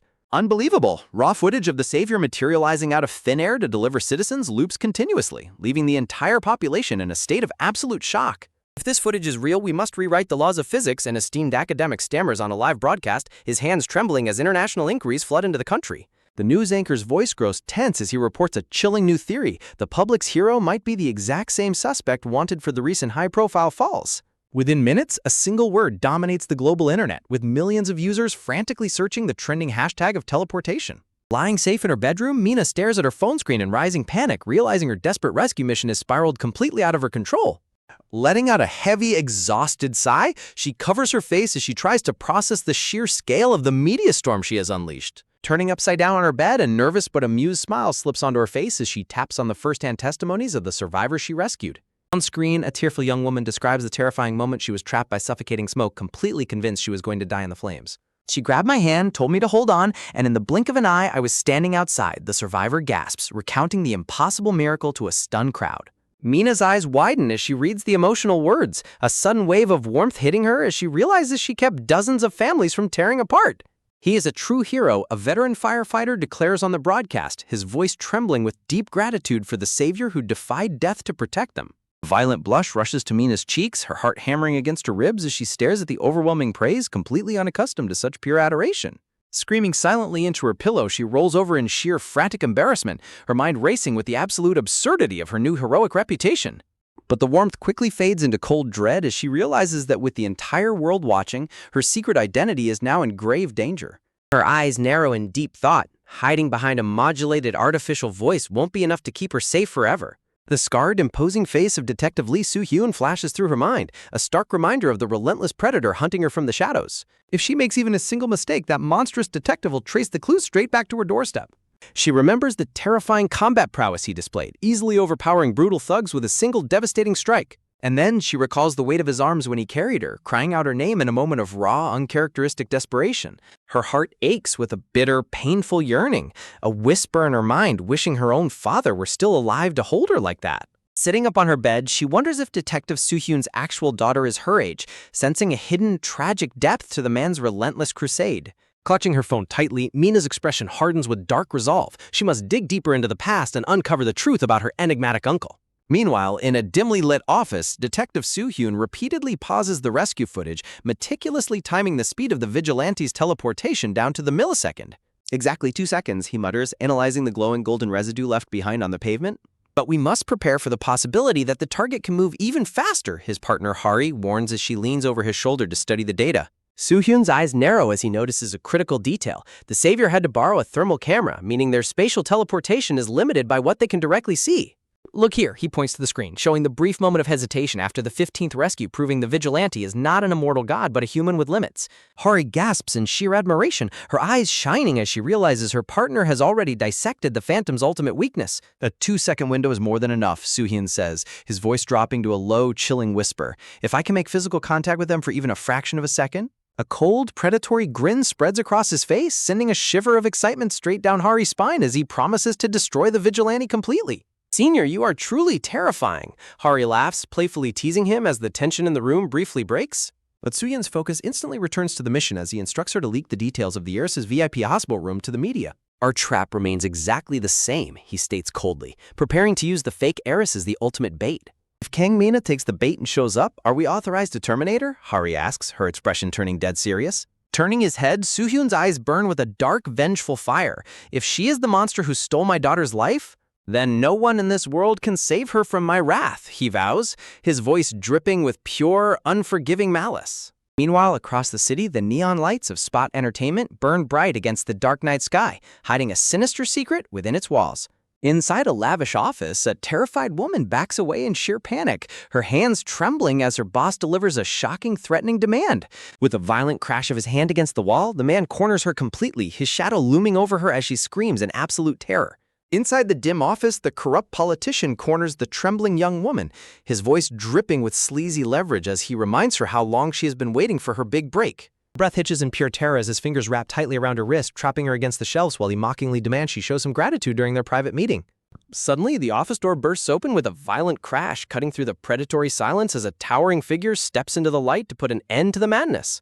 Staring past the trembling girl, the newcomer's piercing eyes lock onto her with cold, calculated intensity, offering a rescue that feels more like an ambush than a salvation. Politician's smug grin instantly evaporates into a cold sweat as he stammers out the name of the most powerful man in the entertainment industry, the ruthless CEO Cha Woo-hyuk. Ignoring the politician completely, Woo-hyuk barks a sharp, commanding order to the petrified girl, demanding she step away from her tormentor before things turn ugly.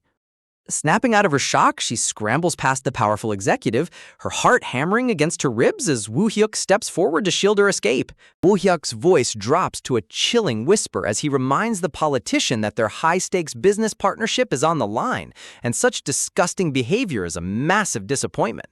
But the trap has already been sprung as the glowing screen of a hidden phone captures every single second of the politician's violent abuse in crystal-clear quality. Leaning in close, Woo-hyuk mockingly asks the corrupt leader if he is truly ready to face the absolute ruin of the public's ruthless judgment. Blinded by desperate rage, the politician lunges forward, violently grabbing Woo-hyuk's collar while screaming a frantic, unhinged threat. In a flash of pure violence, Woo-hyuk's personal bodyguard leaps into action, slamming the corrupt official face first onto a heavy table with bone-shattering force. Screaming in agony, the politician's arm is twisted into a brutal lock, his face pressed hard against the wood as he realizes he has utterly underestimated his opponent. Standing tall above the groveling politician, Woo-hyuk looks down with absolute merciless disdain, his cold gaze showing not a single shred of pity. He calmly adjusts his sleek coat, advising the ruined man to think very carefully about how he chooses to behave from this moment on. With a final chilling threat, Woo-hyuk warns the official to protect his precious political badge or risk losing everything he has ever worked for. The bodyguard bows in perfect silent obedience, waiting for his master's next command to dispose of the trash. Turning his attention back to the trembling young actress, Woo-hyuk's terrifying aura vanishes, replaced by a smooth, reassuring smile as he promises she is safe now. He vows that his company will thoroughly protect her, but behind his gleaming, perfect smile lies the predatory glint of a man who just secured his next hostage. Flushing with tearful gratitude, the naive girl bows and promises to wait in the lobby, completely unaware that she has just walked straight into a gilded cage. The moment the door clicks shut, Woo-hyuk's warm expression instantly dies, his face twisting into a cold sneer as he mutters how pathetic and foolish they all are. Walking down the empty, sterile corridor, a bitter thought crosses his mind. If Lua were still awake, she would have seen right through his theatrical rescue instantly. Suddenly, his assistant steps up to his side, urgently whispering that the political party's leadership is in a panic over the rising trouble at the venue. A dark, arrogant smirk spreads across Woo-hyuk's face as he commands his secretary to silence the witnesses and bury the footage, knowing everyone is crawling straight into his web. In the dark recesses of his mind, the image of Lua trapped in a helpless, web-like coma haunts him, refusing to believe a simple yacht accident could take what belongs to him. He runs a hand through his hair to calm the rising irritation, his assistant confirming that their next target is exactly where they want them.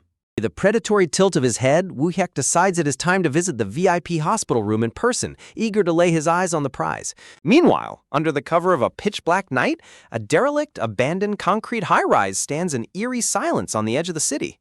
Inside the dusty ruins, Mina frantically crawls to her phone and laptop, frustrated to find absolutely no digital trace, social media, or linked emails for her target. Chewing nervously on a snack, she realizes her only option is to hunt him down and confront him face-to-face in the real world. Tapping the dark screen, she resolves to uncover the truth about Lua's tragic coma and clear any lingering suspicions about her own identity once and for all. Tightening her black gloves, she pulls a thick yellow-wrote taut with a sharp snap, whispering her missing uncle's name as her determination hardens. Her eyes glow with a fierce, dangerous red light under her messy hair, her lips curling into a manic smile as she prepares to execute a reckless, untested plan. At the exact same moment, a heavy metallic slide racks back with a lethal click as ammunition is loaded into a deadly black handgun. In the police surveillance hub, Detective Soo-hyun secures his tactical gear while Hari monitors the perimeter, warning that the phantom teleporter could strike from any blind spot. Harry's fingers fly across the keyboard as she checks the GPS signals, confirming with a curse that Mina's phone has gone completely dead. Soo-hyun scoffs at her worry, pointing out that a teleporter would never be stupid enough to carry a live GPS tracker directly into a high-stakes trap. He teasingly mocks Hari's sudden timidity, provoking her into a fiery defensive yell as the heavy tension in the war room threatens to boil over. Staring at the empty tracking map, Hari sighs heavily, admitting that if their target possesses unimaginable powers, their current police resources won't be enough to stop her. Soo-hyun's expression turns deadly serious as he adjusts his heavy straps, declaring it is time to initiate their contingency plan and contact a mysterious, dangerous ally. Back at the abandoned tower, a sudden, blinding array of golden portals erupts across multiple floors, shattering the dark silence with raw cosmic energy. In a violent burst of golden light, Mina materializes on the dusty rooftop, her gloved hands gripping the heavy rope as she struggles to anchor her physical body. Collapsing onto the cold concrete, she gasps frantically for air, her lungs burning as she realizes her teleportation limits are pushing her closer to death with every jump. Wiping the sweat from her eyes, she forces a confident smirk, knowing that with just a little more field practice, her physics-defying powers will be absolutely flawless. Standing up with a heavy sigh, she looks down at her improvised training gear, deciding it is finally time to seek out the one person who holds the answers to her past. Deep within a dark, suffocating cavern, a frail, trembling man huddles on the rocky ground, coughing violently as his fragile health deteriorates. Clutching his aching head, he mutters in a delirious, terrified daze, his bloodshot eyes staring blankly into the oppressive shadows. Suddenly, a soft rustle echoes through the darkness, prompting the sickly man to gasp in sheer terror as a shadow looms directly over him. Peering down through the hood of her jacket, Mina locks her wide, piercing eyes onto his trembling form, demanding to know if he recognizes her face. Slowly parting his lips, a chilling, deeply unsettled grin spreads across the sick man's scarred face as he whispers a response that turns Mina's blood to ice. Looking down at Gihan's broken form, Mina realizes the brutal truth. The psychic piercing has completely ravaged his mind. His cognitive abilities are shattered, leaving him a hollow, shivering shell of his former self. But this is exactly the leverage she needs. Staring into the eyes of the man who once held all the power, a chilling sense of victory washes over her as she softly whispers her gratitude. He has given her everything she wanted, and now his usefulness is officially at an end. Across the city, a sleek black sedan tears through the congested streets, cutting through the heavy traffic with a reckless, aggressive urgency. The gears of a dangerous game are shifting rapidly, and time is running out. Inside the tense, silent cabin, Woo-hyuk's driver voices his rising doubts, warning that they still lack concrete proof to make their next move. But in this world, waiting for certainty is a luxury they simply cannot afford. Woo-hyuk sits back, resting his chin on his fist as his cold, calculating eyes drift out the window. When his assistant mockingly questions if the great CEO himself is losing confidence, the heavy silence inside the car turns suffocating. He lets out a slow, heavy sigh, the weight of a decade-long obsession pressing down on his chest. His mind drifts backward in time, returning to the fateful night that started this entire cycle of ruin. Years ago, when he first established Spot Entertainment, the elite circle sneered, dismissing his ambitions as a foolish billionaire's plaything.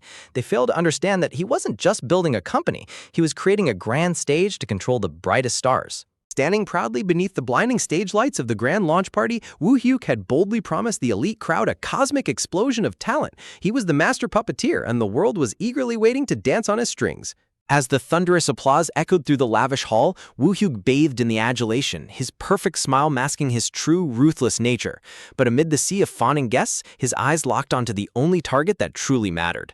Standing aloof in the corner was Lua, the heiress whose family wealth could solidify his empire forever. Her distant, unimpressed gaze was a challenge he simply could not ignore. Slipping away from the adoring crowd, Woo Hyuk glided toward her with predatory charm, mockingly asking if the grand celebration was too boring for her taste. He expected her to swoon like all the others, but Lua was built differently.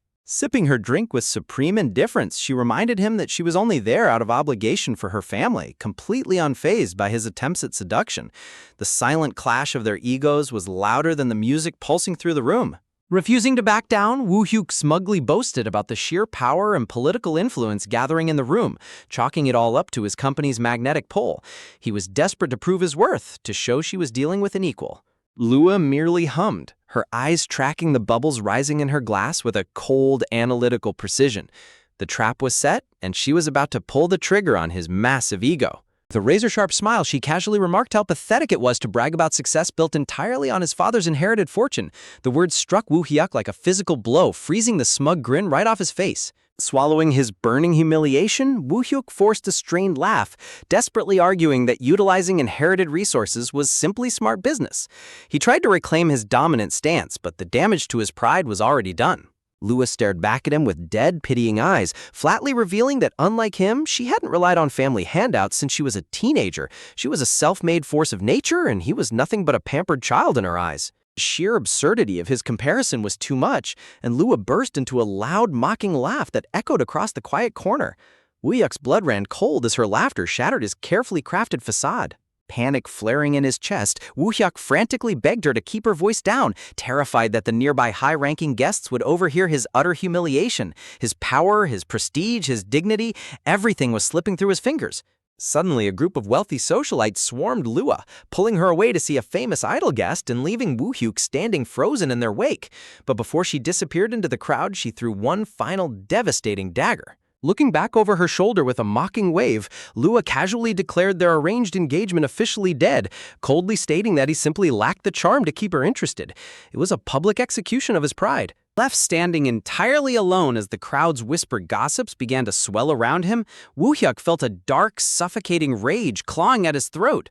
He had been cast aside like a common beggar in his own castle. His knuckles turned white as he swore a silent, toxic vow to break Lua completely, promising to bring her to her knees until she begged for his mercy. And now, years later, that dark promise is finally ready to bear its bitter fruit. Snapping back to the present, Woo Hyuk's jaw clenches with violent intensity inside his speeding car. He's going to that hospital to witness her pathetic vegetative state with his own eyes and to ensure she never wakes up to defy him again. Meanwhile, in the heavily guarded VIP ward, a complex web of green laser sensors crisscrosses the silent room, monitoring every single breath of the comatose heiress. The ultimate trap is primed and ready, waiting for a single intruder to trip the wire. In the police surveillance van, Hari lets out a bored yawn, complaining that the absolute silence in the ICU is starting to put her to sleep. The tension is unbearable, yet nothing has moved for hours. Soo-hyun chuckles darkly, mockingly suggesting they throw Hari directly into the laser grid just to test if the sensors are actually working. Her dramatic, offended scream momentarily breaks the suffocating silence of their stakeout. Outside, a fleet of high-tech police drones hover silently in the night sky, their advanced facial recognition algorithms scanning every individual within a 10-kilometer radius. No one can slip through this digital dragnet undetected. Soo-hyun turns back to the monitors, his expression hardening as he reminds her that they must verify the targets with their own eyes. They cannot afford a single blind spot when dealing with a literal phantom. Staring out at the glowing city lights, Soo-hyun quietly mutters a bitter truth, that their extreme, legally questionable trap makes them no different from the monsters they are trying to hunt. But the line between justice and vengeance was crossed long ago. Suddenly, the main terminal shrieks with a high-pitched alarm, sending a jolt of pure adrenaline through the room as Hari screams out the target's impending arrival. Is it the uncle or is it the niece?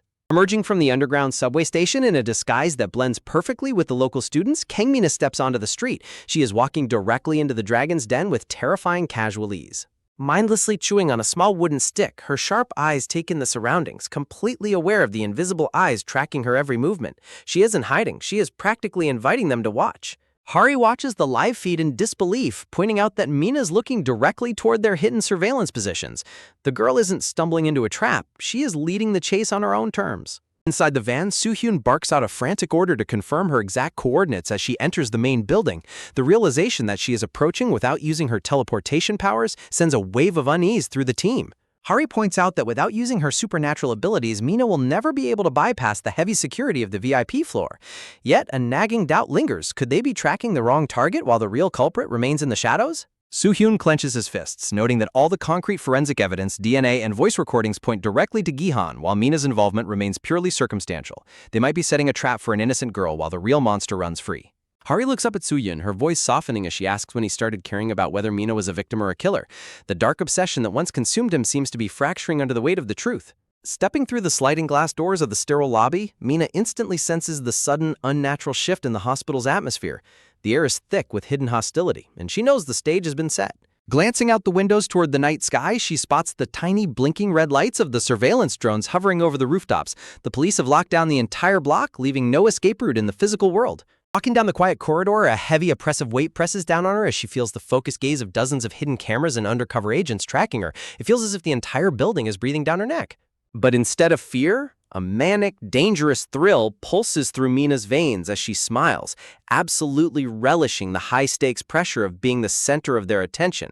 This is the ultimate test of her power. Back in the surveillance van, the technician suddenly shouts that Mina has veered off course, turning directly into the public restroom right in front of the secure VIP ward. She slips inside the tiled room, stepping completely out of the sightlines of the hallway cameras. In an instant, the police have lost their visual target, leaving them entirely blind in the critical moment. Soo-hyun's voice snaps like a whip through the comms, ordering all strike teams to move in and capture her the very second she attempts to teleport through the secure walls. The trap is about to spring and there is no room for error. He narrows his eyes, a sudden chilling realization hitting him. There is no way she could know the exact layout of the secure VIP room from the outside, unless she has already been inside. Before the tactical team can breach, the bathroom door swings open and Mina casually walks back out into the corridor, her expression completely calm as if she had merely washed her hands. Adjusting her glasses with a subtle smirk, she whispers to herself that the distance is perfect. The preliminary test is complete and she now has the exact spatial coordinates locked into her mind. Suddenly, a cold hand drops onto her path as Detective Hari steps out from the shadows, blocking her escape and demanding to know exactly what a high school student is doing on a restricted medical floor. Bowing with mock politeness, Mina offers a sweet, teasing smile, casually asking if the fearsome Detective Soo-hyun decided to skip the party today. The trap has been broken before it could even close, and the real game has only just begun. Standing firm in the middle of the corridor, Detective Hari blocks Mina's path with a stern expression, warning her that unauthorized personnel are strictly forbidden from taking another step. Mina doesn't even flinch, peerless round glasses resting on her nose as she stares back at the detective with a cool, mocking composure that completely defies her youth. Through the communication earpiece, Detective Soo-hyun's voice crackles with intense suspicion, demanding to know what business a high schooler could possibly have with the comatose heiress Lua. Mina answers with a flat, chilling sincerity, claiming she simply wanted to see for herself if Lua has any hope of waking up, or if she is truly a lost cause. Disgusted by the girl's cold pragmatism, Hari refutes her flatly, declaring that no visitation is permitted and ordering her to leave the premises immediately. But Mina isn't listening. Her analytical mind is busy calculating the physical boundaries, realizing she is exactly 7 meters away from the target room. She lowers her gaze, a dark smirk playing on her lips as she decides that the physical distance is absolutely trivial to someone with her spatial abilities. Outside the hospital, a luxurious black sedan screeches to a halt at the main entrance, slicing through the quiet night like a harbinger of doom. The doors fly open as Cha Woo-hyuk steps out under the bright street lamps, flanked by a massive, intimidating escort of professional bodyguards. Gasps and whispers ripple through the crowd of onlookers as they recognize the powerful CEO, instantly wondering if his sudden appearance confirms the rumors of his tragic engagement. His lead assistant quietly suggests slipping through the quiet back entrance to avoid a scene, but Woo-hyuk merely scoffing at the cowardly suggestion. He thrives on the chaos, admitting with a twisted grin that the sheer thought of how much his public presence will enrage Lua's grandmother is far too delicious to pass up. Inside the security control center, a wave of panic hits the technical team as they realize the hospital staff has no legal grounds to bar the powerful billionaire from entering. Meanwhile, Lua's matriarch receives the alarming update, her eyes widening in pure horror as she connects the dots between Woo-hyuk's grudge and the suspect, King Gi-han. Striding arrogantly down the main corridor, Woo-hyuk looks like a predator entering his personal hunting grounds, entirely unbothered by the gravity of the situation. Back on the secure floor, Soo-hyun grinds his teeth in frustration, realizing that the dual arrival of Mina and Woo-hyuk has thrown a massive, unpredictable wrench into their trap. Frantic, Soo-hyun barks a direct order to Hari over the comms, telling her to temporarily suspend the entire operation and drag Mina into hiding before they are spotted. Hari's face pales in shock at the sudden order, struggling to understand why they are retreating just as the trap was about to spring. Mina's eyes light up with a dangerous manic spark. She knows this chaotic distraction is her ultimate cue to strike, and she must do it right now. In an instant, a glowing psychic thread erupts from Mina's fingertips, snaking across the tiled floor as she forces a connection to her hidden target. Space itself begins to buckle and tear down the hallway, the physical environment warping violently under the immense pressure of her teleportation spell. High above in a locked restroom stall, a mysterious hooded figure slumped over in a daze is violently seized by the invisible spiritual tether. With a deafening crack, a blinding tear in reality splits the corridor open, materializing the hooded intruder directly in front of a stunned Hari. The summon forces the hooded puppet hard onto his knees, leaving him gasping as residual sparks of raw spatial energy crackle wildly around his frame. Mina stands just behind him, her fingers dancing in the air like a master puppeteer as she locks the ethereal threads tightly around her captive soul. Controlled by her will, the massive hooded figure slowly rises to his feet, looming over the young girl like a terrifying, obedient shield. Drawing her weapon with lightning reflexes, Detective Hari lunges forward, determined to neutralize the supernatural threat before it can make a move.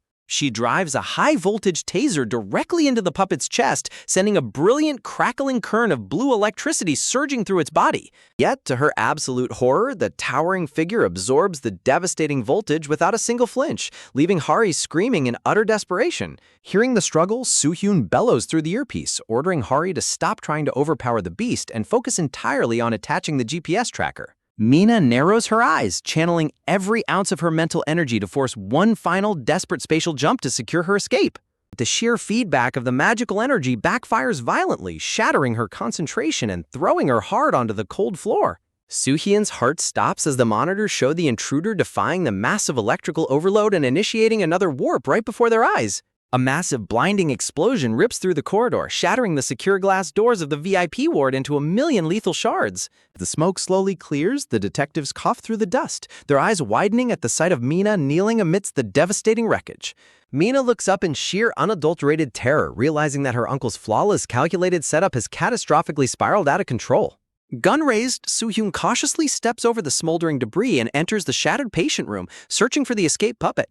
He rushes toward the rumpled bed sheets, ripping them back with a desperate yank, only to freeze in absolute gut-wrenching shock at what lies beneath. Lying bloodied and completely motionless on the mattress is the battered face of the Phantom himself, Kang Gi-han. Hari rushes in right behind him, her hands trembling as she checks the pulse, only to whisper the devastating truth: the culprit is already dead. Soo-hyun stares at the corpse, his mind racing as he tries to determine if the man was killed by the blast or if the electrical shock was simply too much to bear.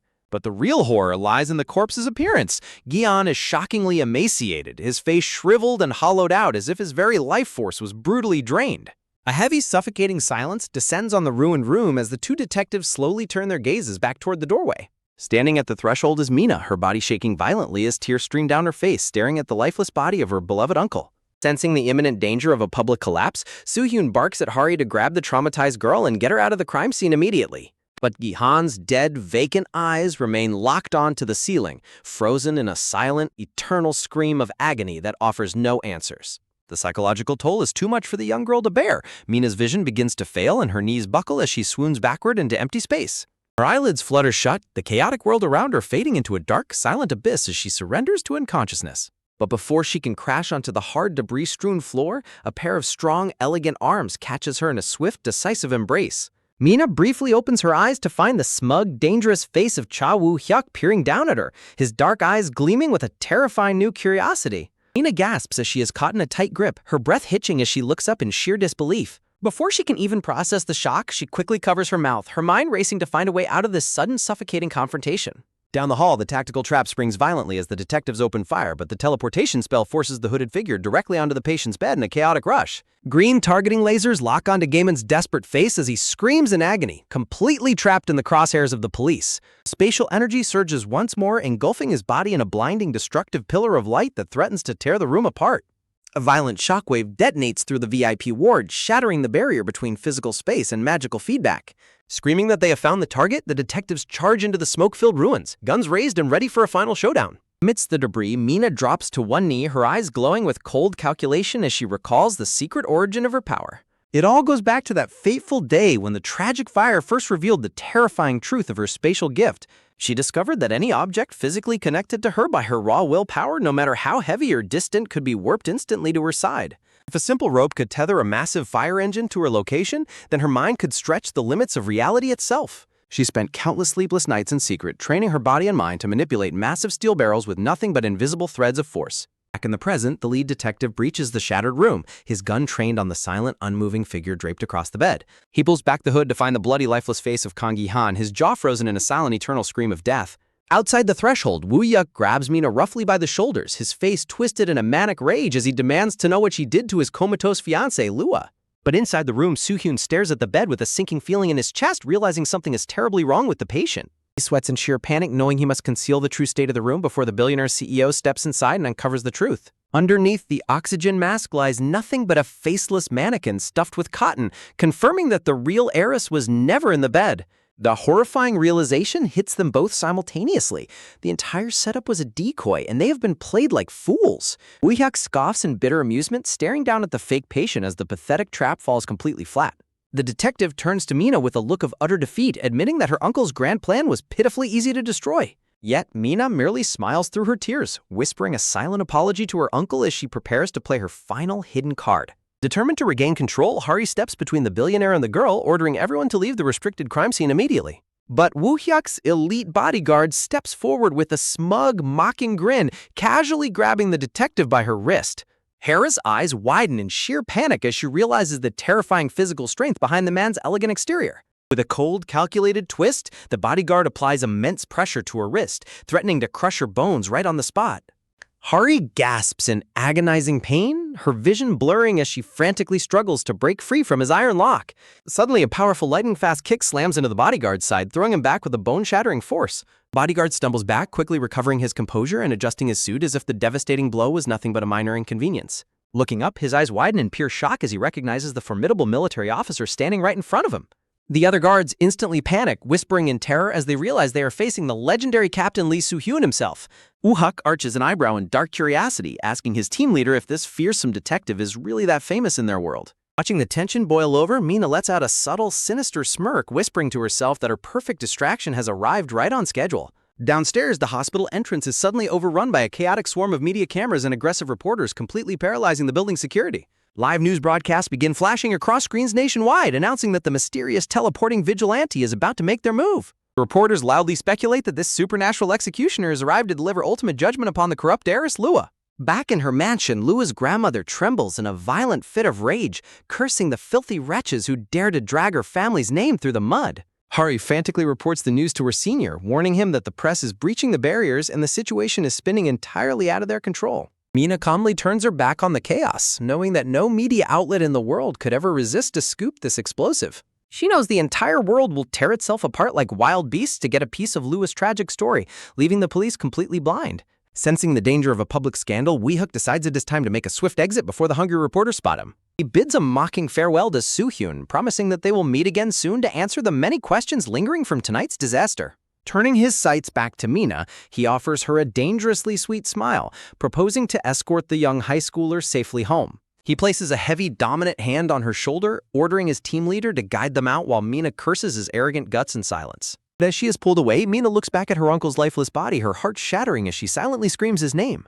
Before Woo-hyuk can take another step, Soo-hyun steps forward, his voice dripping with pure venom as he orders the billionaire to take his hands off the girl. Mina's cheeks flush in sheer surprise, her breath catching as the cold detective unexpectedly stands up to defend her. Looking down at the ruined bed, the police realize they must shut down the entire hospital wing and retreat before the press exposes the empty mannequin. Soo-hyun turns to Mina, his voice softening just a fraction as he commands her to go straight home and call her mother immediately. Watching them scramble, Mina gently taps her chin with a wicked, playful smile, whispering how incredibly delicious this chaotic game has finally become. Mina looks back with a sharp, calculating glint in her eyes, testing the waters to see if she can lead her target exactly where she wants him.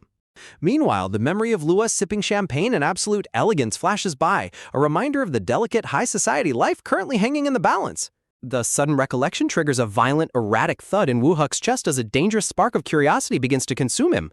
Outside the hospital, the media chaos reaches a fever pitch as police vehicles barricade the entrances, sealing the VIP ward from the hungry press. Inside the escape vehicle, Mina stares ahead, her mind reeling over the fact that the decoy trap was exposed and her uncle's lifeless body was left behind as the ultimate shield. She envisions the horrific state of Kang Gi-han's corpse, a sacrificial lamb presented directly to the detectives to buy her precious time. Woo-Hyuk senses the sudden shift in tension, his sharp gaze locking onto the silent girl as he realizes a dangerous parasite has latched onto his orbit. But they're not as clean as they think. A silent signal pings across a digital map, betraying their exact coordinates in real time.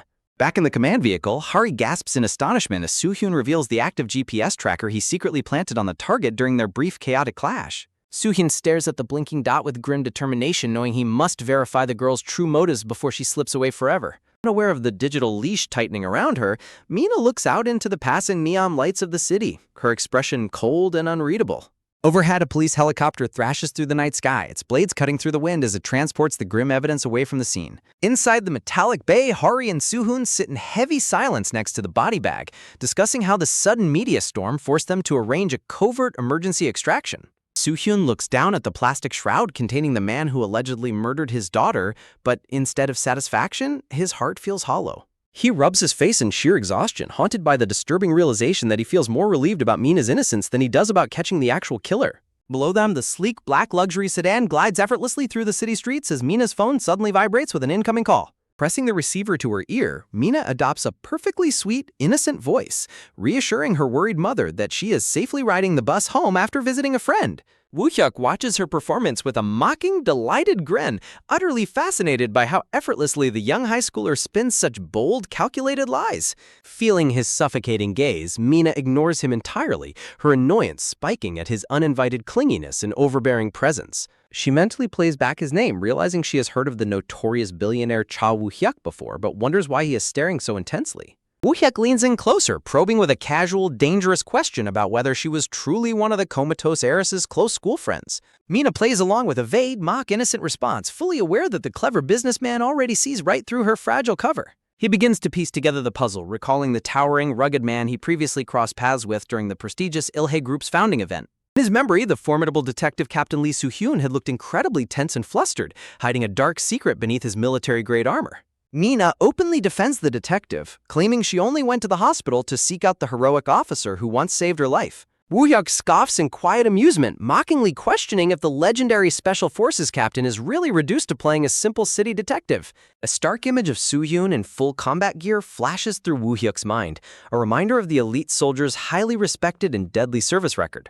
Mina's eyes narrow as she catches the unusual, reverent tone in Woo-Hyuk's voice, questioning if the man who saved her is far more than a mere policeman. She wonders if Soo-hyun's very existence is a classified military secret, which would explain the complete absence of any digital trace on his background. But Woo-Hyuk is quickly growing irritated by her silence, finding it incredibly rude that a mere high schooler is ignoring his supreme presence. He watches her cheeks flush at the mere mention of Soo-hyun's name, his ego bruised that she ignores the powerful billionaire sitting right beside her.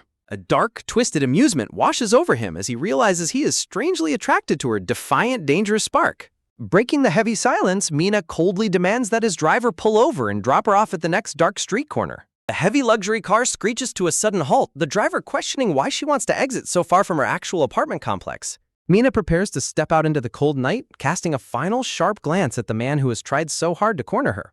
But before she can leave, Woo-Hyuk extends a gleaming gold business card, declaring that their mutual curiosity has only just begun.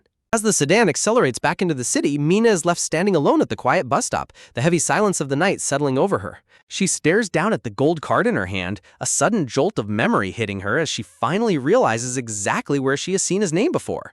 Meanwhile, on nationwide television, news anchors scream about the explosive tension surrounding the failed attack on the Ilhae Group's precious heiress. Back in her secure penthouse, the ruthless chairwoman Lee Ji-hyun watches the broadcast with a cold, terrifying fury, refusing to let her family name be dragged down. Surrounded by massive monitors broadcasting live feeds from every major media outlet, she prepares to bend the narrative to her absolute will. The lead news executive trembles on screen, desperately stammering as he asks the powerful chairwoman how they should handle the media backlash. He points out the rising public criticism over the media's obsession with invading the victim's private life rather than focusing on the killer. With a patronizing, razor-sharp smile, the chairwoman warns him against walking the pathetic path of yellow journalism if he values his career. Terrified of her wrath, the executive instantly folds, frantically promising that the entire focus of the nation will remain solely on the monstrous vigilante. Satisfied with her absolute control over the press, the chairwoman abruptly ends the call, her cold eyes locking onto her next grim destination. Flanked by her hulking elite bodyguards, she marches down the sterile hospital corridors to inspect the physical damage for herself. Inside the morgue, Soo-hyun stands tall and unyielding, braced for the inevitable storm that is about to breach their location. He and Hari stand vigil over the sealed body bag, waiting for the powerful matriarch to confirm the identity of the dead phantom. Heavy doors swing open, and chairwoman Lee Ji-hyun recoils in visceral disgust as she finally lays eyes on the ruined corpse of her granddaughter's attacker. Staring down at the heavy plastic shroud, chairwoman Lee Ji-hyun's fingers clench into a tight grip of pure, unfiltered rage as she curses the dead vermin who dared to lay a hand on her precious granddaughter. Her fury boiling over, she demands that the perpetrator's accomplices be brought directly to her, cold-bloodedly ordering the complete and utter annihilation of their entire wretched family line. When her enforcer hesitates, her palm strikes across his face with a resounding, violent crack, a physical warning that she will tolerate absolutely nothing short of total obedience. Meanwhile, on the quiet, dimly lit streets of the city, Mina's mother walks with a heavy, anxious heart, completely unaware of the terrifying web currently spinning around her family. In her memories, she recalls her daughter Mina as a young, quiet child, a girl whose true nature was always shrouded in a deep, unsettling mystery. Back in her domain, the chairwoman sneers with manic fury, declaring that a child's monstrous sins must ultimately be paid for by the parent, vowing that no one involved will escape her wrath unscathed. Standing under the cold streetlights, Mina's mother suddenly stops her daughter in her tracks, confronting the young girl with a blunt, direct demand to know why she lied about her whereabouts tonight. The heavy silence of the night thickens as the mother presses further, her voice trembling with a mixture of fear and maternal desperation as she demands the absolute truth from the girl. Mina's heart skips a beat as her mother reveals a shocking detail. Detective Lee Soo-hyun had just called her directly, shattering the high schooler's carefully constructed alibi in an instant. The mother recounts the detective's chilling words, detailing the violent incident at the VIP ward and how a suspicious entertainment executive had suddenly offered to escort the young girl home. A flash of the recent chaos rushes through Mina's mind, recalling how her formidable uncle Kang Gi-han once stood in her corner, realizing her web of secrets is rapidly unraveling before her eyes. Yet, instead of panicking, a sinister amusement washes over Mina as she silently laughs at the detective's protective instincts, amused that he is playing the role of a worried father figure. Sensing her daughter's unnatural detachment, the mother begs Mina to be honest with her, her eyes pleading for a glimpse of the normal child she desperately wants her daughter to be. Instantly shifting her mask, Mina flashes a bright, apologetic smile, scratching her head in a flawless display of sheepish, youthful innocence. She smoothly reassures her mother that nothing bad happened and that there is absolutely no reason to worry, her sweet tone completely masking the dark calculations running through her head. Happily declaring that she is starving, Mina giggles and pulls her mother toward their building, seemingly putting an end to the heavy interrogation with effortless charm. But as they walk, the mother hesitates, looking back with a lingering sense of dread as she questions if her daughter is truly telling her the absolute truth. Staring at her child's back, a wave of profound sorrow and skepticism washes over the mother, haunted by a dark, repressed history she has tried so hard to bury. Sensing her mother's lingering doubt, Mina looks back with a perfectly measured, chillingly calm gaze, her expression completely devoid of any genuine human warmth. Instantly, a horrific memory from years ago resurfaces, a young, blood-spattered Mina standing silently over the lifeless, butchered body of their family dog with a dripping kitchen knife in her hand. In the memory, the mother had screamed in absolute terror upon entering the room, her voice cracking as she confronted the grotesque scene of her young child covered in fresh blood.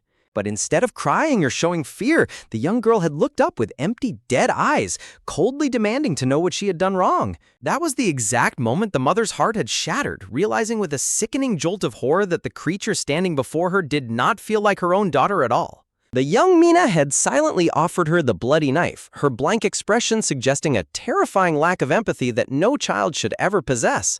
Trembling, the mother had fallen to her knees, clutching her daughter's shoulders as she warned her in a frantic whisper that her strict father must never find out what she had done. Pulling the blood-drenched girl into a desperate, suffocating embrace, the mother had wept in sheer agony, completely helpless and terrified of the monster she had brought into the world. The front door had slammed open, and the father had frozen in absolute shock, his briefcase slipping from his hands as his eyes locked onto the bloody slaughter in his living room. Realizing her father was home, the young girl had instantly squeezed out a tear, her expression shifting in a split second from chilling coldness to pathetic, helpless grief. Sobbing hysterically, she lied that the family dog Dooley had brutally killed her pet bird Senna, framing the slaughter of the dog as a desperate act of justice. She wailed that she only killed the animal to punish it for its sins, spinning a tragic tale of revenge to completely mask her own innate psychopathic bloodlust. Crying out for forgiveness, the young girl trembled in front of her father, playing the role of a deeply traumatized child who had simply acted out of overwhelming anger and grief. Completely fooled by her flawless performance, the heartbroken father had rushed forward and pulled his daughter into a tight, protective embrace, his heart aching for her pain. Holding her close, the father had gently scolded her, explaining that while the loss of her pet was tragic, she must never resort to such violence against an animal acting on raw instinct. As the parents frantically tried to clean up the mess and deal with the dead animal, they believed they were protecting a fragile child from a lifetime of psychological trauma. But over her father's shoulder, the young Mina had looked directly back with a sinister, mocking grin, flashing a playful victory sign that proved she had fooled them completely. Back in the present, Mina adopts that exact same sweet, manipulative tone, reassuring her mother that she will never have to worry about her lying ever again. But behind her pristine glasses, a chilling, psychotic smile spreads across her face, a silent reminder that the dangerous monster within has only grown more calculating with age. Meanwhile, back in her office, Chairwoman Lee Ji-hyun bitterly reflects on the price of poor parenting, viewing her family members as direct extensions of her own flesh and blood. She admits her own failure in raising her daughter properly, haunted by her inability to stop her from descending down a path of ruin, a failure that cost her years of agonizing pain. But Lua was different. She was the breathtakingly beautiful jewel left behind, a precious legacy that the chairwoman refused to let anyone destroy. Back in the sterile operating room, the bound and gagged hospital director and head nurse tremble in absolute terror as the chairwoman's armed enforcers stand over them like grim reapers. From a massive monitor on the wall, the chairwoman's cold, digitized face stares down at the hostages, asking if they finally comprehend the lethal gravity of their failure. Standing beside the covered gurney, the giant enforcer looks down at the tragedy before him, his muscular frame tense with a deep personal sorrow. Silent, bitter tears stream down the hardened enforcer's face, his jaw clenching with a lethal resolve as he prepares to exact a brutal, merciless vengeance. From the screen, the chairwoman's voice drips with venom as she demands to know why they should show any mercy to the pathetic vermin who failed to protect Lua. With a chilling, unemotional command, she orders her enforcers to burn them alive right in front of her eyes, demanding a spectacle of absolute retribution. Without a second of hesitation, the blonde female operative standing in the room suddenly draws a heavy revolver, her eyes cold as she aims directly at the bound hostages. A deafening blast echoes through the room as blood splatters across the sterile floor, the sudden, brutal execution of the hostages leaving the giant enforcer staring in utter, paralyzed shock at the blonde detective, Won Hari. Watching the unexpected slaughter through the monitor, Chairwoman Lee Ji-hyun bursts into a maniacal, delighted fit of laughter, thoroughly amused by the bold, merciless nature of the young woman. As the dust settles, the enforcer's expression hardens with grim determination as he receives his final orders to preserve the body of the deceased vigilante Kang Gi-han, knowing that this superhuman war is far from over. Tragedy is far from over. In fact, the real war has only just begun. Too many dark forces are already circling like vultures, their greedy eyes fixed on the dead body of the superhuman vigilante. In the quiet of her bedroom, Mina digs deep into the financial ledger of Gi-han's operations, her sharp eyes scanning the massive transactions. She uncovers a shocking secret. Half of her uncle's fortune came from a single mysterious corporate entity. Spinning the sleek gold card between her fingers, a chilling smile spreads across her face. If her late uncle was trading high-value secrets with this corporate giant, perhaps it is time to bypass the middleman and confront the vendor directly. She plays the role of the perfect, innocent high school girl, a darling whom everyone loves. Yet beneath that pristine facade lies a cold-blooded predator ready to tear the city's power structure apart. While she plots her next move, the hospital ward burns to ashes, a roaring inferno of dark secrets and erased evidence lighting up the night sky. Standing before the blazing wreckage, the enforcer and Won Hari walk away with heavy steps, knowing the horrific sacrifice they just made was the only way to keep the truth from leaking out. By morning, the media is in a complete frenzy, reporting on the devastating hospital explosion and the mysterious body found at the heart of the ruins. The news labels the dead assailant as a rogue terrorist, completely burying the supernatural war and painting a false narrative of tragedy to protect the elite. High-ranking police officials face the cameras, desperately promising a thorough investigation into what they call an inhumane act of terror, putting on a flawless show for the public. Driven by silent, burning grief, Chairwoman Lee Ji-hyun cancels all her public appearances, retreating into the shadows to plan her absolute revenge. Behind the scenes of the city's most powerful news network, a storm of censorship is brewing as the truth is systematically choked out. An investigative producer storms into her director's office, outraged to learn that their highly anticipated broadcast exposing the truth about Lua is being abruptly pulled. She demands to know if the corporate syndicate is pulling the strings, accusing her superior of cowardice and shielding a powerful family from public shame. The director barks back, sweat dripping from his brow as he explains the terrifying reality. This is not simple corporate pressure. It is a matter of absolute national security to hide the existence of superpowers. The producer scoffs in disbelief, realizing with a sinking heart that the press is nothing more than a mouthpiece permitted to broadcast only what has been strictly pre-approved. The director looks at her with dead eyes, delivering a chilling reality check. In this world, no truth goes on air without the explicit permission of those who rule from the shadows. Far from the sterile corporate offices, the dark, grimy alleyways of the city play host to a different kind of desperation. A battered, blood-splattered criminal tears through the narrow streets, his chest heaving as the distant sound of police sirens draws closer and closer. Back at the checkpoint, wounded officers clutch their bleeding stab wounds, screaming into their radios to warn the precinct that a highly dangerous fugitive is on the loose. Sweating and frantic, the fugitive runs for his life, his face twisted in sheer terror as his escape routes are systematically cut off. He vaults over barricades and trash bins, desperately trying to lose his pursuers in the labyrinth of the city's underbelly. From high above, the chase looks like a frantic mouse scurrying through a maze, completely unaware of the larger traps waiting to snap shut. Running blind, the killer skids to a halt, his heart stopping as he realizes he has sprinted directly into a dead-end alleyway. The heavy thug of police boots echoes behind him and he spins around in a panic, realization dawning that there is nowhere left to run. Cornered like a wild animal, he draws a wicked, blood-stained blade, his eyes wild with psychotic fury as he vows to slaughter anyone who dares to step forward. But before he can take a single step, a thick yellow wire suddenly drops from above, snapping around his neck with lethal, suffocating precision. The police breach the alleyway with guns drawn, screaming for him to drop the weapon, completely unaware of the invisible executioner lurking in the shadows. But as their flashlights cut through the darkness, the officers freeze in absolute bewilderment. The alley is completely empty, save for the suspect's bloody knife clattering to the cold ground. High up on the scaffolding, Mina sits perched like a silent gargoyle, calmly watching the choking fugitive thrash wildly in midair beneath her. Glancing down at her phone, she sighs with chilling boredom, deciding that letting a loose cannon like him run around stabbing people is simply too messy for her taste. With absolute horrifying detachment, she holds the wire tight, letting the killer hang suspended above the empty streets as his strength slowly drains away. His legs twitch and go limp, his sudden death perfectly staged to look like a desperate, cornered suicide to keep the police from asking too many questions. Staring down at her handiwork, she murmurs coldly that the world simply has no use for trash like him, her eyes completely devoid of mercy. She tucks her phone away, resolved to keep her own operations completely quiet and hidden from the prying eyes of the law. Popping a piece of candy into her mouth, she mildly laments that she couldn't leave a more personal warning, but quickly realizes there are far better ways to send a message. Her screen lights up with a new notification, her eyes narrowing as she reads the name of Spot Entertainment's executive Cha Woo-hyuk and his sudden intriguing invitation. She remembers the sleek executive offering his gold card, his smug, manipulative grin hinting at a much larger, darker game. Standing tall on the edge of the scaffolding, she wonders what this powerful executive could possibly want from a seemingly ordinary high school girl. Suddenly, a realization hits her eyes widening behind her glasses as she pieces together the dangerous connection. High above the city skyline, the opulent penthouse of the Grand Hotel stands as a monument to unchecked wealth and hidden corruption. Inside, Cha Woo-hyuk lounges in sheer luxury, an arrogant smirk plastered across his face as he praises his team leader for wrapping up their latest dirty work so quickly. Surrounded by the unconscious, drugged bodies of his guests, the executive's depravity is on full display as his bodyguard steps into the room. But behind his smug facade, a sudden wave of hollow dread washes over Woo-hyuk as he admits that Lua's untimely demise has left him feeling strangely empty. He clutches his face, the realization of what her death means starting to crack his carefully constructed armor of arrogance. Taking off the brief moment of weakness, he stands up and demands they get straight to business, eager to hear the latest intelligence. The bodyguard drops a bombshell. Lua did not die in the hospital bombing. She had actually been dead for an entire month, and her cause of death was drowning. Woo-hyuk turns to the window, his mind racing as he realizes that if it were a simple accident, the powerful Ilhig group would have had absolutely no reason to hide it for so long.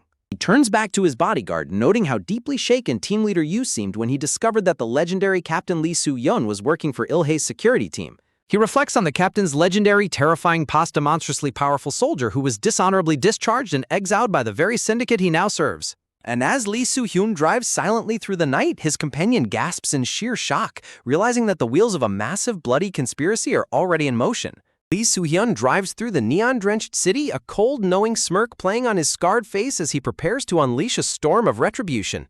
In his luxury suite, Cha Woo-huk freezes, his mind reeling as a terrifying truth finally clicks. Is Captain Lee Soo-hyun actually Lua's father? If this monster of a soldier is indeed Lua's blood relation, then the superhuman forces they have been playing with are far more personal and lethal than they ever anticipated. The memory of the young, red-haired girl desperately drowning, her hand clawing toward a surface she would never reach, flashes through his mind like a curse. The pieces of the puzzle fall heavily into place. The grieving chairman deliberately pulled Lee Soo-hyun out of exile for one reason only: absolute, brutal vengeance for his dead granddaughter. And the theatrical hospital explosion yesterday was nothing but a smokescreen, a perfectly orchestrated lie to bury the truth and protect the real players in this game. Woo-hyuk paces his lavish room, cursing himself for not confirming the vigilante Kang Gi-han's face before the body was entirely consumed by the flames. But his frustration quickly melts into a dark, opportunistic grin as a new, twisted plan begins to take shape in his mind. Meanwhile, deep in the night, the giant enforcer drives with heavy thoughts, realizing the sudden appearance of Kang Gi-han, Cha Woo-hyuk, and Team Leader Yu is no mere coincidence. His scarred face hardens with a mixture of confusion and protective rage. Why did those shadow operatives target Mina, a girl who should have been entirely detached from this war? Grip tightening on the steering wheel, he desperately hopes she is safe at home, unaware of the vultures already circling her. Little does he know, the clumsy tracker he planted on her school bag is about to change the entire trajectory of her investigation. He remembers her fragile, innocent look as a high schooler, calling out to him with wide, trusting eyes behind her glasses. He resolves to contact her the very next morning to apologize for his invasive precaution, completely unaware of what she is truly capable of. Because Mina is the ultimate wildcard, a brilliant predator holding threads that connect directly to both the dead Lua and the terrifying Lee Soo-hyun. From his high tower, Woo-hyuk smiles, realizing that if they can just drag this seemingly ordinary girl into their twisted game, the final glorious picture will be theirs to control. Back in the VIP lounge of the nightclub, chaos erupts as a young woman collapses, her friends screaming frantically in a desperate bid to wake her. Spot Entertainment's enforcer stands over them, completely unfazed as he coldly notes the girl has stopped breathing from an overdose of illicit drugs.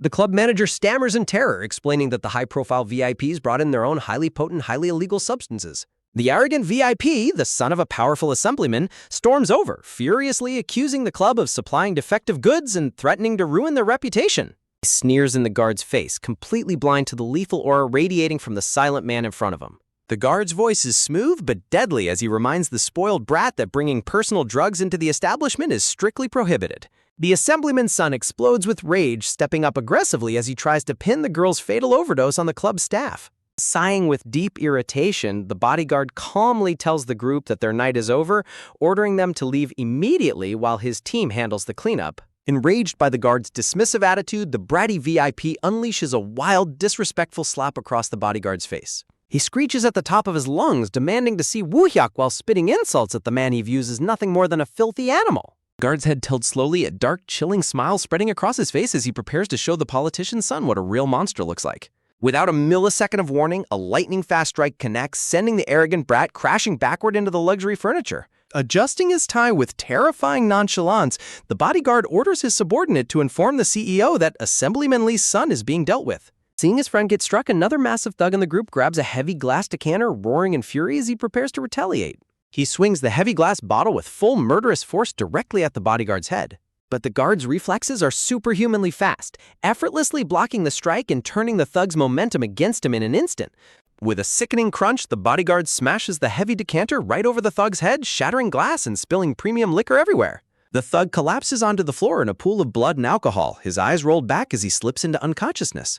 Wiping the blood splatter off his cheek, the bodyguard steps forward like an inescapable specter of death, leaving the assemblyman's son scrambling backward in sheer paralyzing terror. Shaking and crying on the floor, the terrified VIP desperately speed dials his powerful father, begging for a rescue that is never going to come. Towering over the pathetic, weeping boy, the bodyguard extends a mocking hand, wondering aloud if the assemblyman would prefer to plan a funeral instead.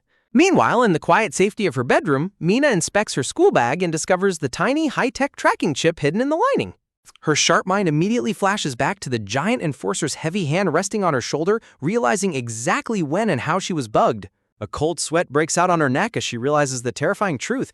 If she had used her teleportation ability while carrying this tracker, they would have caught her instantly. Staring at the blinking chip, she murmurs how deeply creepy it is that the giant was spying on her, his mock-friendly demeanor hiding a trap.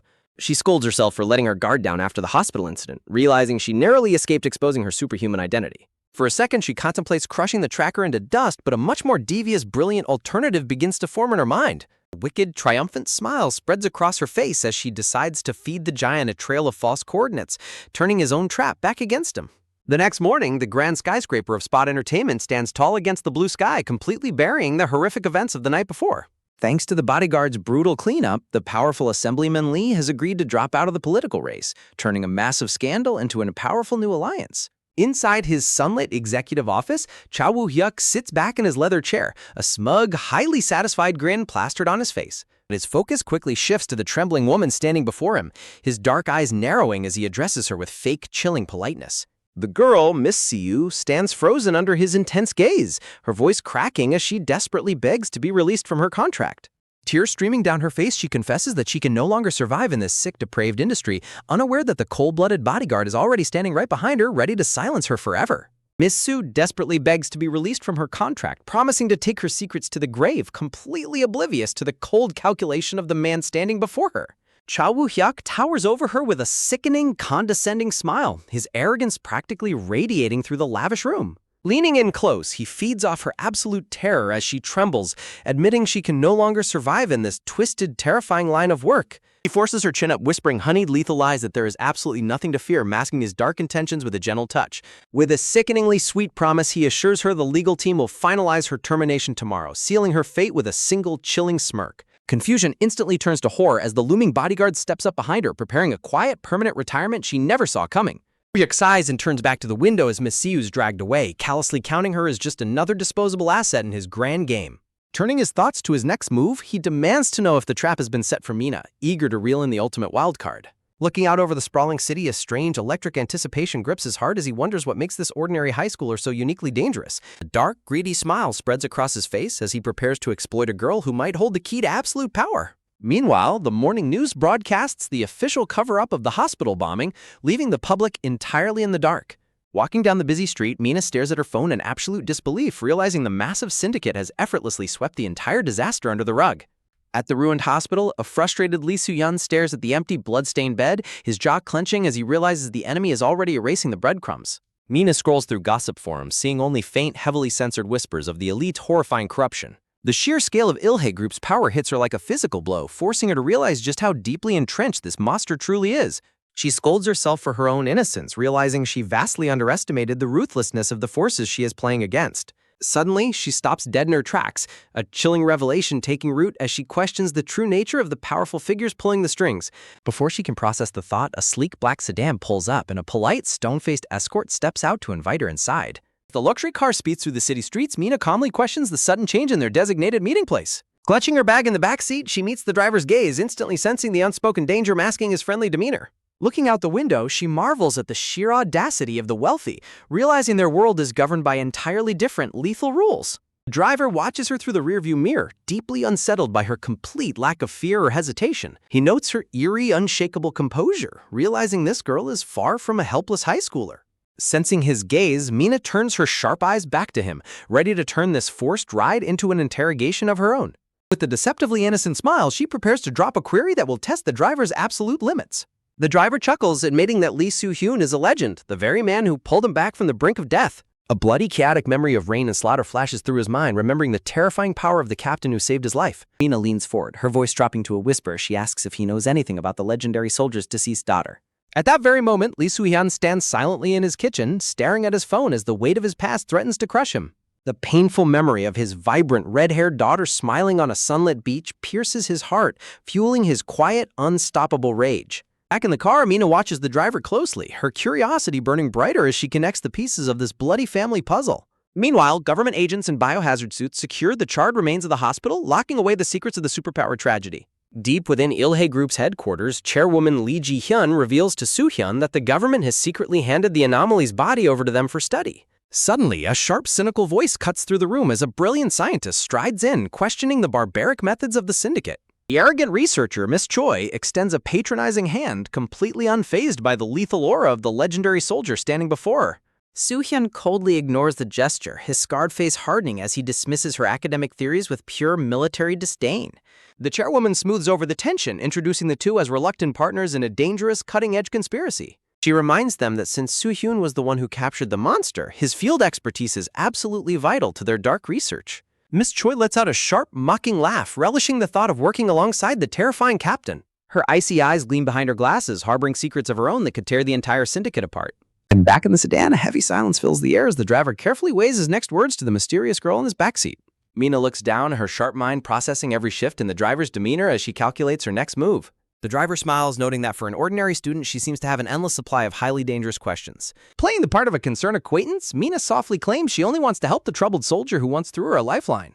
Warmth enters the driver's voice as he reminisces about the captain's hidden humanity, completely blind to the trap she is weaving.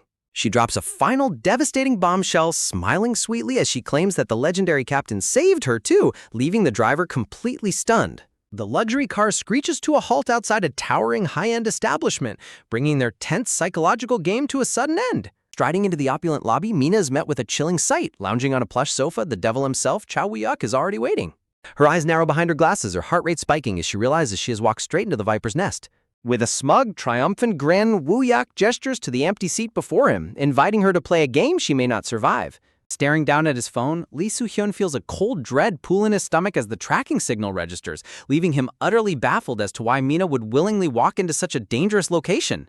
Before he can process the unsettling coordinates, a familiar and infuriating presence materializes behind him, breaking his concentration with a mocking cheerfulness. The eccentric scientist, Miss Choi, taps her head with a devious grin, smugly reminding him of her promise to locate the individual harboring the supernatural anomaly. From the shadows of the corridor, Hari watches the exchange with crossed arms, her gaze sharp and deeply suspicious of the researcher's sudden, unexpected arrival. Unable to contain her anger, Hari demands to know why Miss Choi went through the trouble of wearing a cheap disguise just to infiltrate their secure perimeter. Miss Choi's playful demeanor instantly vanishes, replaced by a towering, cold-eyed arrogance as she looks down on the bodyguard with chilling authority. Leaning in with a finger to her lips, she whispers a lethal warning, promising to end Hari's life on the spot if she dares to speak her real name so carelessly again.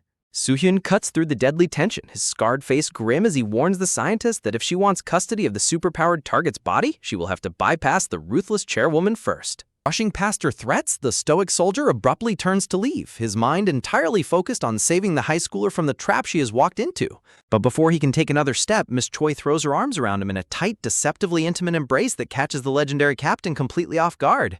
Outraged by the sudden display of physical audacity, Hari lunges forward, ready to tear the insolent scientist away from her captain. Whispering in his ear, Miss Choi scoffs at his naive assumptions, making it clear she didn't risk everything to infiltrate this facility just to study a useless corpse. With a lightning-fast sleight of hand, her fingers brush against his hip, covertly planting a tracking device onto his belt before he can even register the contact. Stepping back, she sighs dramatically, chiding Soo-hyun for always trying to control every piece on his private chessboard without anticipating his opponent's moves. Soo-hyun glares back, his jaw clenched in frustration as he realizes she's playing a completely different, highly chaotic game of her own. She offers him one final, mocking piece of advice, warning him that his predictable military tactics are going to get him killed sooner rather than later. Meanwhile, inside the lavishly secured Sky Lounge, Chow Woo-yuk leans back on the sofa, opening their meeting with a smug remark about how poorly Mina's allies must be doing to resort to such desperate moves. Bursts into a loud, mocking laugh, utterly amused by the sheer audacity of the high schooler sitting directly across from him. Mina remains completely unmoved, her sharp eyes studying his arrogant face behind her glasses as she quietly demands to know what he finds so incredibly funny.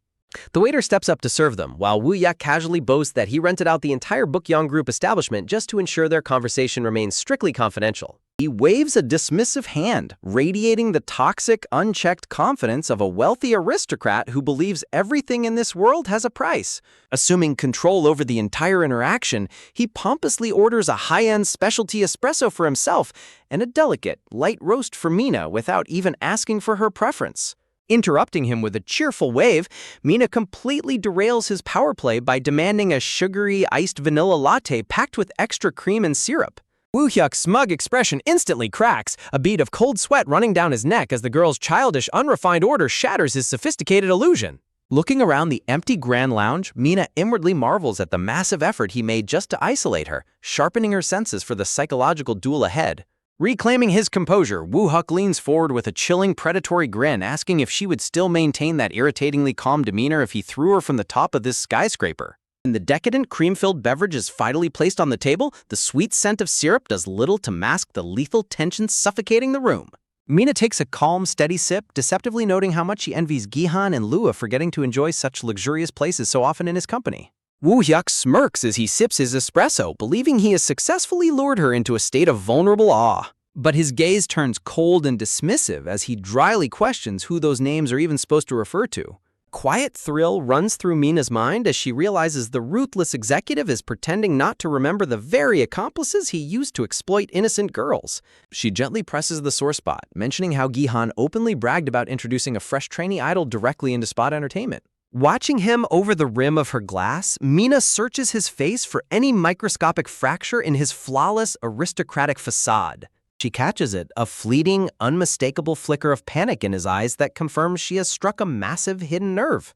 Connecting the dots in her head, Mina realizes that Gihan's secret ledger symbol must have represented the young victims trafficked into Woo-Huk's dark entertainment circle. The corporate monster silently drinks his coffee, desperately trying to mask the sudden surge of adrenaline threatening to expose his criminal syndicate.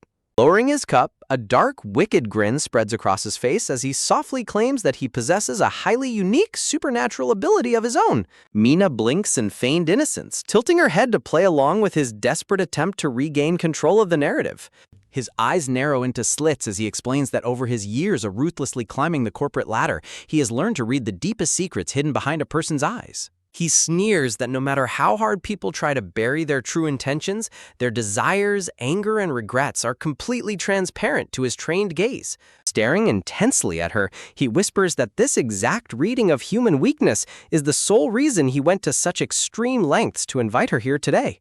Mina lets out a bright, mocking giggle, waving off his dramatic speech as nothing more than a childish, desperate bluff. Woo-Hyuk's smile vanishes, his voice dropping to a low, menacing register as he points a finger at her, declaring that her eyes are practically screaming with lies and an intense, burning hatred. The sheer weight of his sudden, hyper-focused accusation hits her like a physical blow, freezing the mock laughter right in her throat. Locking her in place with his predatory gaze, he whispers the final, devastating truth, that her eyes have just given away the terrifying realization that she has been completely exposed. He slides closer, his voice dripping with sadistic pleasure as he asks if she is finally starting to feel the true terror of his self-proclaimed superpower.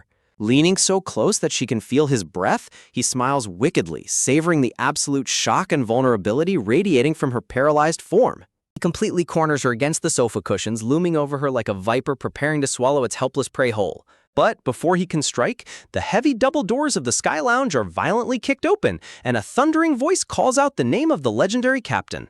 Standing tall over the unconscious, battered bodies of the elite security guards, Lee Soo-yeon storms into the room, his eyes burning with absolute fury as he roars Mina's name. Shock paralyzes Mina as she looks up, her voice trembling in absolute disbelief as she gasps for her savior's name, wondering how on earth he could have tracked her down to this heavily fortified tower. Her breath catches in her throat, sweat dripping down her face as the reality of his sudden violent entrance begins to sink in. Standing like an immovable mountain, Lee Soo-hyun commands the room, but the oppressive atmosphere thickens as the eccentric Miss Choi peeks out from right behind his massive frame with a dangerous glint in her eyes. Leaning in with an unsettling, wide grin, the unpredictable scientist immediately locks onto Mina, mockingly addressing her by name, as if she has finally found her favorite new test subject. Soo-yeon's expression remains utterly frozen, his jaw clenched in deep irritation at the unwanted tagalong who refuses to leave his side. He demands to know why she keeps dogging his steps, his patience wearing razor thin under the weight of her chaotic interference. Miss Choi merely scoffs, crossing her arms as she coldly reiterates that she has absolutely zero interest in studying a useless corpse when there is a living, breathing miracle right in front of them. She trains her chilling gaze directly onto Mina, whispering that she has been dying to meet the little high schooler who somehow managed to completely shatter the legendary captain's hardened composure. Throwing caution to the wind, she tightly wraps her arms around the stoic soldier, dramatically proclaiming just how desperately she had wished for this fateful reunion.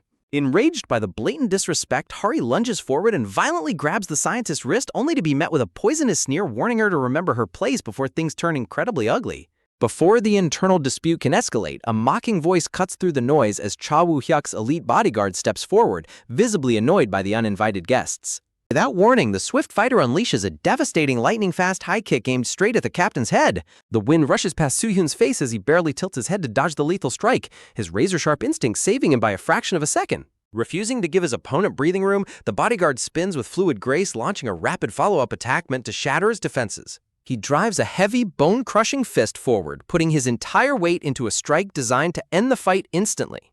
But Soo-hyun's reflexes are unmatched. He raises his arms in a rigid crossguard, absorbing the full force of the impact without budging an inch. Glaring through the gap of his guarded arms, the legendary captain's eyes burn with a silent, terrifying promise of retribution. Unfazed by the defense, the arrogant defender steps back with a smug grin, reminding the intruders that they are currently trespassing on highly classified private corporate property. He mockingly asks if he should call the building's security force to drag them out, his eyes dripping with extreme overconfidence. Soo-hyun slowly lowers his arms, his deep, commanding voice cutting through the smug threats as he delivers a chilling ultimatum to get out of his way. Mina watches the tense standoff, her heart swelling with an intense wave of relief as she realizes her protector is truly willing to tear this place apart to save her. Sensing the shift in power, Cha Woo-hyuk steps in with a desperate smile to smooth over the tension, only for Soo-hyun to instantly shut him down with a single, freezing command. The captain advances, his towering presence utterly crushing the room as he growls that summoning a young girl to this viper's nest is completely unforgivable. He delivers a verbal execution, looking down at the powerful corporate executive and calling him exactly what he is, nothing more than a disgusting glorified pimp.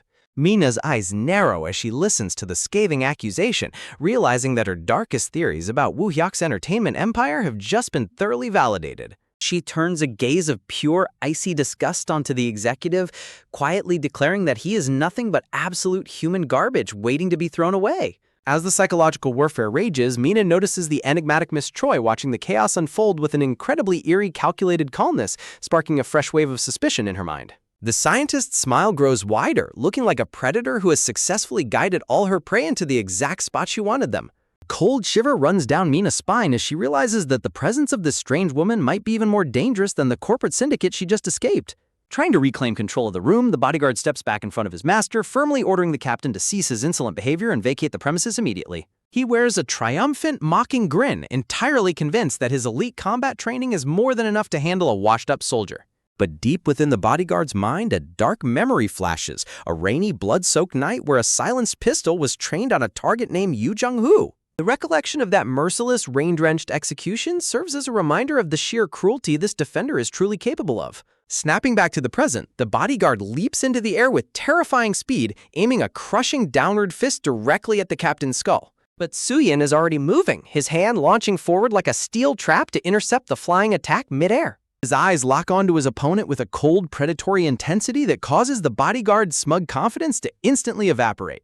With an effortless, brutal display of raw power, Soo-hyun grips the fighter and hurls him upside down through the air. A scream of sheer panic escapes the defender's lips as he completely loses control of his body, realizing far too late the monstrous power he has challenged. With a deafening, bone-shattering crash, the elite fighter is violently slammed headfirst into a massive concrete pillar. He slumps to the floor in a lifeless heap, a thick trail of fresh blood painting the wall as Mina and Woo-hyuk watch the absolute destruction in stunned silence. Before the dust can even settle, Soo-hyun reaches out and firmly grabs Mina by the shoulder, guiding her out of the ruined lounge without wasting another second. She looks up at him, still trying to process the terrifying speed and ruthlessness with which her protector just dismantled the enemy. Safe on the bustling streets below, Mina lets out a soft sigh, admitting that the luxurious Sky Lounge was easily one of the most suffocating places she has ever stepped foot in. As they walk side by side through the evening air, she warns him that Cha Woo-hyuk is a master of deception, hiding a truly monstrous darkness beneath his polished exterior. She presses further, explaining that behind his legitimate corporate empire lies a sickening network of exploitation that must be brought to light. Stopping in her tracks, she prepares to ask how he knew exactly where to find her, but her thoughts are suddenly cut short. Soo-hyun's hand suddenly reaches toward her neck, his fingers brushing past her collar with a swift, highly precise motion.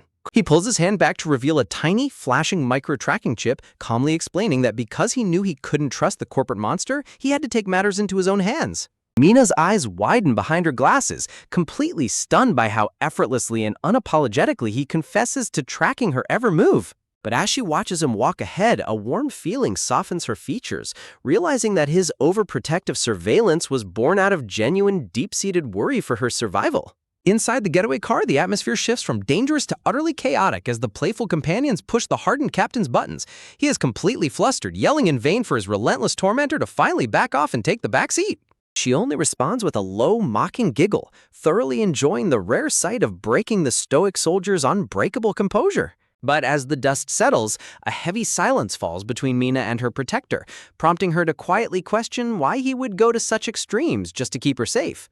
Standing on the quiet street, Soo-hyun hesitates before asking if she remembers the painful story he once shared about his daughter. Mina softly recalls how he described their relationship as strained, but Soo-hyun looks down, realizing that strain doesn't even begin to cover the tragedy. The brutal truth is that their true connection only began after she was tragically ripped from this world, leaving him with nothing but agonizing regrets. He confesses the ultimate failure of his life, that he wasn't even there to hold her hand during her final terrifying moments. Mina listens in stunned silence, a wave of profound sorrow and empathy washing over her as she looks at the broken man before her.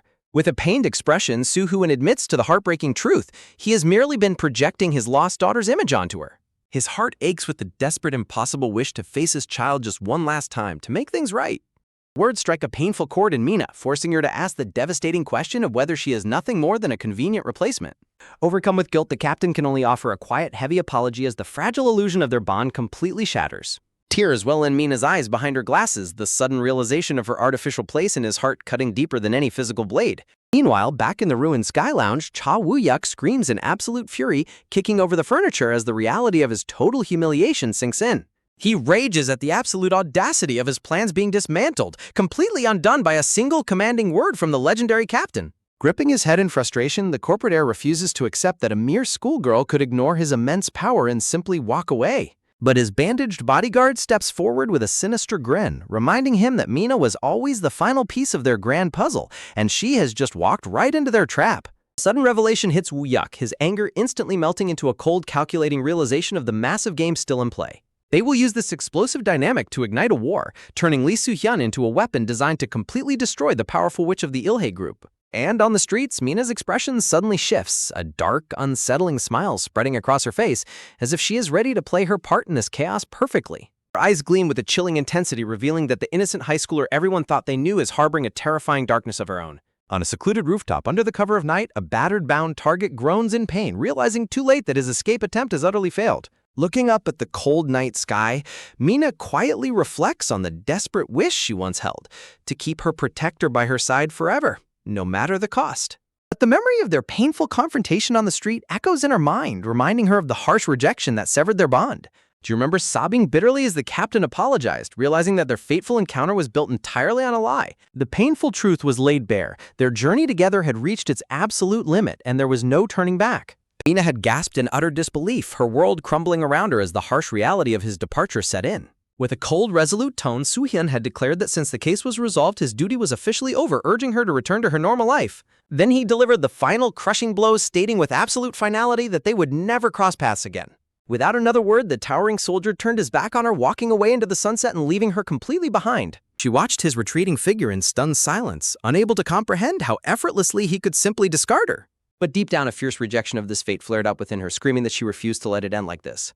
As he continued to walk away without a single backward glance, she knew she had to play her final hidden card to stop him. Raising her voice, she screamed into the open street that she had known about the GPS tracking chip he planted on her all along. She confessed that she willingly pretended to be oblivious, harboring a desperate secret reason for keeping the device. Chasing after his hurried steps, she bared her soul, admitting that knowing he was tracking her made her feel safe, as if he were constantly watching over her. The sudden confession stopped Soo-hyun dead in his tracks, his eyes widening in pure shock as the weight of her words hits him. Pouring her heart out, Mina cries that when he saved her from the clutches of danger, she truly believed her lost father had finally returned to protect her. The captain is completely frozen, the term father piercing straight through his hardened, battle-weary armor. She looks up at him with raw, tearful vulnerability, pleading with every fiber of her being for him not to abandon her. But Soo-hyun merely tenses his shoulders and continues his steady march forward, ignoring her desperate, heartbreaking cries. Left entirely alone on the bustling street, a cold wind blows past Mina as she realizes her savior is truly gone. Back on the dark rooftop, the memory of that crushing abandonment fuels the icy determination burning in her chest. She looks down coldly at the bloody, trembling target, mocking his survival instincts as he desperately begs for mercy. Squatting beside him, her voice drops to a menacing whisper, declaring that monsters who exploit young girls with the lethal drug Stardust do not deserve to live.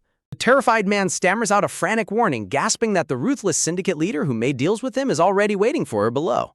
Unfazed, Mina slowly pulls the rope tight around her hands, her icy resolve locking onto her next target as she promises to drag every last executive straight to hell. A terrifying, wicked grin stretches across her face as she whispers that once the chaos begins and the superpower awakens, she will finally reunite with her beloved uncle. Elsewhere, in a dimly lit office, a bandaged syndicate leader stands by the window, growing increasingly agitated as he realizes his top deputy has suddenly gone completely radio silent.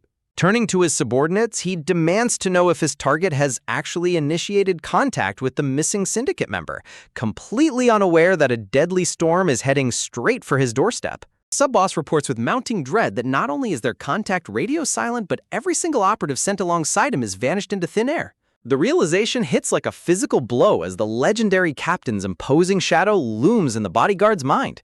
Could Lee Soo-hyun already be closing in on them?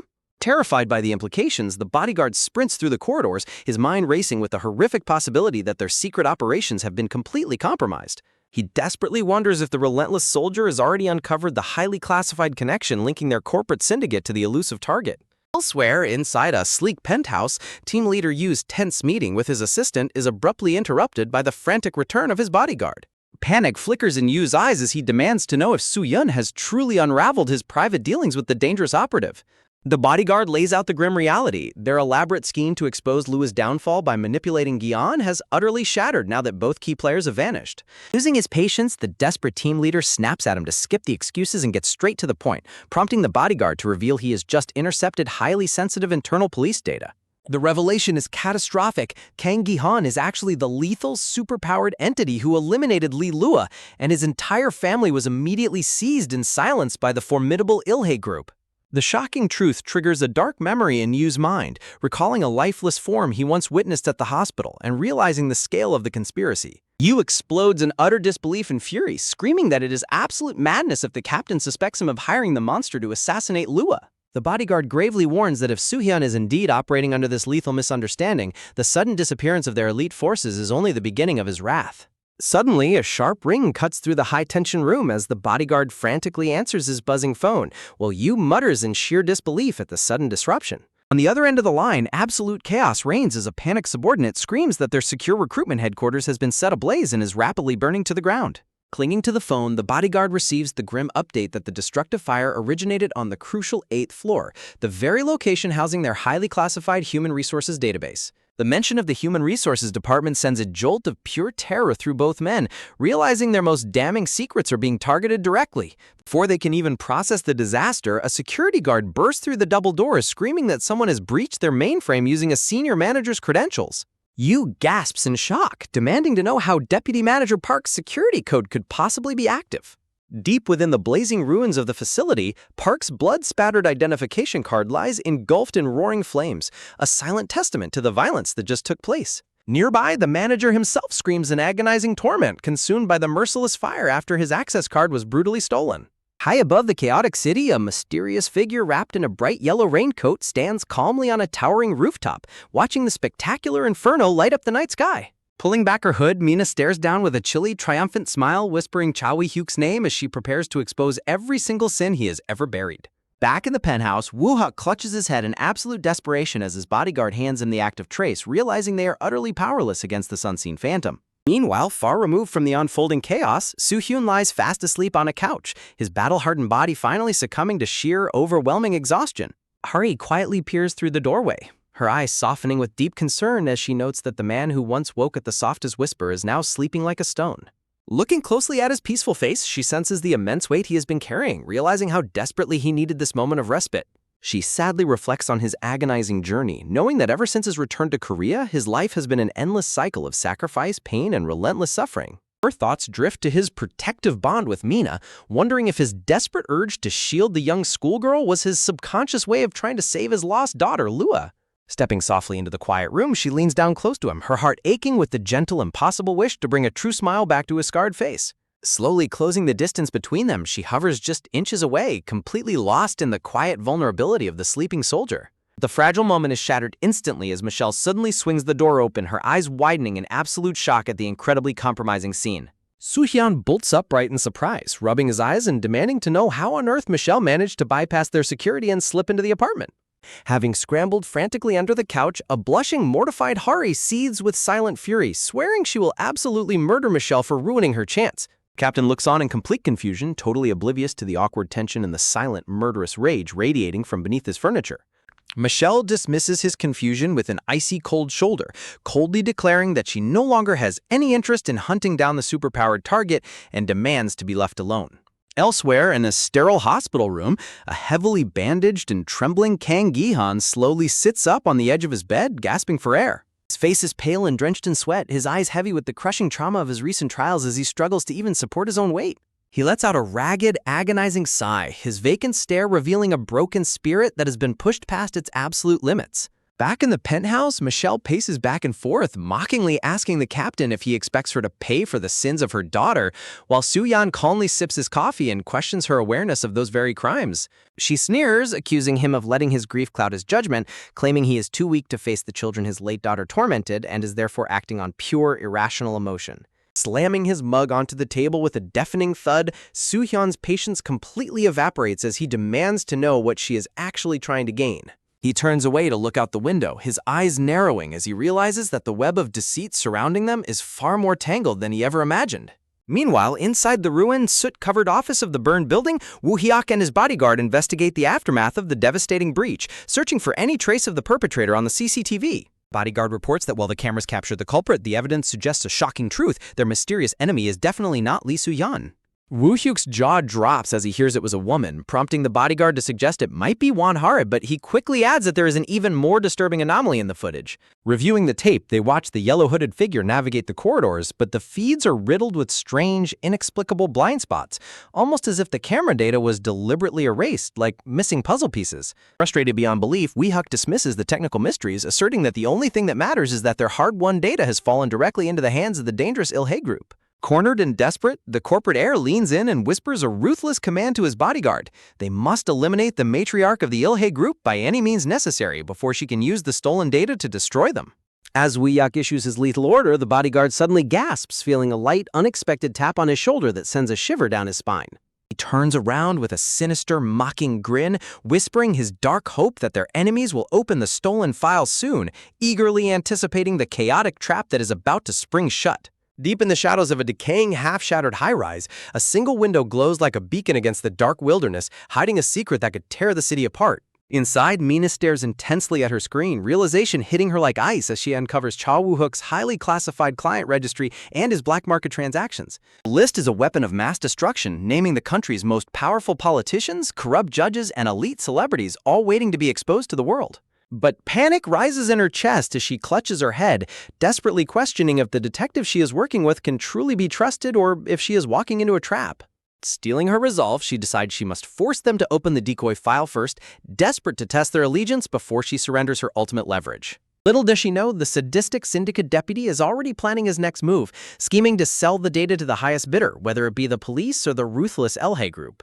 Mina inputs the encryption key left behind by Deputy Manager Park, unaware that the system is laced with a lethal trap. In an instant, the file initiates on her unauthorized terminal, reflecting a horrifying warning in her wide, trembling eyes.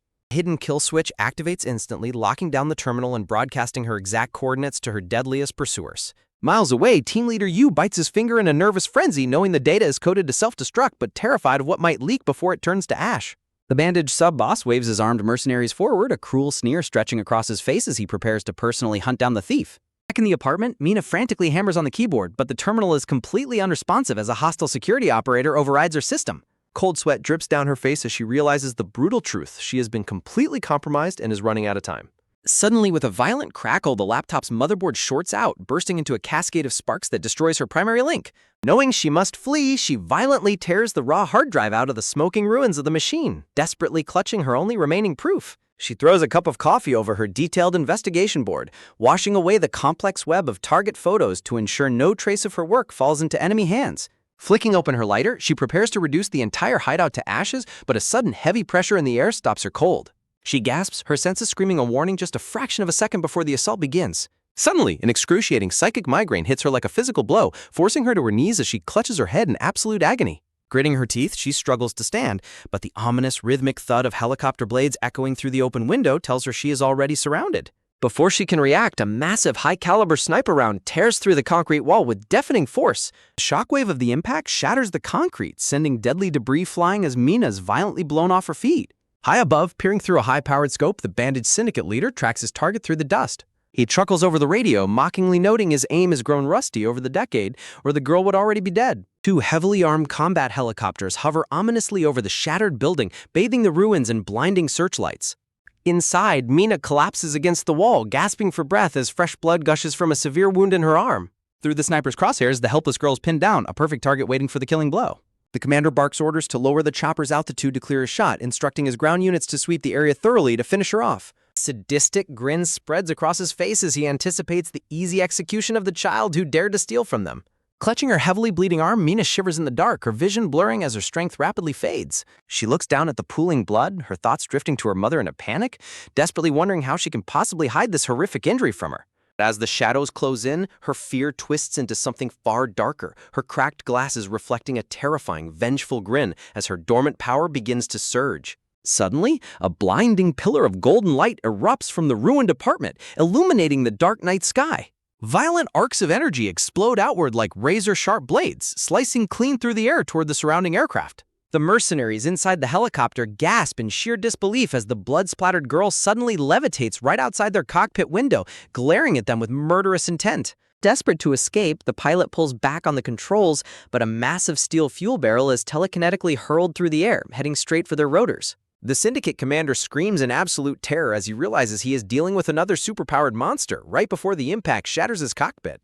A desperate mayday call cuts through the radio static as the primary helicopter catches fire, spinning out of control into the dark forest below. Floating calmly in midair, Mina watches the burning wreckage plummet, her expression cold and completely detached from the carnage she just unleashed. With a deafening roar, the chopper slam dances into the tree canopy, exploding into a massive fireball that paints the night sky in blood orange.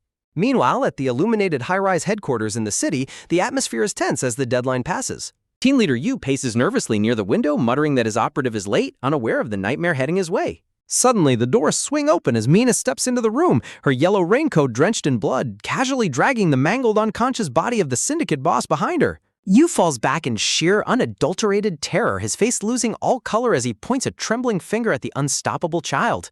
Staring back with cracked glasses and a terrifying, blood-soaked smile, Mina chillingly asks him if he has ever experienced the thrill of flying in the sky. Elsewhere, the silver-haired matriarch of the Ilhe group smiles triumphantly into her phone, declaring they have everything they need and ordering her subordinates to contact Langley immediately. She issues the final, ruthless command to capture the elusive target known as Blinker, while a stern operative looms over a hospitalized, helpless young man.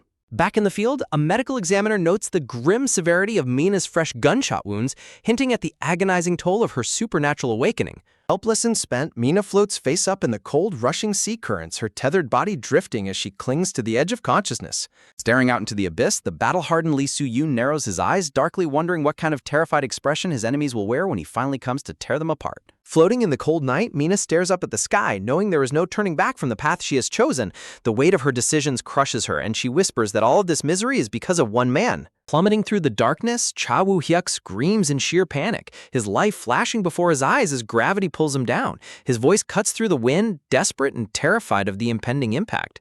He reaches out wildly, begging for his life as Mina holds the tattered rope, her expression cold and unyielding. But mercy is a luxury he does not deserve, and his plea falls on entirely deaf ears. Suddenly, a colossal pillar of brilliant energy erupts into the night sky, a terrifying display of raw power that consumes everything in its wake. The blinding flash signals the end of one nightmare, but the beginning of a far greater conspiracy. Inside a quiet hospital room, Yoon Chan-hee slowly wakes from his coma, his eyes wide with confusion as he tries to piece together the fractured remnants of his memory. The sterile silence is broken only by the steady beep of his heart monitor, warning of the storm to come. Sitting before him, Detective Lee Soo-hyun waits with cold patience, a dark intensity burning in his eyes as he prepares to extract the truth. He knows the boy holds the key to the entire mystery, and he will not leave without answers. Meanwhile, the calculating corporate handler dismisses the investigation entirely, smugly asserting that the case is already dead and buried. She believes they are completely safe from the consequences of their actions, but her arrogance is a fatal mistake. As Soo-hyun turns to walk away, she throws out a baiting question, asking if he is truly not curious about the identity of the person who brutally murdered Lee Lua. The mention of the name stops him dead in his tracks, tension instantly filling the room. She leans in close, a sadistic, mocking grin plastered across her face as she challenges his resolve. She is playing a dangerous game, pushing the detective to his absolute limit to see if he will finally break. Her eyes gleam with a sinister satisfaction, confident that she holds all the cards in this deadly game of secrets, but she underestimates the depth of the detective's obsession, unaware that she has just crossed a line of no return. Back in the hospital ward, Soo-hyun leans forward, his voice a low whisper as he asks Channy to recount the events of that fateful day. He suspects the boy and Mina saw something they were never supposed to witness. Channy's breath hitches in panic, completely ignoring the questions as his thoughts immediately rush to his friend. He desperately demands to know if Mina is safe, his voice trembling with a deep protective terror. Soo-hyun's expression remains frustratingly neutral as he calmly informs the boy that Mina was discharged long ago, but the simple reassurance does nothing to ease the growing dread suffocating the room. Amnesia claws at Chan-hee's mind, his thoughts racing as he struggles to comprehend the horrific news of the slaughter. He remembers seeing the gang, but everything after that is a blank slate of ash and blood, making him wonder if Mina was the one who did it. A sudden contradiction strikes him like lightning, forcing him to pause as a terrifying detail fails to align. If Mina was discharged so much earlier, something is deeply, horribly wrong with the detective's timeline. Suspicion takes root in his chest as he realizes Mina would have already told the authorities everything she knew. He silently questions why the detective is repeating the exact same questions, realizing he is trapped in an interrogation. Soo-hyun glares down at him, his scarred face hardened into an impenetrable mask of absolute authority. The sheer weight of his gaze is suffocating, demanding submission from the terrified boy. Cold sweat pours down Chan-hee's neck as he swallows hard, the oppressive silence in the room stretching to a breaking point. He realizes he cannot afford to make a single mistake with his words. Terrifying truth finally dawns on him. The detective did not come here to gather information or seek justice. He came to confirm a deadly suspicion, and Chan-hee is the prey caught in his trap. Clutching his head in agony, Chan-hee feigns a sudden, overwhelming migraine, desperately trying to shut down the interrogation before he slips up. He begs to stop, but the detective is not a man to be easily swayed by weakness. Undeterred by the boy's pain, Soo-hyun's voice remains cold and unrelenting as he demands just one final answer. The relentless pressure is agonizing, pushing the boy closer to the edge. The question cuts through the air like a knife as Soo-hyun asks if he remembers the exact moment Lee Lua died. The memory of that monster triggers a wave of trauma that threatens to shatter Chan-hee's sanity. In his mind, the horrific images of the past flash vividly, recalling Lua and her sadistic bullies laughing as they tormented their helpless victims. The cruelty of those days is burned into his soul, a scar that will never fade. Lua reigned like a tyrant on a throne built of corruption and blood money, backed by the omnipotent Ilhe group to commit unspeakable crimes with total impunity. She was untouchable, a monster protected by the ultimate elite. Even on her final day, she had relentlessly assaulted Chan-hee and Mina, leaving them broken in the dirt as she walked away laughing. The helplessness of that moment still burns like hot coal in his chest. Soo-hyun lowers his head, darkly musing that Lua's death was not a crime, but a divine punishment delivered to a beast that never should have existed in this world. It is a chilling admission of his own twisted sense of justice. He presses further, whispering that as a victim, Chan-hee must surely want to know the identity of the executioner who delivered that final brutal judgment.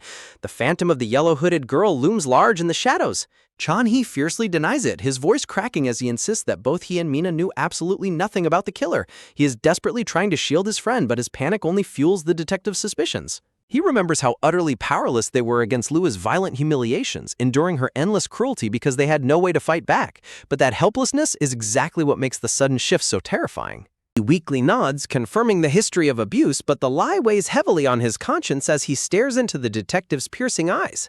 Soo-hyun leans in closer, asking if Chan-hee searched for any news of Lua's fate after waking up from his long slumber. The trap is laid, and any answer could be a confession. Chan-hee stammers in confusion, the directness of the question throwing him off balance as his defenses begin to crumble under the relentless assault. Soo-hyun reveals the horrific reality. Lua disappeared 3 months ago, and only a select few know she is dead. The Ilhe group, himself, the killer, and one other person. The detective points a finger of accusation, naming Chan-hee as the sole witness to the brutal execution. The boy's heart stops as the walls of the room seem to close in on him. Leaning over the bed with terrifying force, Soo-yoon grabs the boy, demanding he admit that Kang Mina slaughtered Lua using her monstrous psychic powers. The accusation is a lethal blow, stripping away all illusions. Chon-hee screams in absolute terror, fiercely denying the claim as he tries to break free from the detective's iron grip. But his desperate defense of Mina is the exact confirmation Soo-hyun was looking for. Letting go of the trembling boy, Soo-hyun turns and walks out of the room, coldly muttering that he already has his answer. He leaves Chon-hee shattered and sobbing, the truth finally laid bare. In the hallway, the smug corporate agent blocks his path, mockingly noting that his expression is that of a man who has finally identified the real killer. She thinks she has won the psychological war. Suddenly, a violent crash echoes through the corridor as Soo-hyun lunges forward with blinding speed, throwing his entire weight into a brutal assault. His fist shatters the concrete wall right next to her face, pinning her in place as he roars that she knew the truth all along. He demands to know if she always knew Mina was a superhuman monster. He shakes her violently against the cracked wall, screaming that King Mina is a ruthless killer who must be stopped. The rage in his voice is deafening, threatening to bring the ceiling down upon them. He growls the name of his partner, Won Hari, realizing the betrayal runs far deeper than he ever imagined. His trust has been utterly shattered by the people closest to him. Standing at the end of the hall, Hari commands him to stop, her face pale with shock and anger as she witnesses his unchecked fury. The partnership is officially dead. Soo-hyun sneers back at her, mockingly accusing her of playing the role of a protective father to a monster that deserves only death. He is blinded by his grief and rage, refusing to listen to reason. The standoff is tense, with the terrified corporate agent caught in the middle of the warring partners. One wrong move will trigger a bloodbath in the middle of the hospital. Adi steps forward, exposing his hypocrisy by pointing out that when he filed the report putting Chon-hee at the center of the investigation, he deliberately omitted any mention of Kang Mina. In his heart of hearts, Soo-hyun had kept Mina's secret because she had taken the place of his lost daughter, Lua.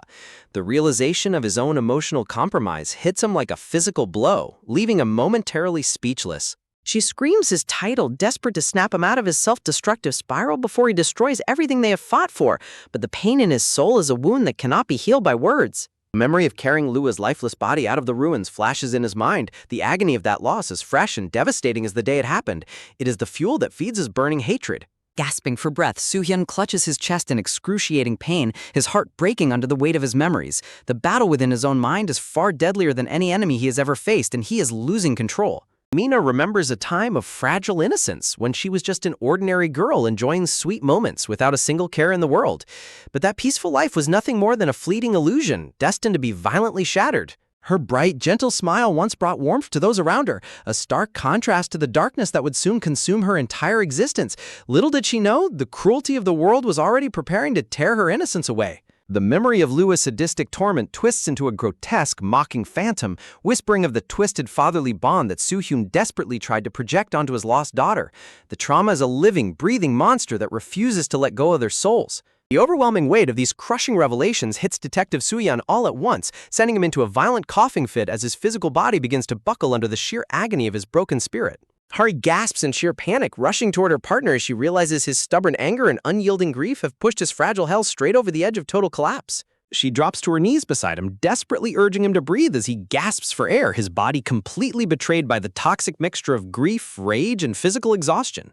Reaching out with trembling, weak fingers, the once unbreakable detective clings to his partner, his voice cracking as he finally lets the impenetrable mask of absolute authority crumble away entirely. Tears spill freely from his eyes as he weeps, confessing the agonizing truth that has hollowed out his soul, that there's absolutely nothing left of the connection he once shared with his deceased daughter. Hari watches in heartbreaking silence, realizing that the detective's crusade for vengeance has left him entirely empty, with nothing but ashes and sorrow remaining in the wake of his obsession. Pulling him into a fierce, protective embrace, she holds the shattered man tightly on the cold hospital floor, offering the only comfort she can give to a father who has lost everything. She gently begs him to stop fighting and rest, determined to carry the heavy burden of this investigation on her own shoulders to save him from destroying what little is left of his life. But the chilling memory of Mina's deceptively innocent smile flashes in her mind, a haunting reminder of the terrifying monster hiding behind the facade of a helpless schoolgirl. Hari's eyes harden with a cold, lethal resolve. If Mina is indeed the demon plaguing the detective's heart, she will hunt the girl down and destroy her with her own two hands. Deep in the shadows of the city, Mina stands battered and exhausted, panting heavily as the heavy yellow jacket clings to her bruised, bandaged, and bloody body. She glances back at her captive, a suit-clad agent bound tightly in heavy iron chains, knowing that her secret is hanging by a thread and she cannot afford to let him see her face. Standing high on a secluded balcony above the dark, silent streets, she realizes she is completely on her own, trapped in a deadly game of survival where one wrong move will seal her doom forever.